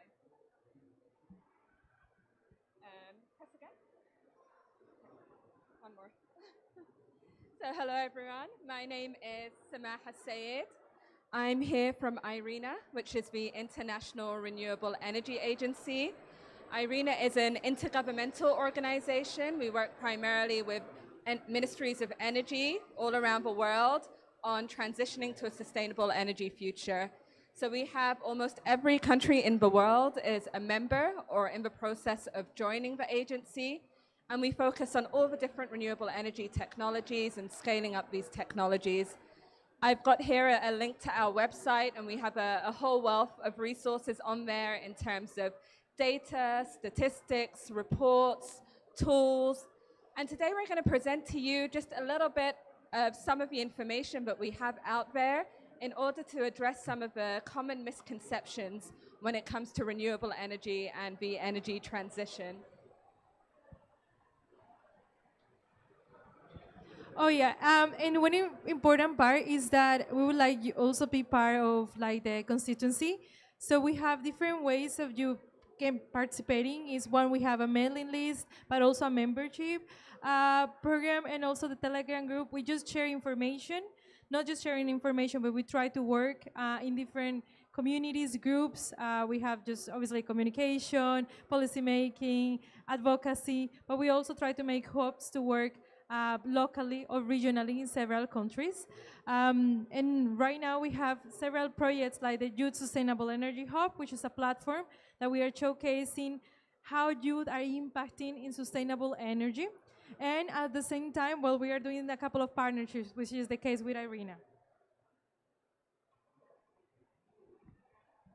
Okay, so just to explain a little bit about what we're planning for this session. So in the beginning, we're going to present to you a few common misconceptions and myths when it comes to renewable energy. And then we're going to present to you some data, some facts to back up, what is the real trend that is happening out there. Then at the end, we're going to give you a bit of a task, so you'll have an opportunity to interact and do something a bit hands-on. And the task will be to develop a 2-minute elevator pitch on why we need to scale up renewable energy urgently, okay? And so we're going to ask you to use some of the information, some of the knowledge that you've just gained to feed into your elevator pitch, okay? So now just to start with the first misconception or the first common thing that you quite often hear, and it's that renewable energy is still a niche power source. I don't know if this is something some of you have heard, but renewable energy is the alternative. It's not really the main power source out there. It's just something maybe we should think about doing, but not a lot of countries have started. Hands up if you agree or disagree with this myth. Does anyone want to? Who agrees with this? Yeah, see a few people. So I've got a question for you. Last year, what proportion of new power installations do you think came from renewable energy? So all of the newly installed power capacity in the world, what proportion of this do you think was renewable? Anyone want to take a guess? How much? 80%, that's a good guess. Any other numbers? 10%, who wants to say 10%? 20? 30? 30? 40? I feel like I'm auctioning something here. Okay, so your guess was really good. So in fact, 81% of the newly installed power capacity last year was renewable. So it shows that actually a lot is happening in the world, and many people are surprised when they hear this number. They assume renewables are a lot less. Okay, so we can share these afterwards, and you can go on IRENA's website to find the data. But if you look at all of the newly installed power plants, these represented about just over 80% were renewable. And so only 19% were from fossil fuels and nuclear. So there is a big change that is happening. Now the problem is when it comes to the existing power plants that have been around for decades. So the issue comes when it comes to recommissioning the old plants. But when it comes to the newly installed capacity, there's a big trend, there's a big change that's happening. And so this is one misconception that we'd love for you to all help address. Okay. So we have another myth, and if we change how electricity is generated, that is enough to curb greenhouse gas emissions from the energy sector. And so basically, we see the fact is that the energy sectors, they represent about 3/4 of the total greenhouse gas emissions, but energy is not only electricity. We know this.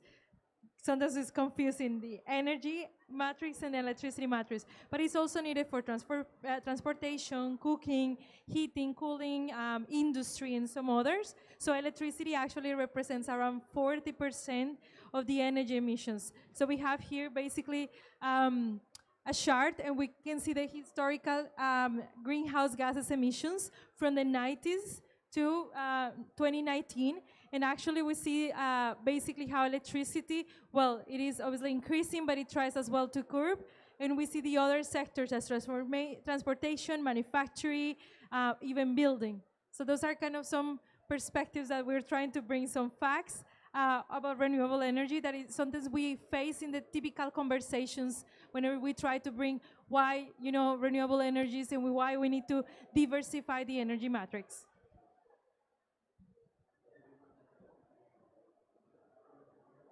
Hello, everyone. Hello. Okay, so this myth.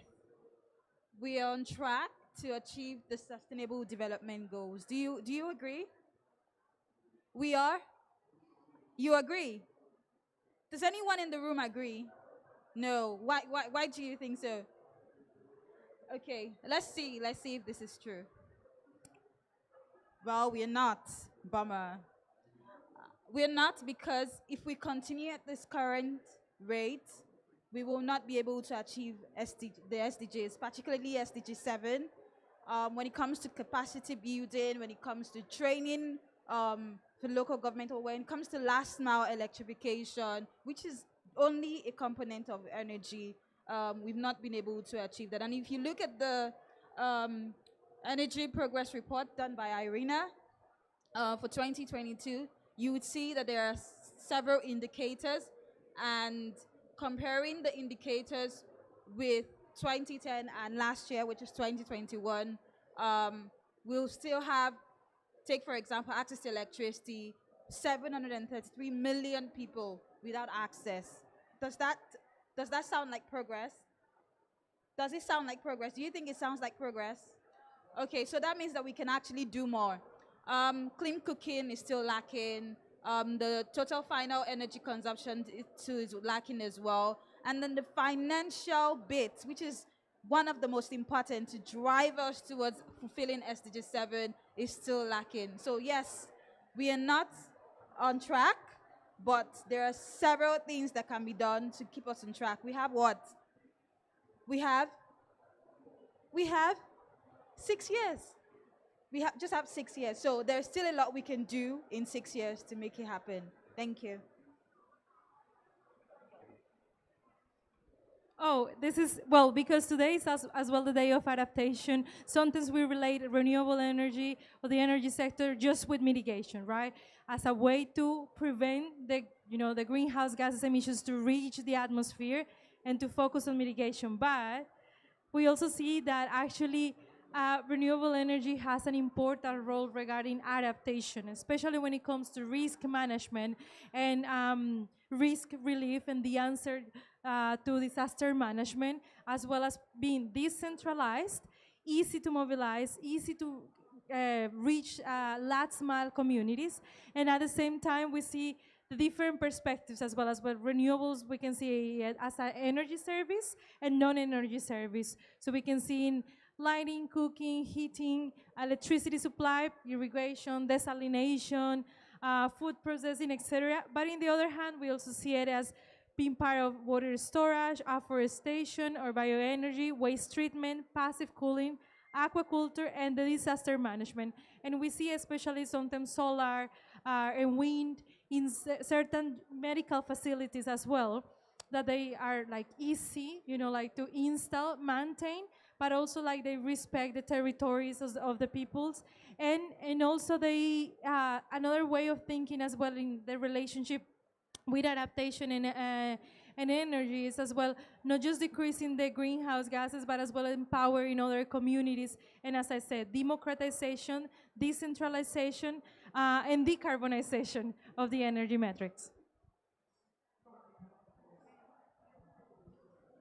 Okay, so we are gathered here at COP, where countries are making pledges, they are setting their NDCs, their nationally determined contributions, they're making commitments on reducing their greenhouse gas emissions. And so some people might say, well, okay, the countries, they already have the policies and the plans in place, all we have to do now is implement them. But at least, we've made a start, we have enough. These policies and plans are sufficient. Does anyone agree? No? Yes? Okay, I see some nodding and some shaking of heads. Okay, well, unfortunately, they are not sufficient. And so this graph here is from a report that IRENA produces annually called our World Energy Transitions Outlook.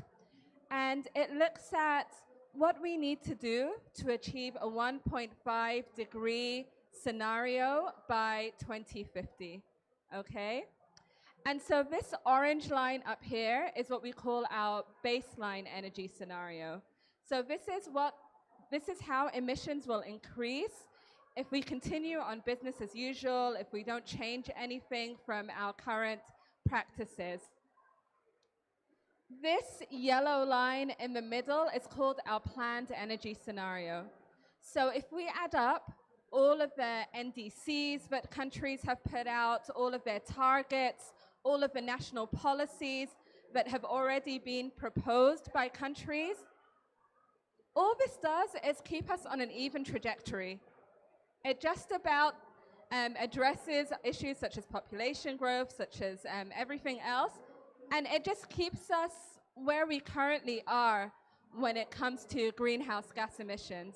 So clearly it is not sufficient. Much more needs to be done. Where we want to be is this blue line. So you can see there is a huge difference between where we're going, where we're proposing we should go, and where we need to be. So clearly the targets that we have now are not ambitious enough. Okay. Can you? Oh. Sorry, can you just go on to the next slide, please? Yeah, go on. Okay. This is from another report that IRENA released a while back. And it looks at countries' national policies when it comes to renewable energy, okay? And their targets that they have set as well. Down here is proposed and in discussion. So countries that are maybe saying they might do something or talking about it at the moment. Here, and there are quite a lot of countries, as you can see down here. This next part is the declarations or pledges. So countries that have come out officially and made a statement of some sort. We are going to do X, Y, Z by the year this. Still, a good number of countries. This next set of countries are the ones that have put something in a policy document. Okay, so it's not just that they've made a statement, they've made some kind of change in their national policy, or they've put a proposal on paper as to what their national policy should be, okay? A good number of countries. The next two stages are the stages we really want to be at. So not just a policy on paper, but something that is put into law or something that has already been achieved. And as you can see, the number of countries in these top two levels are very few in comparison. So we have a really long way to go from being down here to achieving, okay? So this is one more misconception to keep in mind. The discussions that we are having now are not ambitious enough, and there's much more that countries need to do to get from just talking to actually having something that is achievable on paper in law.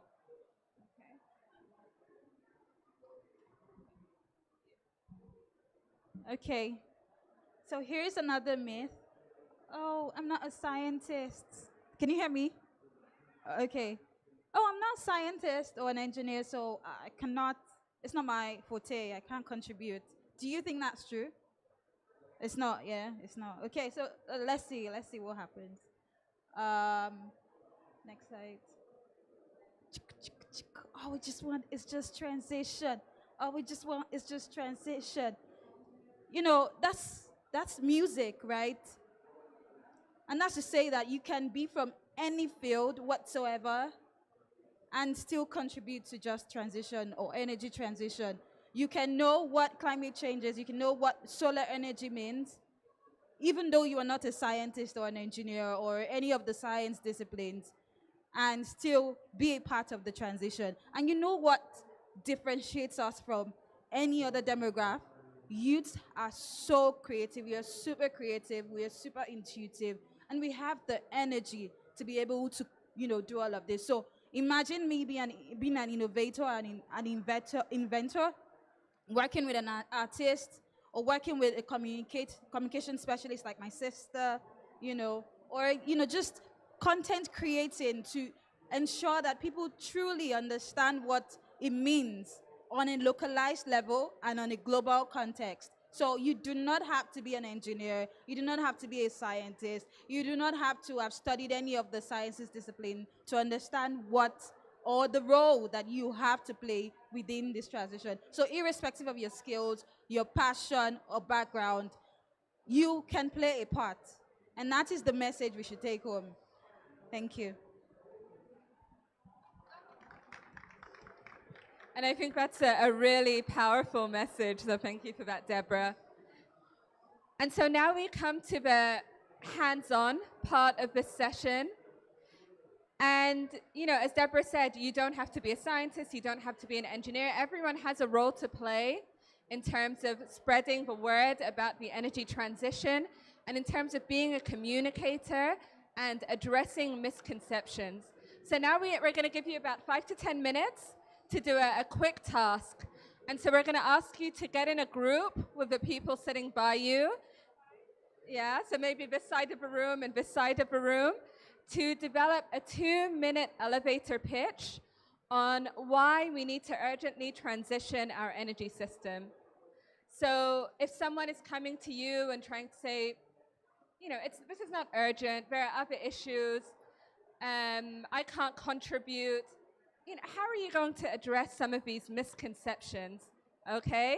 And then at the end, we're going to call you each group up to come and share their pitch. All right, so we'll give you about 5 minutes, and then we'll see where you're at. 5 to 10, we'll see where you're going with it. Yeah? Okay, so please get started.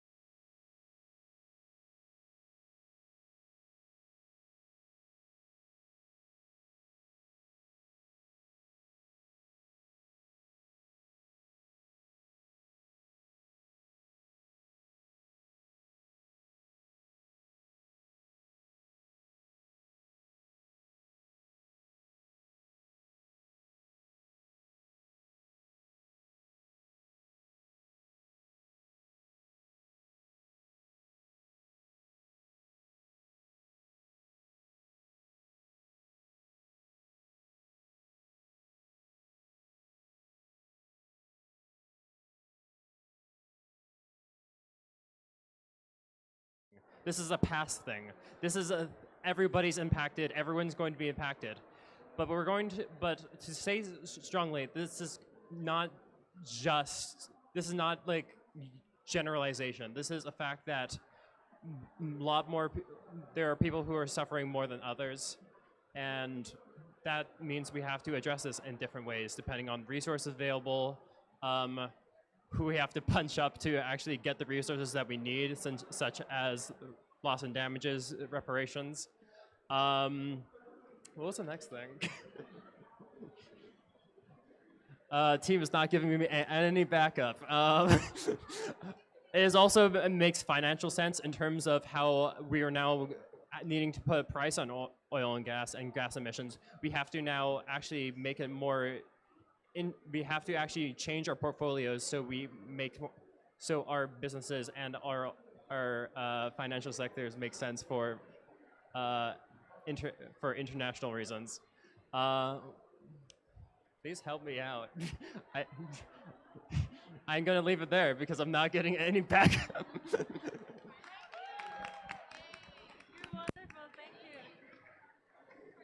Okay, so who do we have from this group? Yes. Yalla, let's do it. Hi everyone, good afternoon. We discussed a lot in our group. So the first thing we discussed was the interconnectivity of energy and how connected it is to so many aspects of our life. So first of all, we need to think about the people who don't even have energy, and renewable energy could be one of the solutions for them to have access to clean energy that does not impact our earth or ourselves. And another thing that we discuss in our team is that the fact if we don't start the change now, it's never going to happen.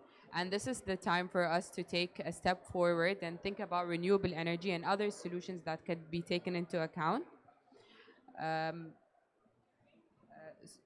So another thing about the urgency of energy is that a lot of people have been thinking that energy is a privilege.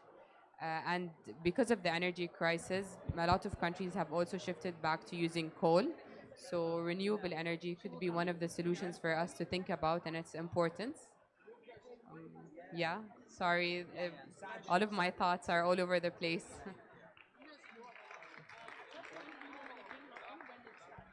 Thank you very much, everybody, for participating to this session. We ask you to please follow the SDG 7 Youth Constituency to join us. We can stay here in case you have any questions. And also, there are some great materials that Irina provides regarding, the outlooks and information. I don't know, do we have anything else or? Oh, yeah. I think, all right. Muito obrigada, muchas gracias. Thank you for participating and have a great adaptation day, guys. Thank you.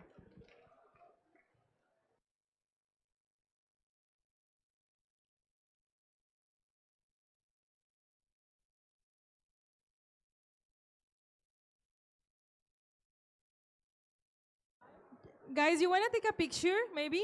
Like if you want to join the energy family? You want to take a picture? Come on. Let's take a picture.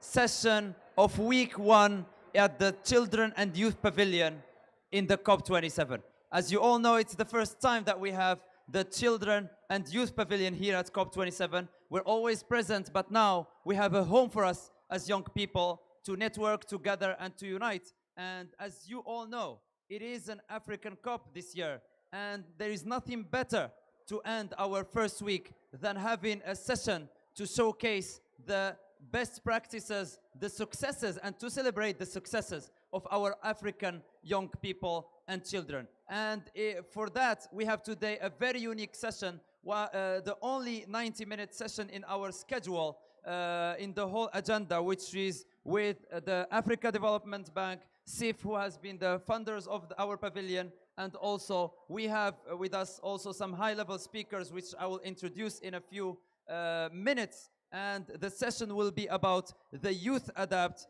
Challenge, which is a very inspiring initiative led by the Africa Development Bank. So to start our session, we will have a high-level segment moderated by myself, Dr. Saad from Morocco, from the African Youth Initiative for Climate Change. And also we will then showcase the practices and the success stories of the winners of those challenges. So without further ado, it's a pleasure to welcome you all panelists for being with us today. And we will start by giving some opening remarks. And I want to thank you, Dr. Kevin, for joining us. You are the Vice President of Africa Development Bank, and we know you are doing a lot of engagement and initiatives for African youth and also African countries to ensure adaptation is in the agenda. And today we're talking about an adaptation COP. So we have the pleasure to have you with us today and also to hear from you some opening remarks to this session. So thank you, and go ahead.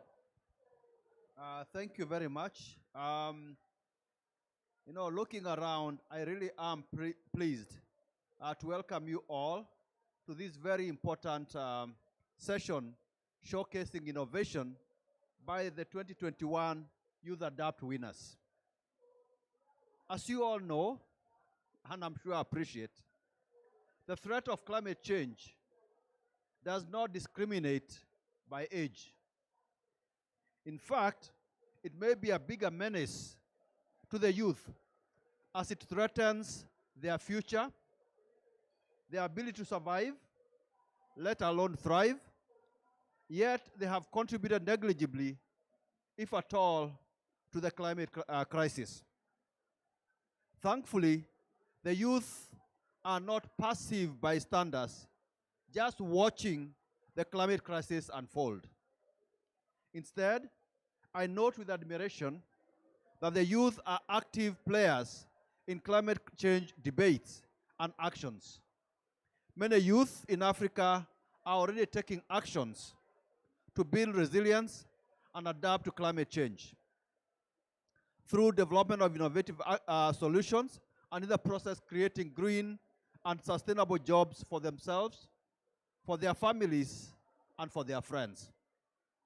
This is what makes Youth Adapt program such an important pillar of the Africa Adaptation Acceleration Program. The objective of this program is to leverage on the innovativeness and entrepreneurship of youth to create jobs that support climate action and resilient building on the continent. As part of the Youth Adapt program, the bank, in partnership with the Global Center on Adaptation, has launched the Youth Adapt Solutions Challenge to enhance entrepreneurship and innovation through competitive pressure. This year marks the second edition of the Youth Challenge, and with respect to which 20 winners were unveiled and awarded. I'm sure they're not carrying that money in cash, so that we don't have to wrestle them to the ground. $100,000 each 2 days ago in a ceremony that was graced by the President of the African Development Bank, Dr. Akiwumi Adesina, and the CEO of the Global Center on Adaptation, Professor Patrick Van Coen. Today, we are here to witness some of the innovations by these winners. The innovations range from hydroponic technologies, propagation of drought-resistant seeds, irrigation technologies, rooftop farming, waste management technologies, just to name but a few. It is therefore my sincere hope that the presentation will inspire greater support for the youth as they turn the challenges posed by climate change into opportunities for job creation and resilient building.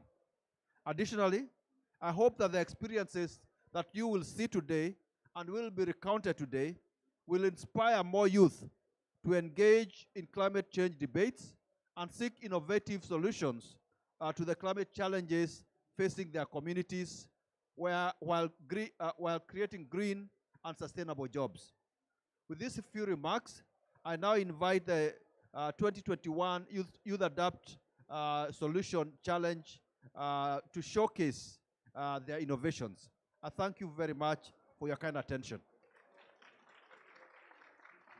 Thank you very much, Your Excellency. And we will hear in a few minutes those examples and success stories of the winners of the challenge for 2021. So moving on, of course, we have to applaud and celebrate this collaboration with the Global Center of Adaptation. And we had them earlier with us in the pavilion, again, showcasing the work that, you know, young people are doing about adaptation and the collaboration between the center and young people. And of course, we have our third really high-level speaker with us present today, Mr. Danny Morris, who is the lead climate clean energy in the Climate Investment Fund. Thank you also for joining us, and we would like to hear from you some reflections and also setting the scene about, you know, Africa, talking about adaptation and also youth engagement in that sense here today at the Children Youth Pavilion.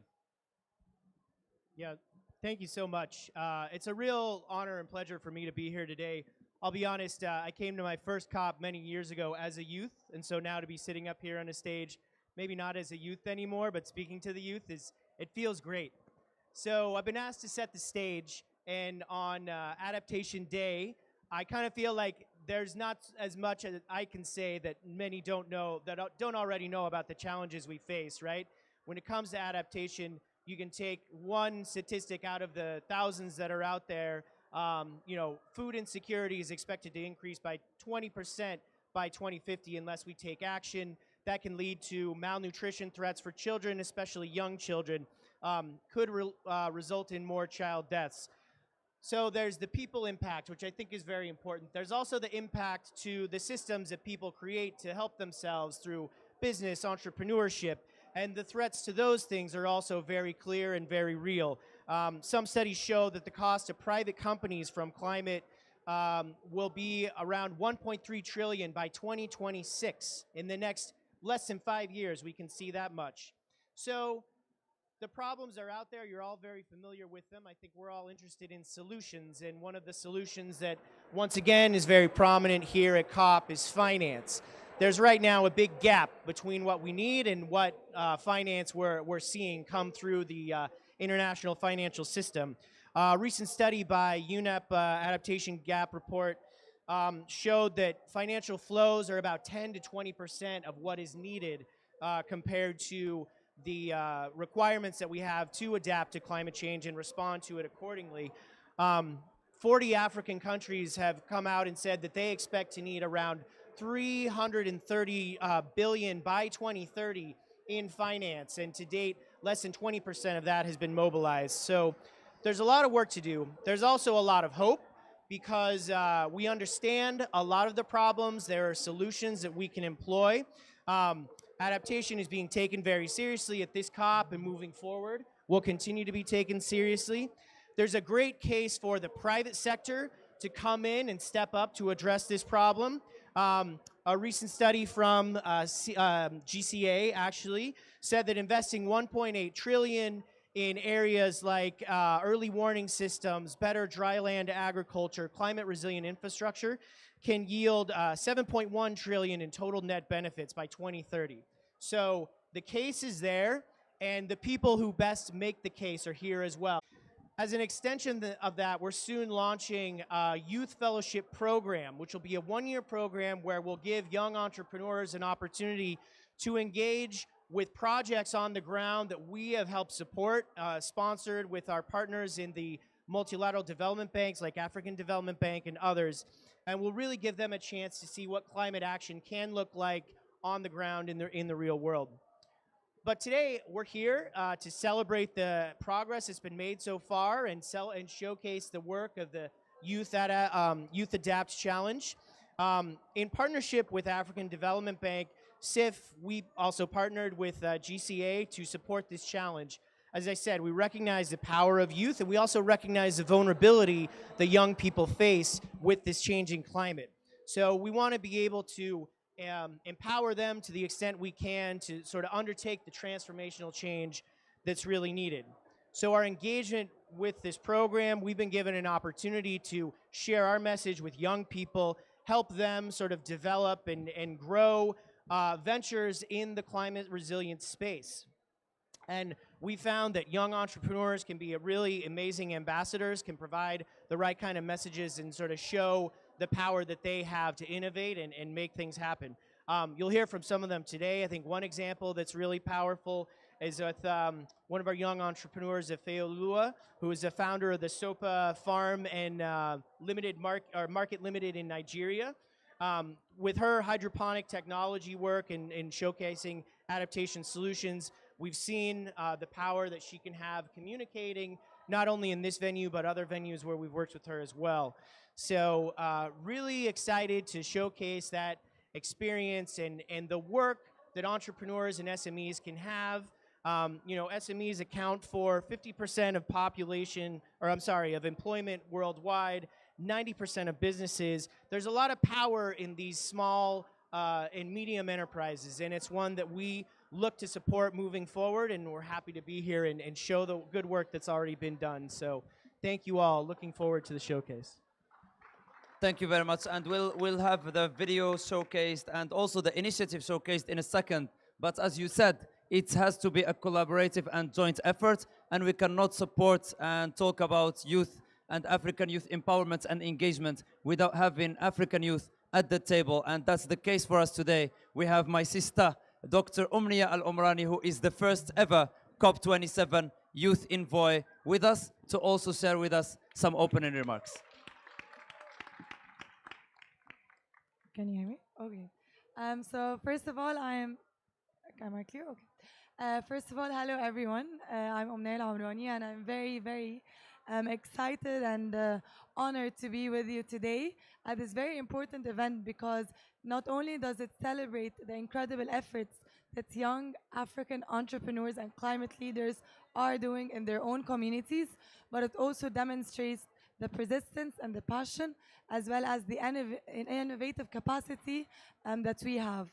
But I'd like to share a bit about why I personally feel about our motivation towards adaptation as young leaders and as a young person who lives in Africa.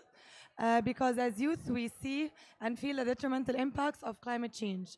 It affects the air that we breathe, it affects the food that we eat, and the water that we drink.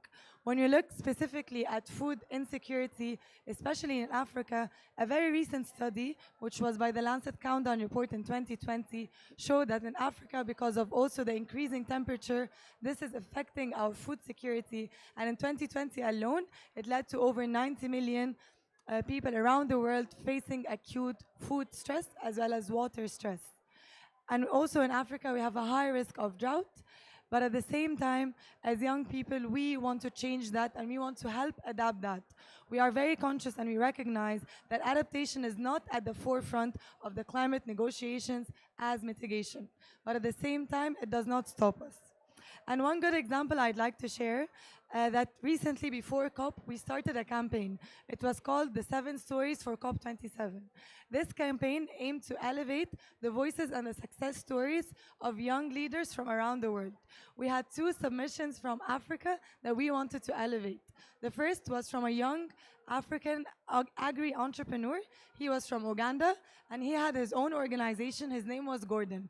What he did was empower small-scale farmers with adaptive skills and competencies to help them adapt to the changing climate.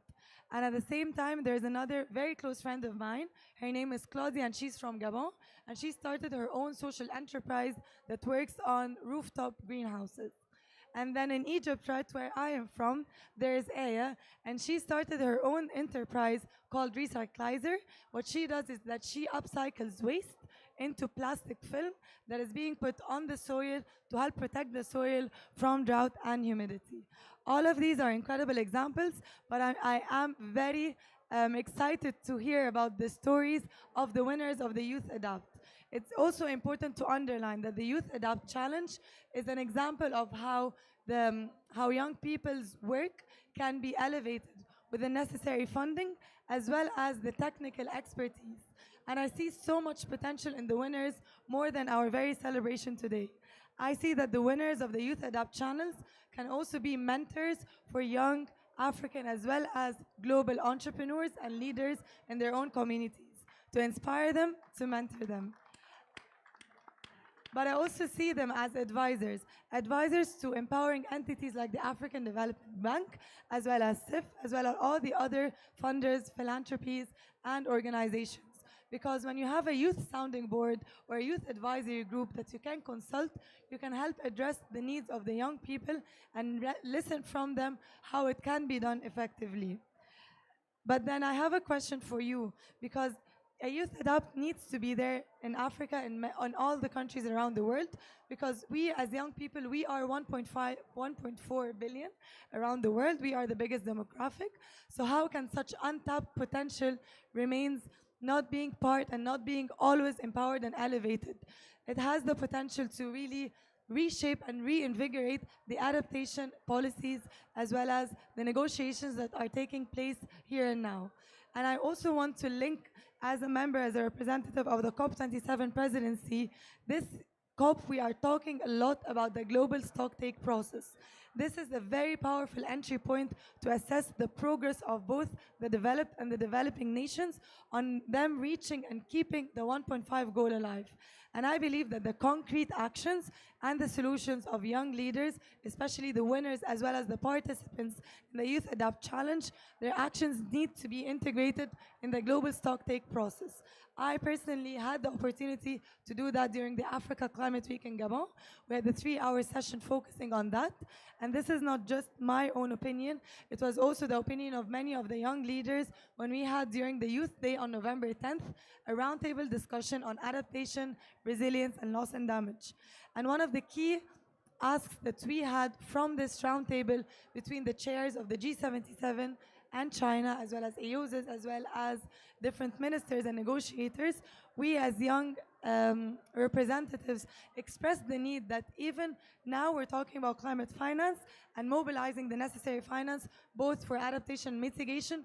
We also need to ensure the access of finance facilities to young leaders under local communities to be able to elevate and accelerate their own work. But I know that already funds and partners and allies like CIF, like the African Development Bank, are taking the lead and supporting youth. And this is such an example that we need to follow throughout the end. So my final call to action and the end of my remarks.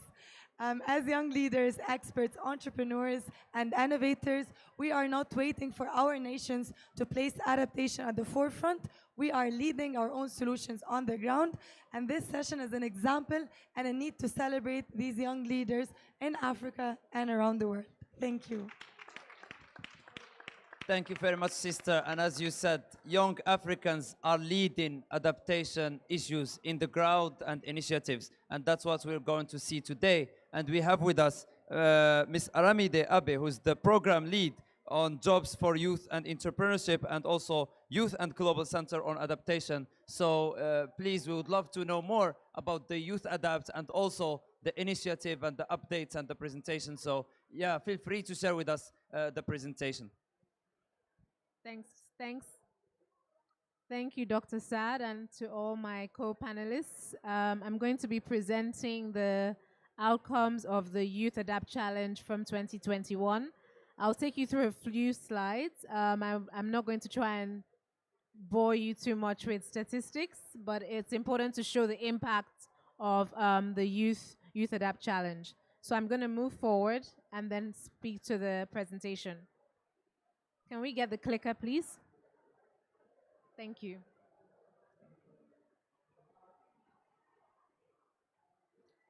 Okay.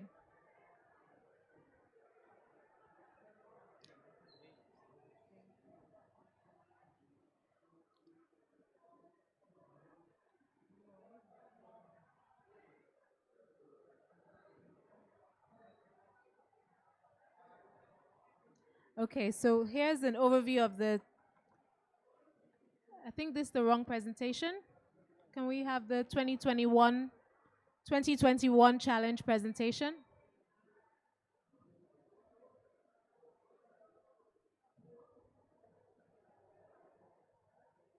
If not, I'll just go ahead.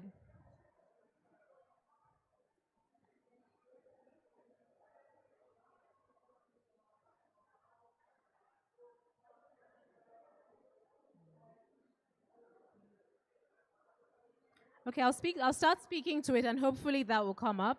I know VP Kevin has spoken to the statistics with regards to unemployment in Africa, as we all know. Our burgeoning population of 211 million youth on the continent aged 15 to 24. And we know that there will be 830 million youth by 2050. And that at the same time, we have youth unemployment of 19.8%. So as a result, the Global Center on Adaptation, of course, with African Development Bank and the Climate Investment Funds, felt it necessary to be a part of this job creation initiative in the adaptation space. While we mobilize funding and action for adaptation, it's important that we support entrepreneurs on the continent to create jobs and build businesses. Thank you, team. So I will take you through the slides now. The 2021 Youth Adapt Solutions Challenge, we actually had an event at COP26 last year where we awarded winners with $100,000 each. In actual fact, we had 10 winners initially, and on the awards day, our panelists, the president of the African Development Bank and the CEO of the Global Center on Adaptation, committed to supporting another 5 winners. So altogether, we had 15 winners from 10 different countries. And so here's a picture of that. In terms of the outcomes, so far, there's been 174 direct jobs created by some of these entrepreneurs already. Of course, that's something we're measuring on an ongoing basis, but so far, that's phenomenal. And more phenomenal, over 7,500 indirect jobs have been created in the areas of smallholder farmer training. The whole overall ambition of the Youth Adapt is not just to fund entrepreneurs, but to also allow them to be able to access other types of finance like debt, equity, crowdfunding. And we're happy to also announce that 4 of our entrepreneurs have been able to access other types of funding, $93,000 in total, in equity and other types of financing. And of course, so far, they've been tying their milestones in terms of deliverables to key tranches of the grants that we're giving them. So we've decided to break up the grants, not just to hand that over because we are giving them grants, but to tie the grant tranches to key milestones. And some of the winners will be talking about some of their milestones and what they've achieved so far. We also have some of them who have doubled their production capacity. You'll hear from Ghislaine, who has been able to purchase more produce for her farmers, and there's just so much they're able to do with this funding, which you'll hear about soon. In addition, they're entering other new markets, which is fantastic, where they can then not only scale in terms of size, but also sectoral expansion. So that's something that we're very proud of in terms of what we've seen. And here's a zoom in on one of the winners, Mumita Holdings. Like I mentioned, this is her business, so we can actually see what's on the ground. We have teams who have actually gone to capture some of these businesses in the areas of drip irrigation, hydroponics, like Danny mentioned, agriculture as well. And so Mumita here in Cameroon, you can see her with some of the smallholder farmers that she's been supporting. And like you said, the funding has been allowed them to access and purchase more produce. So that's phenomenal because then they can actually produce and sell more. In terms of the process for 2022, we took we had a similar process where we had applications come through, and then we had an evaluation process of our winners, contestants, and shortlisted them to 50 top qualifiers. And then we announced our 2022 winners just 2 days ago on Thursday. So we've taken them through a very rigorous process, but we're looking to scale and expand. And this year, we've awarded 20 winners with funding. We're awarding 20 winners with funding. Here, in this case, this year, 51 countries were represented in the application process. We had 55% female representation. Some of the sectors represented are there: agriculture, energy, waste, and digital innovation, digital solutions. Of course, you can see the age bracket. We're very keen on supporting our youth. Majority of the youth were between the ages of 25 and 35, but of course we still had youth on either side as well, much younger, who were part of this application process. In terms of there was one more slide with the winners, but it's not here, and that showed the 20 winners that we've actually awarded this year.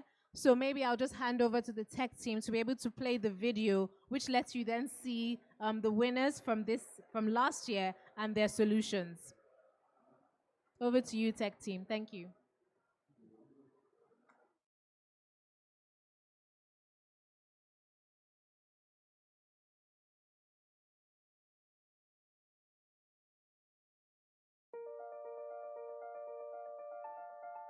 Majority of youth live in developing countries. They are highly vulnerable to the impacts of climate change, while at the same time being future decision makers and key stakeholders when it comes to climate adaptation. The ambition, energy, and entrepreneurial spirit of the youth is critical to achieving innovative climate action. An increasing number of youth are leading climate adaptation efforts in their communities and regions, developing innovative solutions to adapt to climate impacts.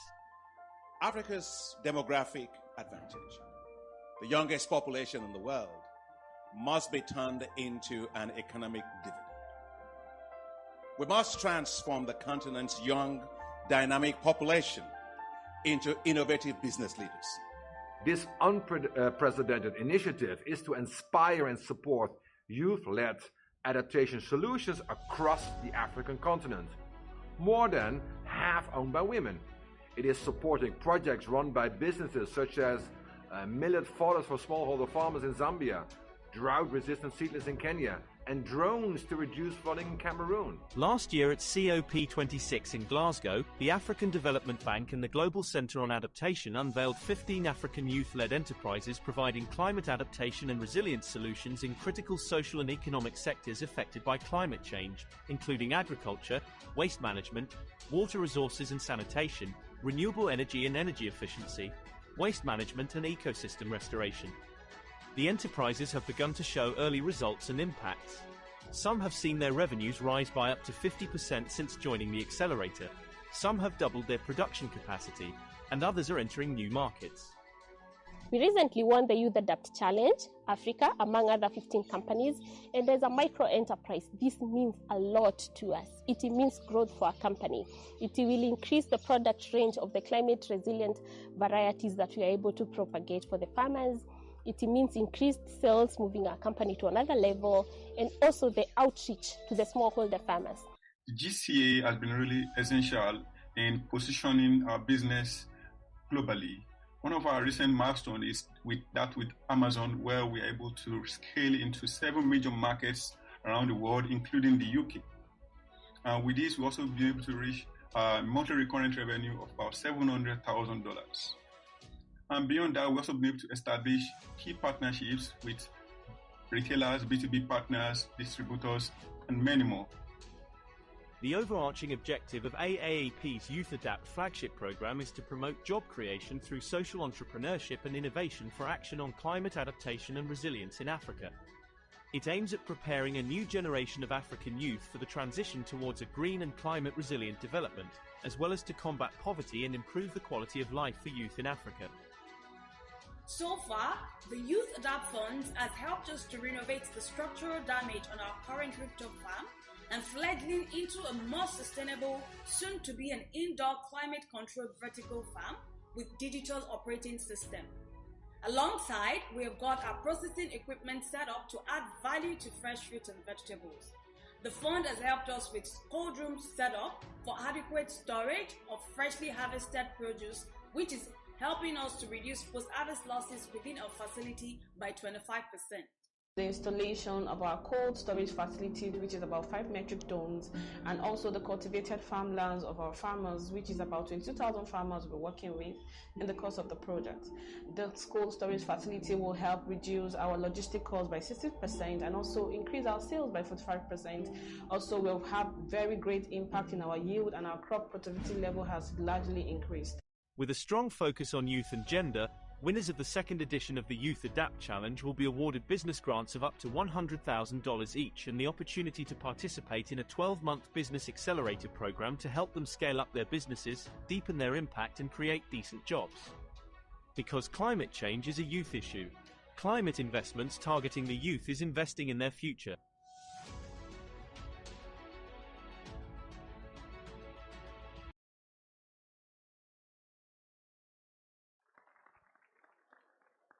Thank you very much for the video, and with that, we close our first segment of the session of the high-level remarks. Thank you, the opening ceremony, for attending. Thank you again for being with us, and it's time to move to the next part of the session, which is now where we hear about our young leaders and winners of the Youth Adapt Challenge. So I would like to also thank you again and invite to the floor our young winners. We have one who is online and 2 winners who will be in person. So please, the winners, can you join us here at stage?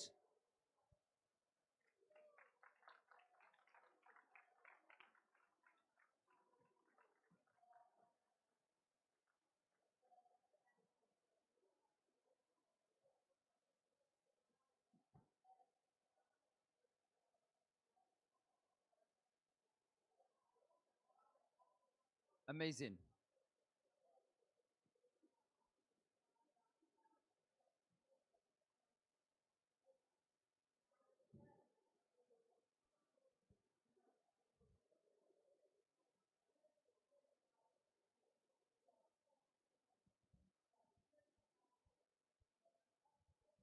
So we have our first slide, and we have from the team who will be presenting about eco-sustainable production and transformation of African indigenous vegetable.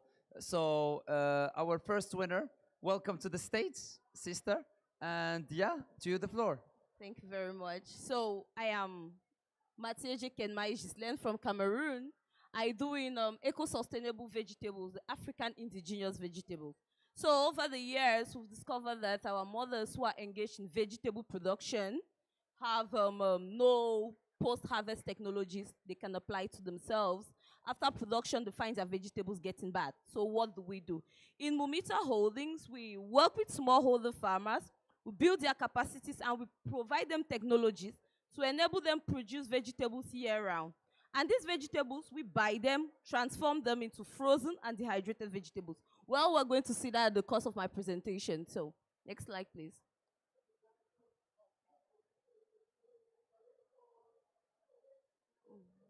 Oh, okay, sorry. As I was explaining before, Mumita Holdings was founded in 2017 by 5 youths in the same class in the University of Buea in Cameroon. So we mostly act along the African indigenous vegetable value chain, and our mission is to increase vegetable production.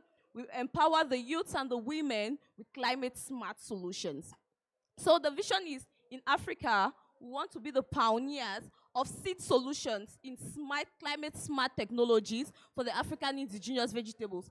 Permanently, we have 12 women, 9 men working with us, and in total 15 youths. Temporarily, we work with 32 persons, that's female, 10 males, and 32 youths. This is a university area, so we have youths who are willing to work in order to make ends meet. We're located in Cameroon. At the level of our market challenges, because this is an agricultural venture, and at the end of the day, at least, we must create jobs and make ends meet. So at the level of the market challenges, we find a problem of poor farm-to-market routes, which I believe is a reality with most African countries. Yeah. So poor packaging for transportations and short storage life. Vegetables, they can stay for 48 hours post-harvest, so there is a real need for transformation. Business challenges we face: small capacity and inefficient machines. When we started, we had a transformation capacity of less than 5 kilograms of vegetables a week. And that was very difficult for us. We have limited storage facilities, lack of work capital, and at the level of climate, excess drought exposures due to prevalence of rains, inability to produce year-round because agriculture is rain-fed, severe attack of pests and diseases on the vegetables, and severe temperature with little water availability. So this is a picture of us. We act in 3 main phases. We build the capacities of farmers to be able to produce year-round because we need to tell them what are the impacts of climate change and how to adapt to it. We provide them solar-powered irrigation systems, as we can see here, which is a green solution, and energy is available year-round, and low-cost greenhouses. We live in a community where it's difficult for farmers to adopt new technology. So what do? We use materials they have in their neighborhood to produce low-cost greenhouses so that they feel part of this technology. And in case we are not there and the greenhouse is down, they can find a local, carpenter to work on it. In this case, it ensures sustainability of the project. Oh, okay. So we have frozen vegetables and dry vegetables which we send to the market. The main problems we face is rainfall prevalence. At first, we used to have rains around mid-March, but now we don't even know when the rains begin. We have temperature changes, which has increased. We have the problem of drought and outbreak of diseases, which were not diseases before. Because of temperatures now, some pests and diseases have occurred. So what our social challenge is arable land dispute. Most lands were fertile in the past, but now because of the drought, some lands are no more fertile. We find families fighting over land. Absence or scarcity of water and energy. Rural-urban exodus. Most children or most youths move from rural areas to urban areas, leaving these spaces empty and difficulties to produce. So we have food problem of food insecurity, unemployment of youth and women, and post-harvest losses, as we can see on those pictures. So what does Mumita do? We build capacity of smallholder farmers. We provide them solar energy, irrigation systems, low-cost greenhouses, as I was explaining before, consultancy. And this is a machine which is basically used for transforming vegetables. So we cut vegetables using the machine, and it permits the work to go faster. Women don't have to cut their fingers anymore, so it makes the work more efficient. And these are dehydrated vegetables we see in supermarkets and in local retail stores. It permits you who are traveling to enjoy the vegetables even when they are not around home. Women, now more and more women are engaged in entrepreneurship. So if you come back from work at 5 p.m., you can easily cook vegetables for your family. So it permits you to save time. And so the Youth Adapt Challenge has permitted us to have finances. Currently, we've obtained about $50,000, which we've been able to use to build the capacities of farmers, to purchase standard transformation machines, reaching out to 8 more cooperatives, because we work mostly with cooperatives, content creation to improve media presence. Now, our market is not only the national market, we have the international market. And we need to provide them with information on this. And for the third and fourth tranche, we're still expecting installation of more irrigation system and low-cost greenhouses. We need to purchase more land because most women don't have land tenure. They don't have access to lands. So we'll provide them with more lands to enable them to produce certification and protection of our vegetables to be able to export them more freely. And canopying many more smallholder farmers. Technological support we've been able to have from the Youth Adapt, develop a better supply chain. Now our supply chain is more structured, leverage new markets for the sales of product, national and international markets, build the capacity of our staff in climate adaptation, increase the awareness on climate change impact to farmers. Results of our businesses, we have been able to increase production capacity from 100 kilograms of fresh vegetable a week to 1,000 kilograms of fresh vegetable a week. We've been able to do that because we can attain more farmers. We have a better trained team which can work with many more farmers. We've been able to increase sales from $135 per month to $2,500 per month. The company has been able to reduce the cost of production through efficient machine and better trained farmers. So these are some pictures of us and the impact we've been able to create. This first picture is in the northwest region of Cameroon, which is Boya, and it's one of the most affected areas by the crisis. And here we build the capacity of women to permit them to produce vegetables which we buy at the end of the day. Here we are training the team and many more smallholder farmers, building their capacities. There is still a picture of the training of smallholder farmers in the northwest region of the country. And the last picture represents a picture of our final produce. That is what it actually looks like before exports and sales in the national market. So what we've been able to have before and after the youth adapt. So before the youth adapt, we had a revenue of 13,000, and during the youth adapt right now, with the money we've received and with the sales we've been able to generate, we're at 82,000 US dollars.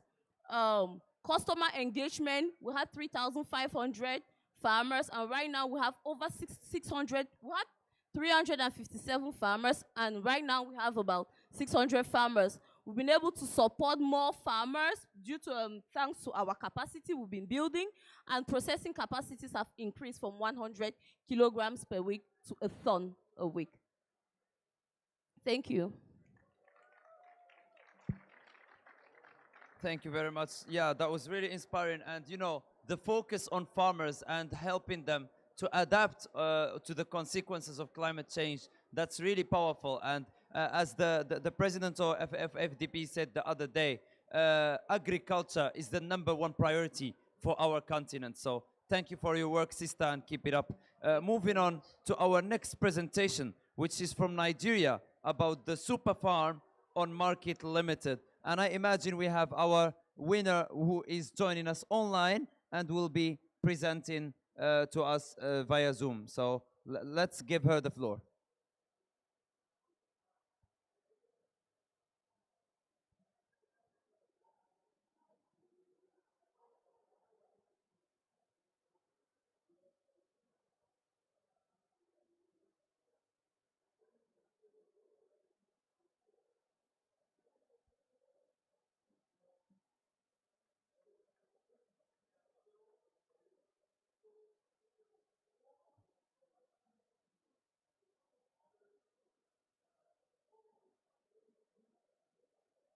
Presentation on? Yes, go ahead, sister. And we will share the presentation from our side. Okay. Founded in 2018, Super Farmer Market Limited has a strong mission of improving nutrition and advancing sustainable agriculture in Africa. Next slide. As a food tech company, we leverage controlled environment agricultural practices to plant vegetables such as lettuces, kale, arugula, herbs, using hydroponics technology. And we innovatively operate this farm from the rooftop of buildings in the city of Ibadan in Oyo State, Nigeria. The company has a strong workforce of 18 employees, and we further process harvested produce into healthy juices, spices, meals within our kitchen. Our finished products are delivered to customers either by doorstep delivery or walk-in or pickup. Our farms uses 90% less water, 0 harmful fertilizer, and 0 machinery. And by producing 2 times faster and at 30% higher yield, we are able to use controlled environments to strengthen agricultural resilience against the impact of climate change, such as abnormal rainfall pattern, droughts, and floods. And also by localizing production, our farm significantly cuts down the amount of fossil fuel we need to transport food from long distances, and also reduces the excess use of food packaging. Next slide, please. According to the Food Sustainability Index, Nigeria is ranked second last for the nutritional health of its population. About 49% of women in Nigeria are iron deficient, and 30% of children under the age of 5 are vitamin A deficient, while we have 69% of children that are anemic. And as we know, the nutrition is solely dependent on agriculture. And the world's population continues to grow, This practically tells us that deforestation, mechanization, excessive use of pest control, and the likes of that will continue to grow. And all of these are major contributors of greenhouse gas emission. And that's why it is very obvious that we need to devise a better means of producing our food in a way that we use a modern technology or modern agricultural technology that doesn't take its toll on our planet. And that's why we have created our solution. Next slide, please.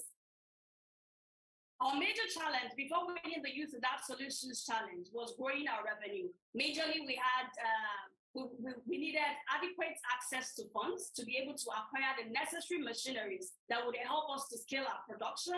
And in doing that, we also needed enough working capital to keep us afloat as we scale our production and scale our business. Another challenge was we needed staff, and we needed the young people that were skilled.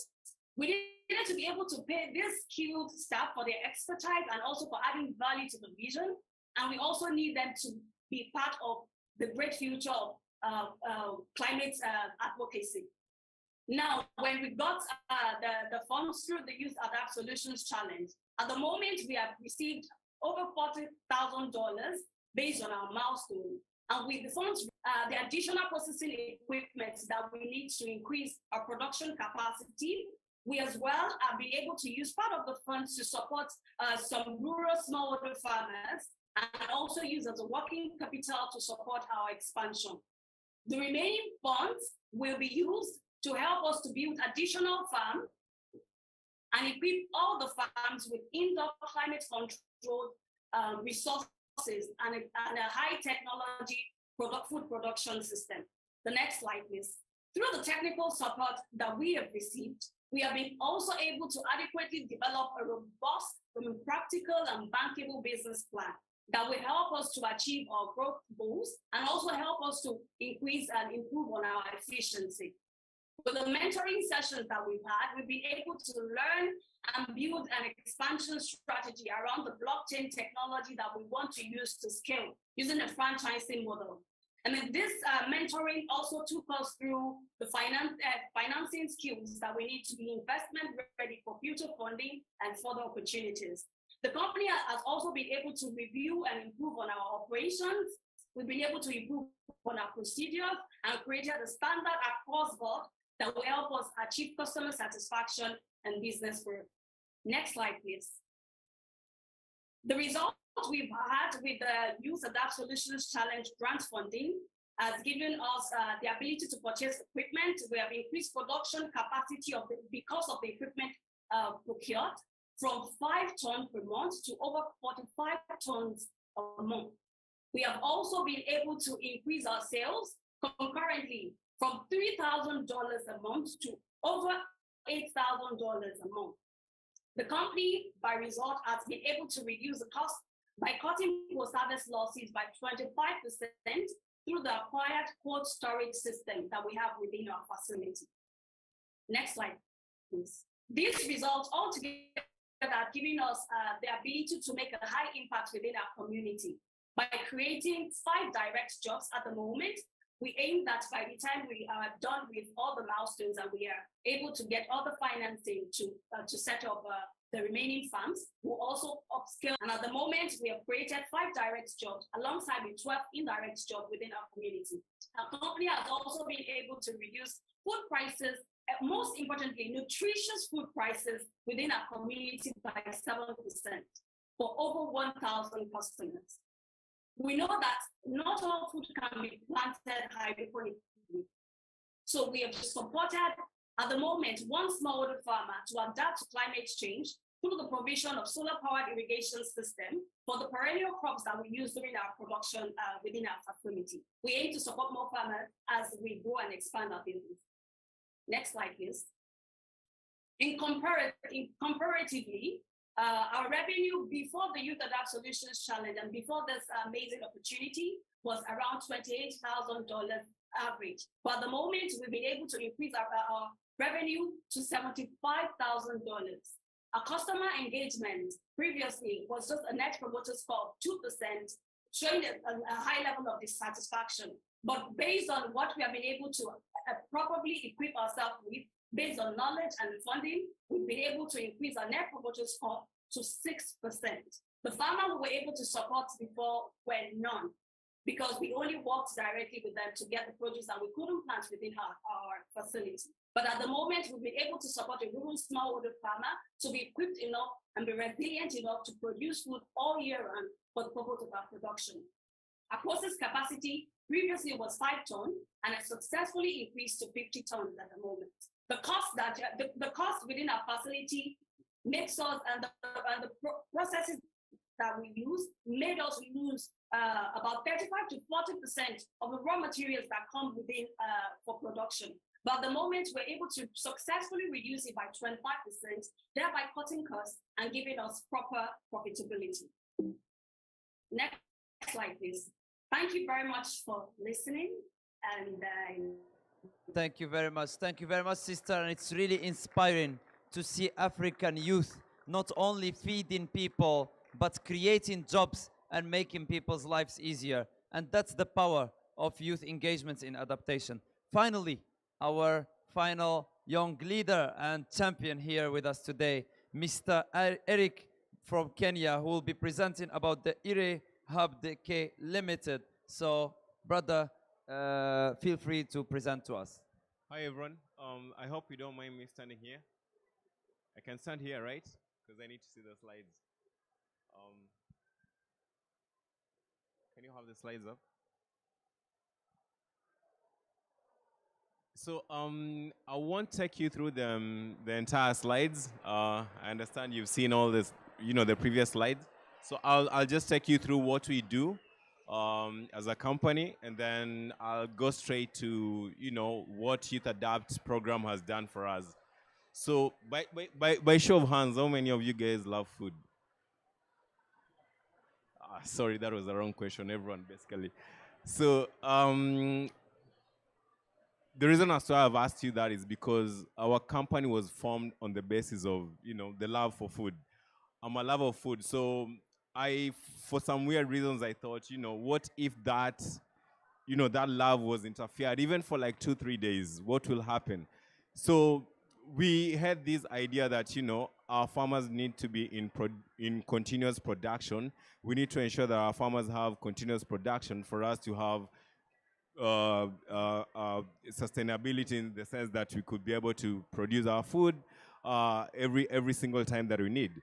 So our company is based on providing smart irrigation systems for smallholder farmers, and it's basically to help them be able to plant their crops off season, be able to be in production throughout the entire year, and they don't have to wait for rain for them to be able to farm. So that's the basis of our company. And basically our vision is just to end hunger and any form of malnutrition in Africa. Take you to, so this is the company overview. So this is what we provide to our smallholder farmers. We help them come up with higher productivity, in the sense that they're able to get higher yields from the irrigation systems that we provide. We help them access markets for their produce. We help them put more land into use, in the sense that they can be able to plant more crops in, using smart irrigation systems.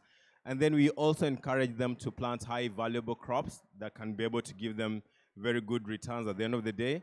And we're also very big on clean energy. So that's why we have solar powered pumps as part of our system that we provide to farmers. The main challenges we had in our company is that we didn't have enough inventory to service these farmers. We didn't also have clear policies and guiding operations, because we are a startup. As a small company, as a youth-led company, you don't have all these big policies, human resource, financing policies and all that. And we also didn't have a qualified team that could help us be able to provide these services to farmers. So this challenge really helped us, in the sense that with the grant, we were able to come up with, qualified staff that were able to help us run our day-to-day activities. We were able to acquire enough inventory that was able to help us now shorten our turnaround time to deliver our services. we are able to expand our operations. Now we're based in Nairobi, Kenya, but now we're opening another branch that will be able to access more farmers in the most remote areas. And we were able to formulate proper policies under the implementing partners, KCL, who did a very brilliant job in helping us develop our business plan, our policies, and they helped us actually develop, very brilliant pitch decks that we're able to share with investors, and we've had a lot of investors coming around, and we just in communication with them. And the other brilliant thing that the grant did is that we also invested in research and development, and soon we'll be introducing smart irrigation systems for young guys who love smart things, IoT. Soon you'll be irrigating your crops using an app. So it's one of the things that the Youth Adapt Challenge program was enabled us to do. And I think that's the end of my presentation. Thank you. Thank you very much, Ayik. Very powerful numbers and very powerful impact. And personally, I think what's even more powerful is that unity and network that the challenge is creating, and just linking three similar related food and agriculture related initiatives can create very big potential of collaborations and potentializing from each other's impact. A curious question to the panelists, to the three panelists here from my side, before moving to the third and final segment of our session. You're champions now, and you are in the ground, creating jobs, improving and transforming the food and agriculture system in your countries. So 10 years from now, 20 years from now, when you continue doing what you are doing, what does success look like to you? And how do you see the future of agriculture and food system in Africa? So whoever wants to take it. Yeah, thanks for that question. I think success for us will be getting to see more young guys coming into the agriculture space. We've grown up with this narrative that, agriculture is something meant for the old guys. It's more of like a retirement package and all that, and you can't earn a decent living from agriculture. So we want to see, in the next 10, 50 years down the line, we want to see young guys coming into this space and taking it over. And we're seeing a lot of support coming from even institutions like FDB, GCA. They're doing a brilliant job supporting us. So you want to encourage more young guys to come on board. And when you talk of this green space, it doesn't mean you're coming literally to get your hands dirty. There's so much that you can do in that space. Like right now, I just said we're going to introduce IoT systems for the irrigation systems. It means we need IT people in that department. So it doesn't mean you have to come and get your hands dirty. Thank you.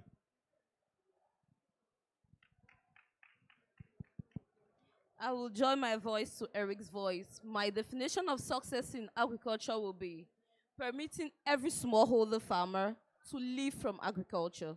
Because right now they just survive from agriculture. So permitting them to live conveniently from agriculture is my big dream.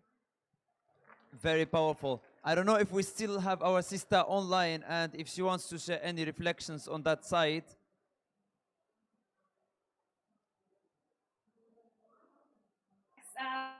We also, together with my fellows, we see a world, for us as a company, we see in the next 10, 15 years, we see a world where food production is not seasonal, and food affordability is available to the barest minimum. We see a world where malnourishment is a thing of the past, and most importantly, where a lot of action is taking place when it comes to climate change within the agricultural space, the advocacy, the action, and of course, the results that we aim to achieve in that wise. Thank you. Thank you. Thank you very much, sister. That's a very powerful statement. And thank you to the panelists for really, inspiring us. More young people in the agricultural space, farmers living and not surviving out of the agriculture, and no more malnourishment. Thank you again. And moving on, I want to invite my other colleagues to join the final segment of the panel. Do we have a question here in the floor for our speakers?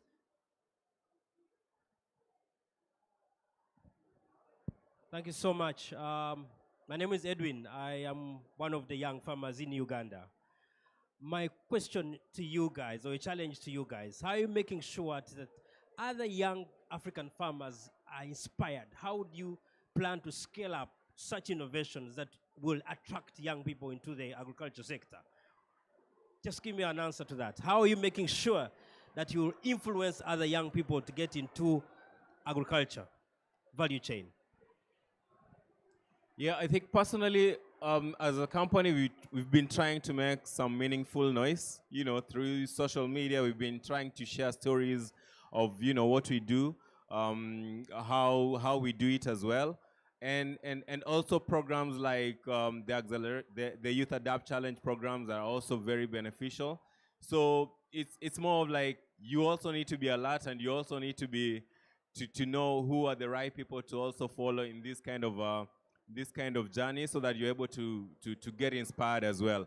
Also, it's also good to get some role models, especially the people who are already there before you guys, so that they can handhold you and be able to direct you and show you this is the way, and this is what you're supposed to do, and this is what you're not supposed to do. Thanks. So critically, at the level of my company, we work in collaboration with the University of Boya, where we have students we mentor. Yes, right now we mentor 7 students from the University of Boya. So they attend lectures and they come to the company for practical work whenever they are free. They have a daily schedule and activities we have entrusted to them, which they must write. They must write a project at the end of the day and submit. So that's how we mentor young people to actually join us in the team. Thank you very much. Yeah, our sister online, do you want to add to that? Yes, within our company, we believe in creating a structure that is replicable, and that's why, like I mentioned in my presentation, we want to use a franchising model to replicate and roll out the adoption of this technology within different communities across the continent. And we believe that knowledge that can be adapted is the knowledge that is useful. So that way, we are able to also make sure that farmers and other young farmers are involved within this solution in a way that can be useful for their community and profitable for their enterprises. Thank you. Thank you very much. Maybe, yeah, I see a couple of hands raised. Maybe I'll take questions together before moving on to the third segment. So maybe Maskur can help me with the mic. There. Hello, my name is Rukia Ahmed, a climate activist and environmentalist from Kenya, the founder of Green Northeastern Initiative. Hello, I'm Rukia Ahmed, a climate activist and environmentalist from Kenya, the founder of Green Northeastern Initiative that focus on land restoration in northeastern Kenya. I come from northeastern Kenya, which is a semi-arid area. And today I'm motivated by your story because I'm somebody who believes in agriculture, and even though my area is dry, I think I can still do farming in that area. So my question to you is, I once tried to do agriculture. I started a small farm in my area. That's like 4 years ago when I was in high school. And then actually, I was able to do drip irrigation. But when I left back to school, I couldn't continue with that. So my question is, what was the starting point like for you? There are so many there are so many youths who are interested in this, but the question is, where do you start from? Like for me, I'm interested, and I did, and my farm was dry, especially youth from the arid and semi-arid areas. What is your advice to them, and what was the starting point like for you? Thank you. Are there any other questions?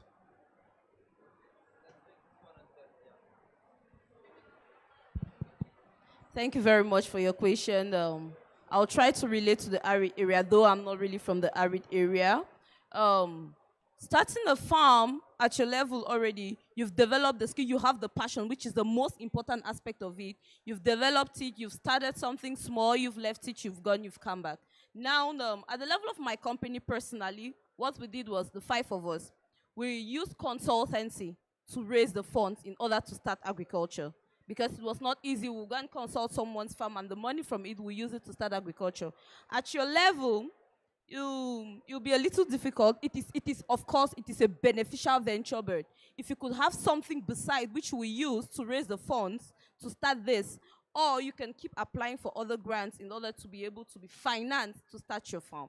Yes, I know that the arid area has a big problem of water, and if you have any agricultural consultant around who can guide you through, because when you produce in arid areas, you need support in order to be able to conserve water in the soil, to maintain the soil biodiversity. So you can write us after this, you can write me after this, or you can write Eric who is around you after this for more mentorship.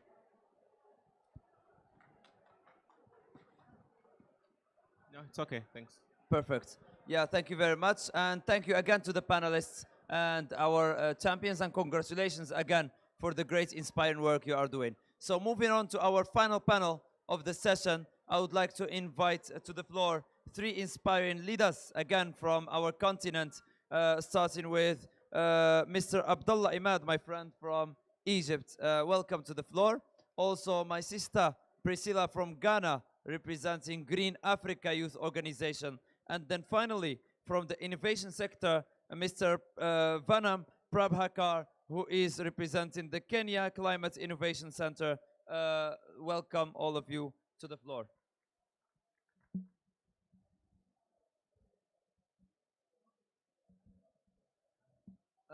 So yeah, welcome. And now we would love to have this interactive discussion and reflection about youth innovation, adaptation, especially in the African continent. And maybe we can start from Vanam. You had a very extensive experience on innovation, and you were last year's Youth Adapt Challenge also a manager. And so based on your experience, what should we do differently if we were to scale this Youth Adapt Challenge to increase the pace and the scale to reach out even around 10,000 young enterprises in the continent? So would love to hear about your thoughts.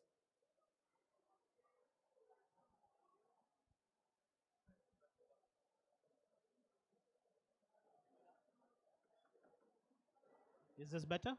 Ah, great. Thank you so much, Dr. Saad, for that question. And first of all, before I even answer, let me be very happy today. It was one of the fantastic days of my life to see these young entrepreneurs whom we've been supporting for the past 1 year come up here, speak with the kind of confidence that they have spoken, and look at the results that they have delivered. It gives us immense pleasure that the Youth Adapt program that we've been managing for the past 1 year has really borne fantastic results, and it is really time to scale it up. So on to your question, there are 4 specific points that I wanted to mention here. Youth Adapt has started last year when they supported this 10 plus 5 enterprises, and this year they supported 20 enterprises. Every competition that Youth Adapt issued, last year when they issued the competition, there were 2,000 plus applications. This year, there were 3,700 applications, which shows us very clearly there is a lot of demand for such services. The demand is so immense, the demand is so huge that a single program, if you were to scale it up, it has to come up with very many innovative ideas to ensure that they are able to, if not 100%, they are able to get closer to the percentage of enterprises that are looking for these kind of services. So to that level, there is one solution maybe the Youth Adapt program can consider.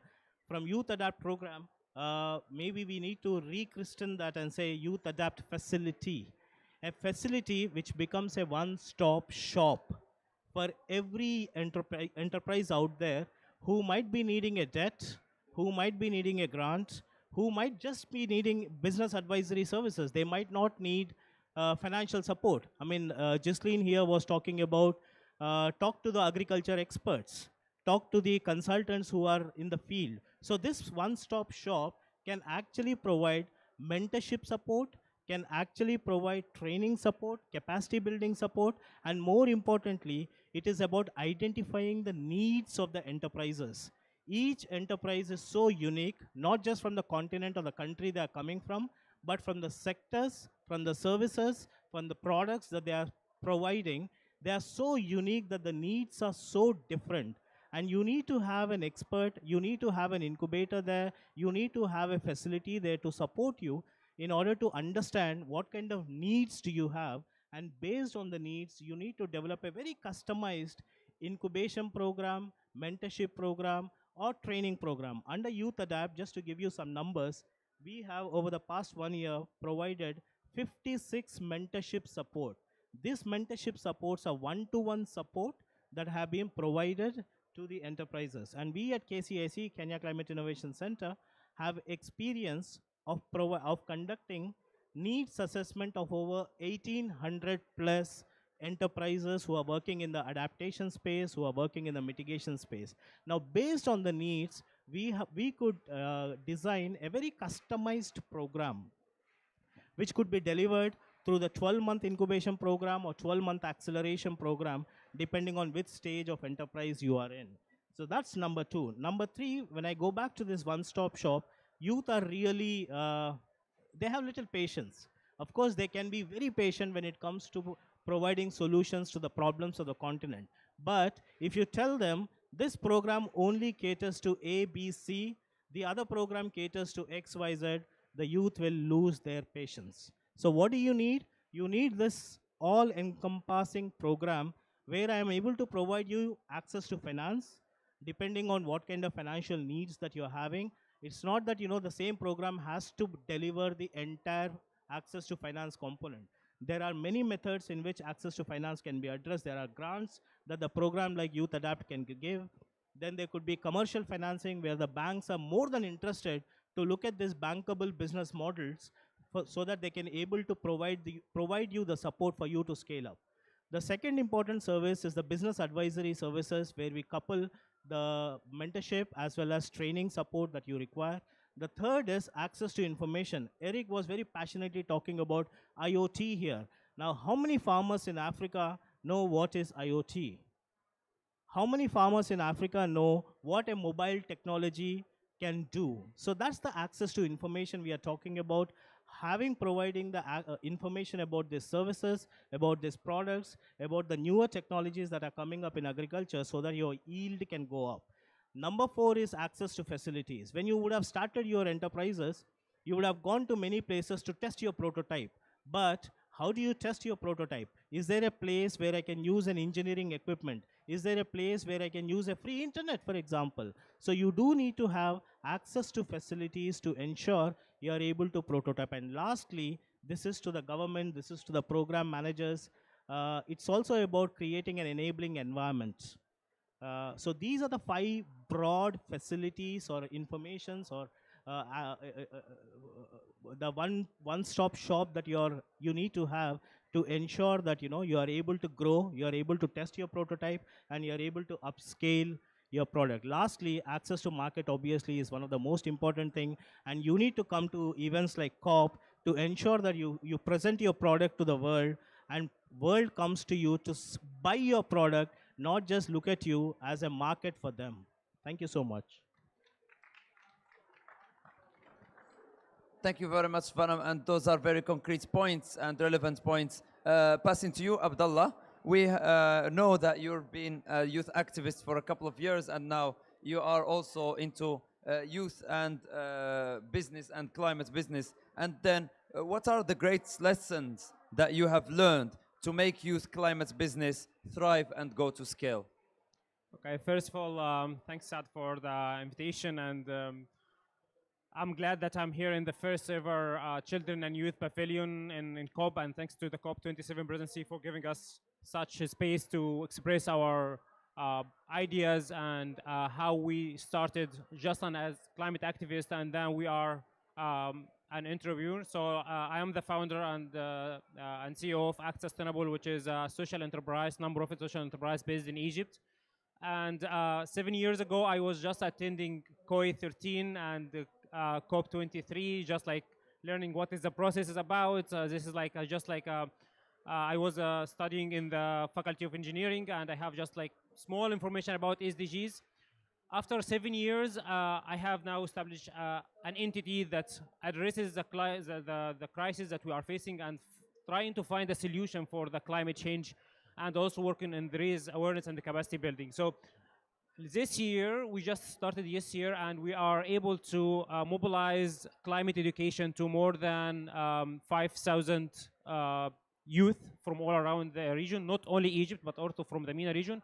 We are part of the COP27 Conference of Youth in the 17th edition here in Sharm el-Sheikh, with more than 1,000 participants, and also more than 60 sessions about climate change. We also were the host of Local COI Egypt, which is a local conference of youth in Egypt, and we get more than 2,000 participants as well, and also the regional COI in UAE in Dubai. It was also for the whole MENA. This all started just like by acting on one thing exactly, which is you need to start now. So whether you have the funding, or whether you have the technicalities, but all this, as long as it's only on paper, it's not going to go anywhere. So the first thing that I want to give for all the people who are trying to do something in the field of climate change is to start acting, to start now.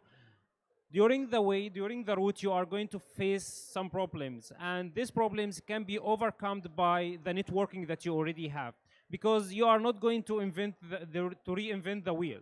So each problem that you are going to face, there is someone who had faced the same problem and find a solution for.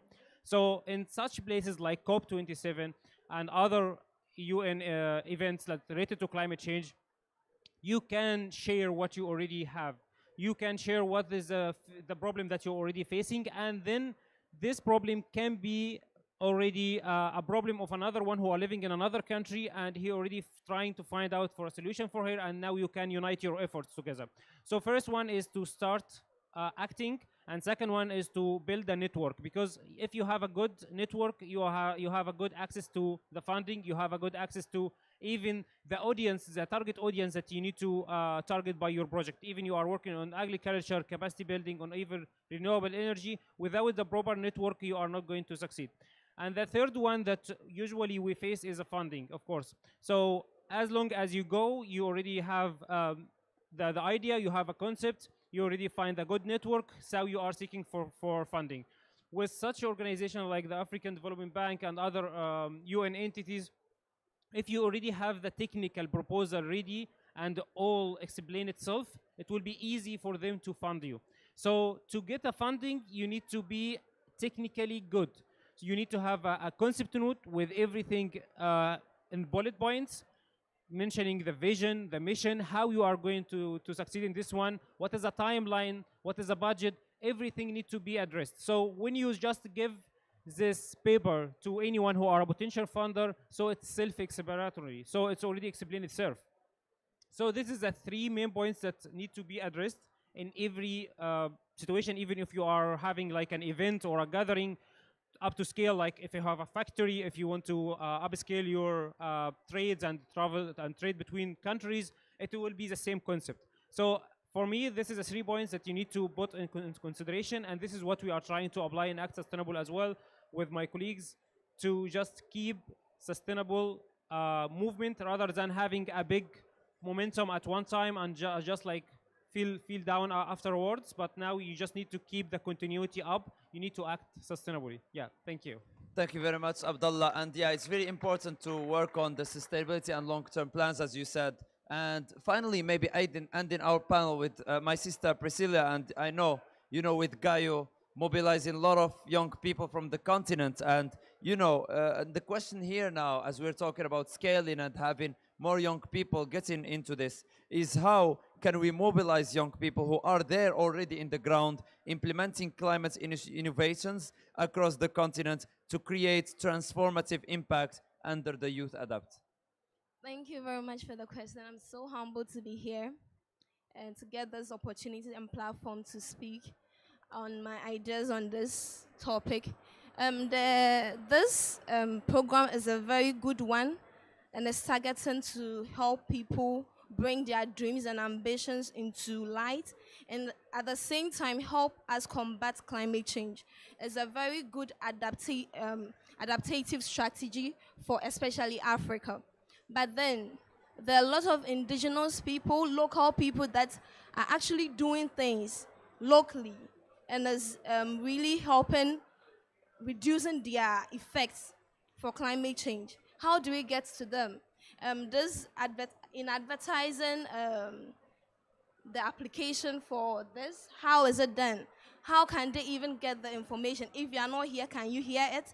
Where is it published? How could they be reached? How is the information shared? When you were talking, you said over 3,000 people applied. Like Africa, there are a lot of people doing very much on the ground. And is it competitive enough? Are we getting a lot of innovative ideas being shared to be able to choose appropriately? I think we should go out there, reach out to these people on the ground that don't have access to this information. Come locally, go to these countries, have projects and workshops prior to the nominations so that people will know about it, because a lot of people don't know about it. So how is it transparent enough?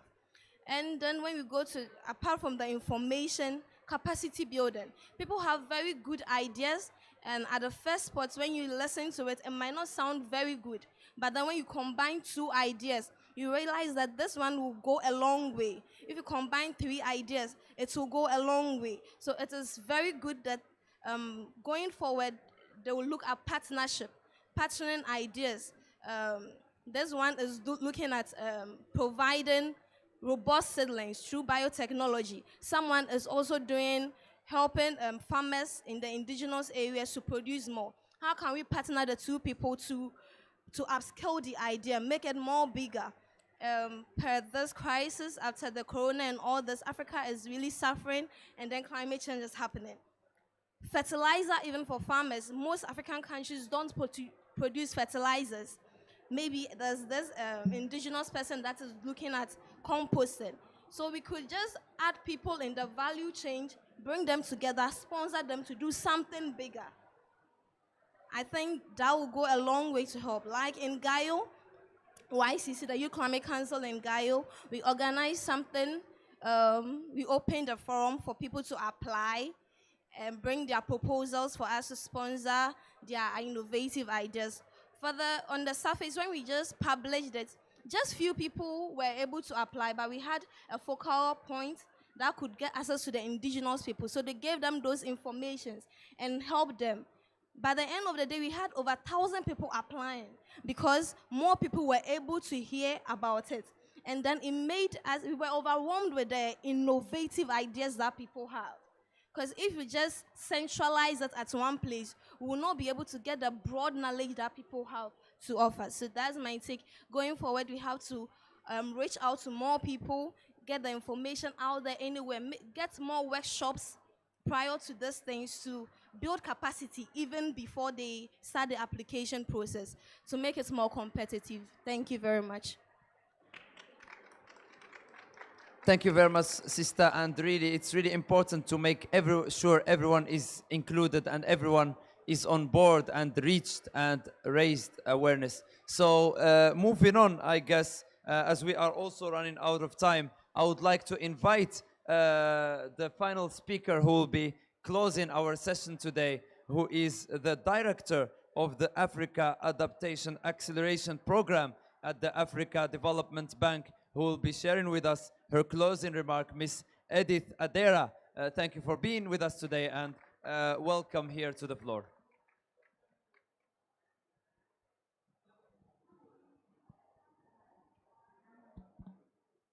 Thank you very, very much. I must say this has been extremely inspiring, absolutely inspiring. And I was just sitting there and thinking, what will I say in the closing remarks? And I think I'd like to just share three things that came out very clearly for me. It's very, very clear that youth are doing amazing things on the ground. They are not waiting. They are not talking. They're actually acting. That is very clear. Then the second question that came to mind, what do we do with all these innovations across the continent? And maybe people are working in isolation.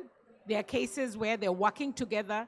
But one of the things that came to mind is a program that the bank normally has. It's called the Africa Investment Forum. But the Africa Investment Forum brings people with ties, bow ties, old people. So I've created another one, which I'm calling the Youth Investment Forum.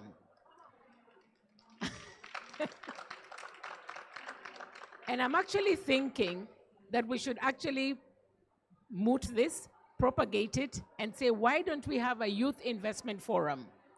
What I see the vision of the Youth Investment Forum is that it will bring youth across the continent who have innovative ideas and businesses, bring potential investors, connect the youth and network the youth, and really have the youth conduct business in that forum. So it can actually be like a flagship forum that brings youth together. Before the session started, I had a discussion with Dr. Said, and we said, how do we bring all these innovative youth that are doing different things, youth organizations that are supporting these innovations? And I think if we had a flagship youth investment forum, it will take things very far. My second point is related to what I have seen very clearly is that there's need to have a very integrated, encompassing support for youth who are innovating in the climate space. And I think, Vanam, you touched on that, looking at it from an ecosystem perspective. And their youth at different stages. This particular program covers those who are already in business and already making a profit. But there are those who may have very unique ideas at the startup stage. There are those who could be very advanced. What do we do? So under the Youth Adapt program, we also are looking at how can we raise those who are at startup stage? And how can we have a financing facility, which we have started designing? We are calling it the Green SME Financing Facility. The bank will leverage its line of credit and also approach the Green Climate Fund to see if we can work together to actually reduce the cost of borrowing, so that as youth move from startup to the ones in the middle to the more advanced, once they get to a stage where they're comfortable enough to get concessional financing, you have the concessional financing available through financial intermediaries. So that's something that we are looking at, and we are moving with it, and it should be functional by 2023. My last point is the point that you raised about how do we reach those youth who do not have cell phones, who do not have internet connection and are not on social media, who have very unique indigenous innovations, like you mentioned. So I think we need to think very creatively, how do we do that? And I'd like to close with two quotes that I picked from the various speakers. One said that, let us support the farmers to live for agriculture and not just to survive from agriculture. I think that is a very powerful quote for me. And another is, how do we bring these dreams and ambitions alive? So I think we can do it if we work together in partnership. Thank you very much. Thank you very much. And that's what we always keep calling for: partnership, uniting each other and working together. And hopefully we can develop, along with AFDB and other partners, a way forward to engage more and more young people for Africa, for agriculture, for adaptation, and for a better climate and environment for us all. Thank you everyone for attending. Thank you for the panelists and for the organizers. And of course, thank you for our African young people for continuing to inspire us. And with that, we close our session.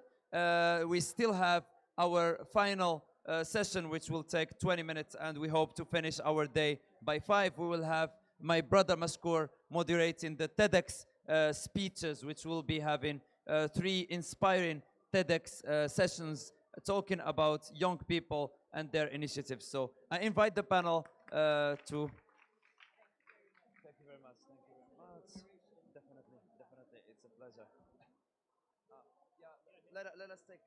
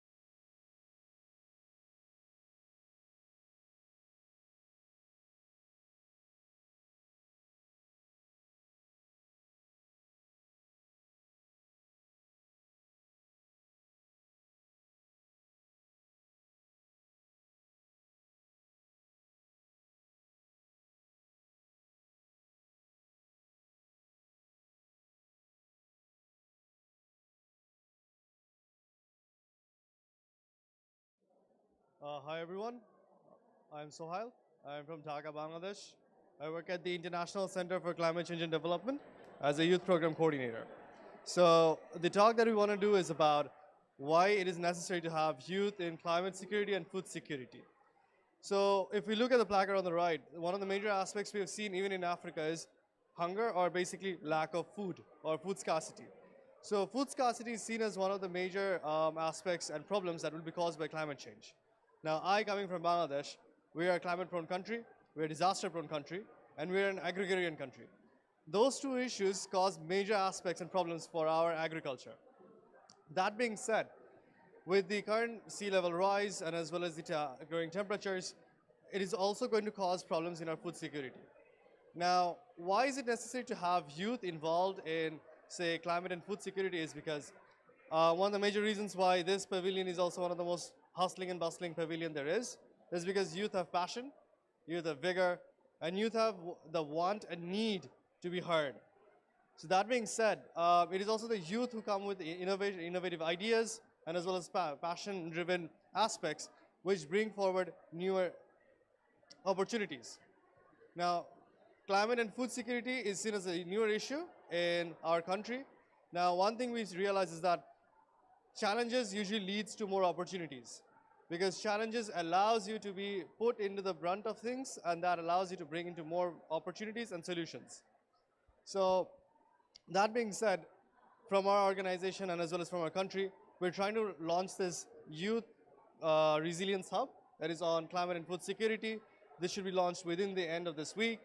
And this is basically trying to bring into an umbrella for everyone of the globally, so that when we talk about climate or when we talk about food security, we talk about it in a more collaborative approach.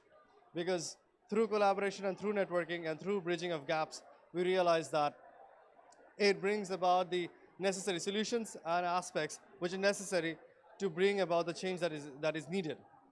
Now, how do you find out about the launch of the hub?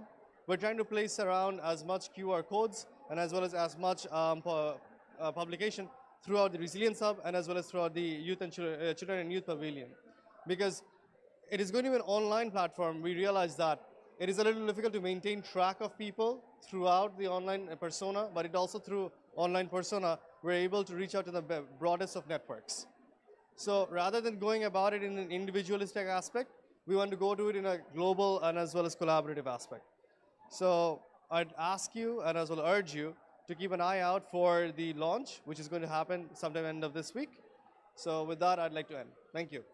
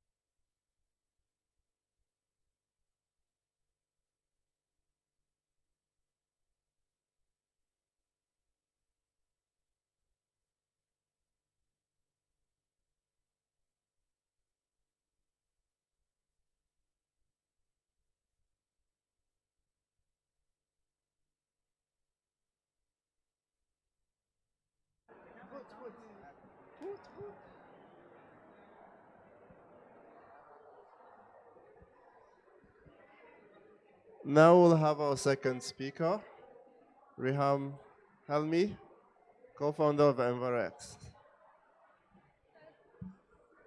Hello. Hi, thank you very much for having me today, Children Youth Pavilion, who are supporting many people already to attend COP. Today is actually, okay. Just a second.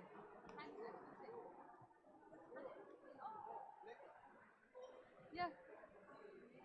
So today I have only 8 minutes to speak, so I was thinking very hard, how can I make the best of these 8 minutes so that we can help each other to learn inspire and change minds regarding adaptation and finance. The first thing that we're going to talk about today is the gap. The gap. Actually, we have had pledges of $100 billion. Only secured out of them $82 billion, 34% only goes to adaptation. Around $28 billion were reported as adaptation only. Is that enough for all countries? 196 countries out of the world are suffering and not equally, actually having to face risks of climate change. So that's the amount. Climate adaptation puts the world at risk. This is the adaptation report that has been published a few days ago by the UNEP, United Nations Environmental Programs, and it shows a huge spike in adaptation and then a huge drop actually in 2021 and 2022 as in the amount that is granted to the adaptation fund. This amount actually could save lives and it could help a lot of countries to minimize the risks to loss and damage. The cost of adaptation, as per the report of the UNEP, stated that it's from 160 to 340 billion by 2030.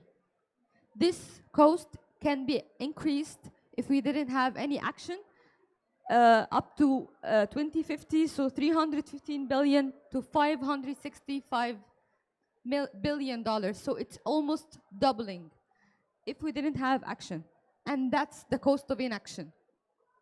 So what about the IPCC report that was put first? The second working group of the IPCC talks about the vulnerability impacts on with regard to adaptation.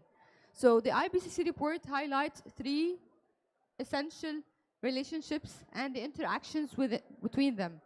The first thing is human society. The second thing is climate change. The third thing is ecosystems. So basically, it says the human society causes climate change because of the anthropogenic emissions, and that's a thing that we all know. The second thing is climate change through the hazards, exposure, vulnerability as a risk affects all the ecosystems. And the ecosystems and their biodiversity, as well as the provision livelihoods, the supports of people, are affected within the limits and can recover also within the limits.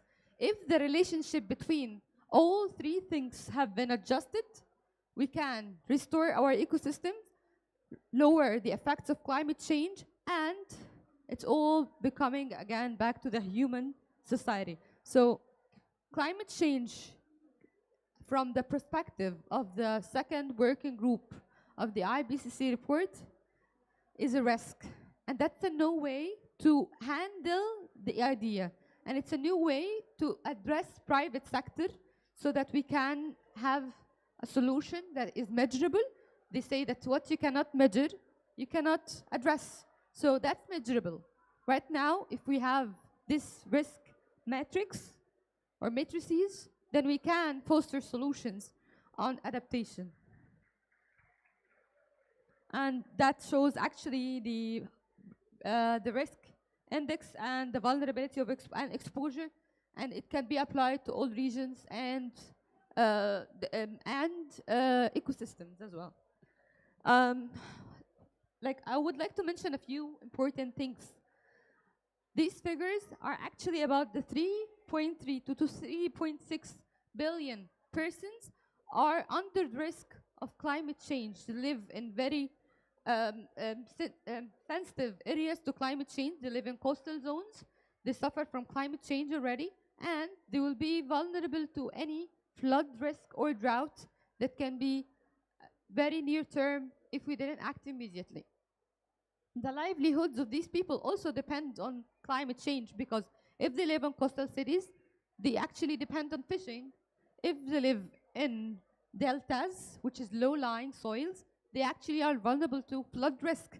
So, and their livelihoods are highly connected to the livelihoods and the activities are highly connected to the risk of climate change adaptation. Tipping points, which is the points that we are totally trying to avoid, the point of no return, just like the glaciers melt, the sub-Saharan Africa drought, extra drought, the Siberian and the loss of fauna and flora in Siberia. So this is actually tipping points. If we hit these tipping points, then it's a point of no return. We're not gonna talk about adaptation anymore. It's just going to be loss and damage. What we're trying to do is to avert the loss and damage by doing adaptation, by spending on adaptation finance. And the compounded effect, of course, most of the cities are suffering from industrialization, urbanization. Industrialization and urbanization increased also or decreased the adaptive capacity of cities. So putting all these things together sets us in a huge risk. Maladaptation. Have anyone heard about the term maladaptation? Maladaptation is to adapt negatively. So in other words, if you would like to protect your seashores and you started to install sea walls and dikes, that's maladaptation because it causes erosion in some regions, and the eroded soils will be precipitated somewhere else, so it will cause flooding in other places. All of these things increase the risk of climate change.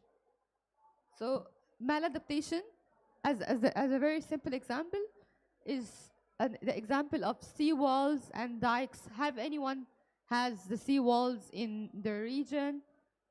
That's maladaptation. If you have it in your region, that's maladaptation. And that's why youth voices and science-based facts need to be considered in planning and all phases of planning, actually since the initiation of the project until the delivery and closing of a project.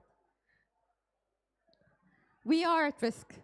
We need nature-based solutions connected to engineered approaches where society is centered. Is that only thing we need? At all. We need also to foster solutions of adaptation that in form of grants for poor rural communities and for people. Is that the only thing we need? No, we need to act now because half measures, half solutions are not an option anymore.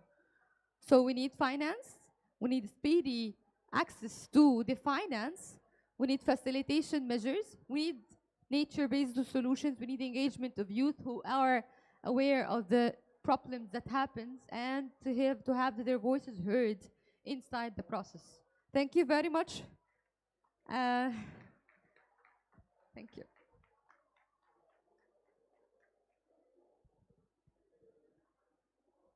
If you have any questions, like if there's no one there, yeah, why not?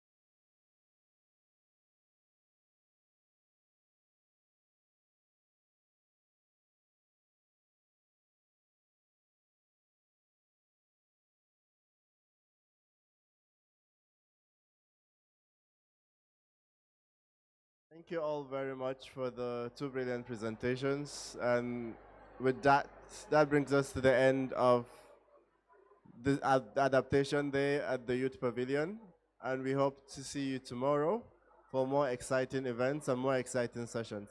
Thank you all.